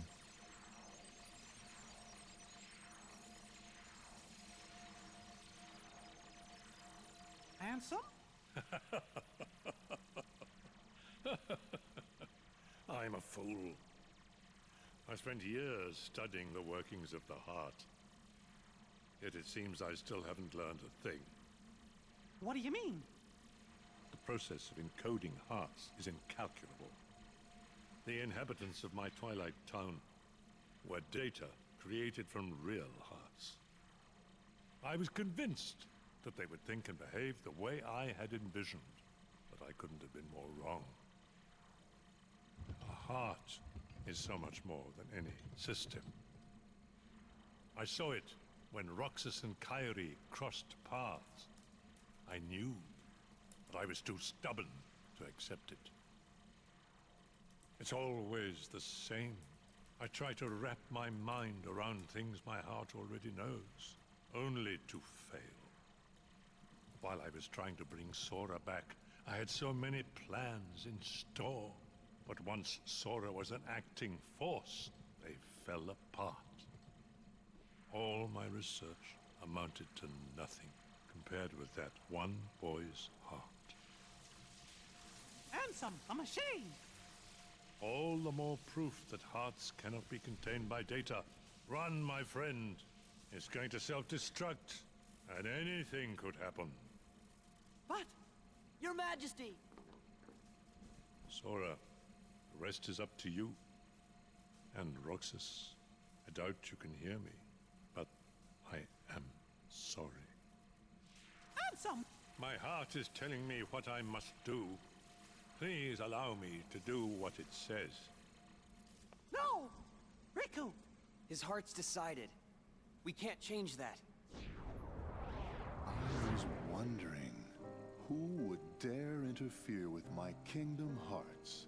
And look, here you all are. How convenient for me. Ansem the Wise. You look pathetic. Aviola, I deserve as much for failing to see you for the fool you are. Students do take after their teachers. Only a fool would be your apprentice. After all, none of this would have happened without you. You are the source of all Heartless. It was your research that inspired me to go further than you ever dared. I admit, my disregard brought chaos to more worlds than one. But what were you seeking? You erased me from the world. He was obviously only to looking for take big my booty name bitches. That's and what he wanted. continue research better left forgotten. Is this the answer you've been looking for? All that and more. I'm carrying on what you yourself began, and I'm creating a brand new world, one heart at a time. I thought you'd praise me, but all you ever do is hold me back. I understand, though. Unlike me, you have a heart, and you're powerless to control it. Consumed by the jealousy you feel toward the student who surpassed you. Xehanort, foolish apprentice of a foolish man. You have surpassed nothing, only proved how little we both know. We may profess to know the heart, but its essence is beyond our reach. We're both ignorant, as oblivious as when we began. We're all ignorant. All of us. I'm afraid. Every one of us is ignorant. You try to create. Any world of yours would be an empire of ignorance. That is why you and your creation are destined to fall. We've said enough. Rico, you know what to do. King Mickey, my friend, forgive me. Farewell.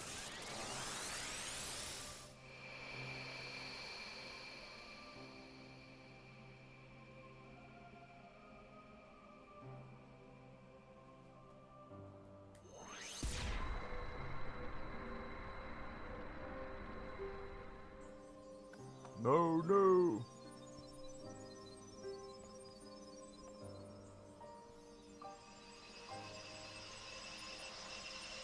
Kind of feel bad that for Billy Zane. He was not. They didn't bring him back for this game.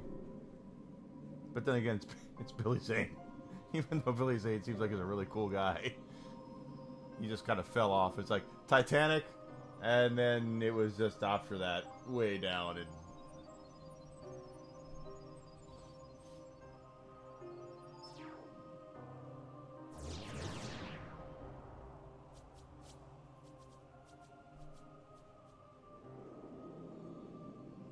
Little cockroaches. Get a big old can of Raid. That's what we need right here. Raid.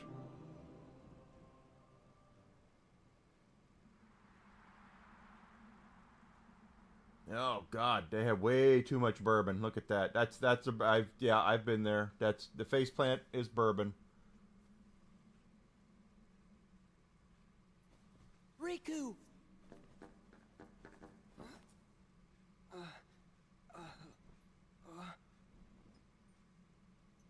Riku!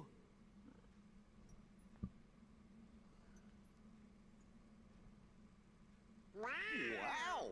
Riku! Ansem did say anything could happen.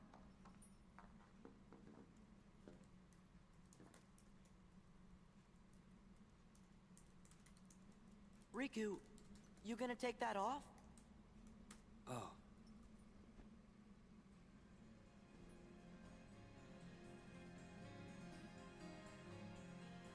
What was that? His eyes couldn't lie. Lie? And just who were you trying to fool? Huh? Huh? Myself. Riku, come on, man. Why did you try to do so much on your own? You've got friends, like us.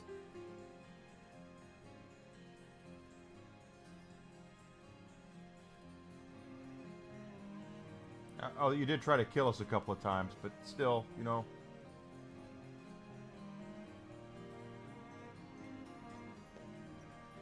Have you forgotten? I'll tell you why.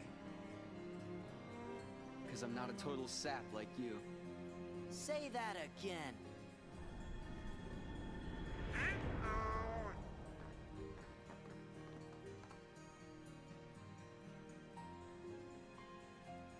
What should we do, Riku? We must defeat Xemnas. He's the organization's last survivor. Right.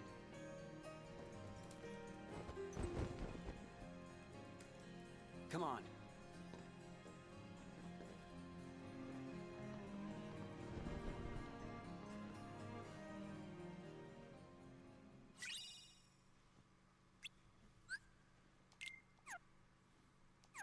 Alright, so we have Riku. Is it going to give us... Let's go down here and save, because it's after 5. So we need to go. Alright, so I'm going to go ahead and save it here.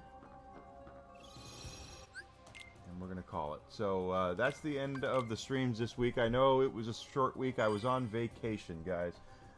Next week will be a normal streaming week, Monday through Friday, 9 a.m. to noon, then 1 p.m. to 5 p.m.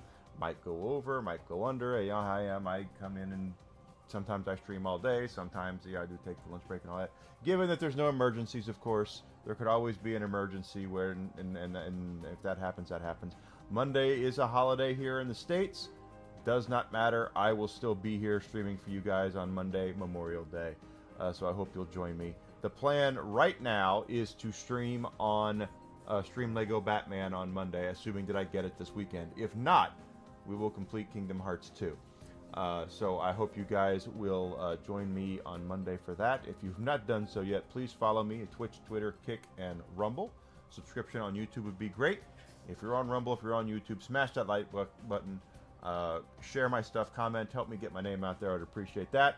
That's all free. I'm not asking you to spend any money, unless you want to. If you'd like to support me more directly, as my friend Daylight over on Twitch did today, I do have subs available. You can sub on Rumble, Kick, and Twitch. Rumble, Kick, and Twitch. That is that goes to directly help me, as well as you could also do the Rumble Rant. You can do bits. You can do all that stuff for tips. Cool with that as well. Absolutely, I appreciate everyone who does everything. I also have a Fourth Wall store. You can go to my Fourth Wall store and find my hats, T-shirts, water bottles like. Getting clumsy here. Water bottles like this one. I have stickers like this one over there. I've got hats.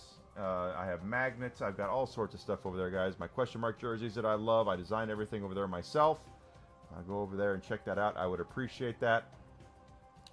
And again, anything you buy off that site goes to directly help me. So, whatever you can do to help me out, I'd appreciate that. That's all monetarily. Not asking you to do it, but if you can and you want to, any little bit I can make is great, because I've been doing this for some time now, and I'm just now starting to get a little bit of traction, get a little bit of stuff there, but we definitely need a lot more. So anything you can do to help me, I'd appreciate that, guys. Okay, so on Rumble, my friends, we're going to raid out to Hariyama, because he is an amazing dude over there. He is, what's he playing? I can't even tell what he's playing, but he is a hell of a good dude. Go check him out on there. So hang on for him, and I'll see everybody on Monday. Okay, 9 a.m. Central Standard Time, guys. Have a great rest of your great rest of your night, a great weekend, and I will see you on Monday, guys. Thank you so much. I'll see you then.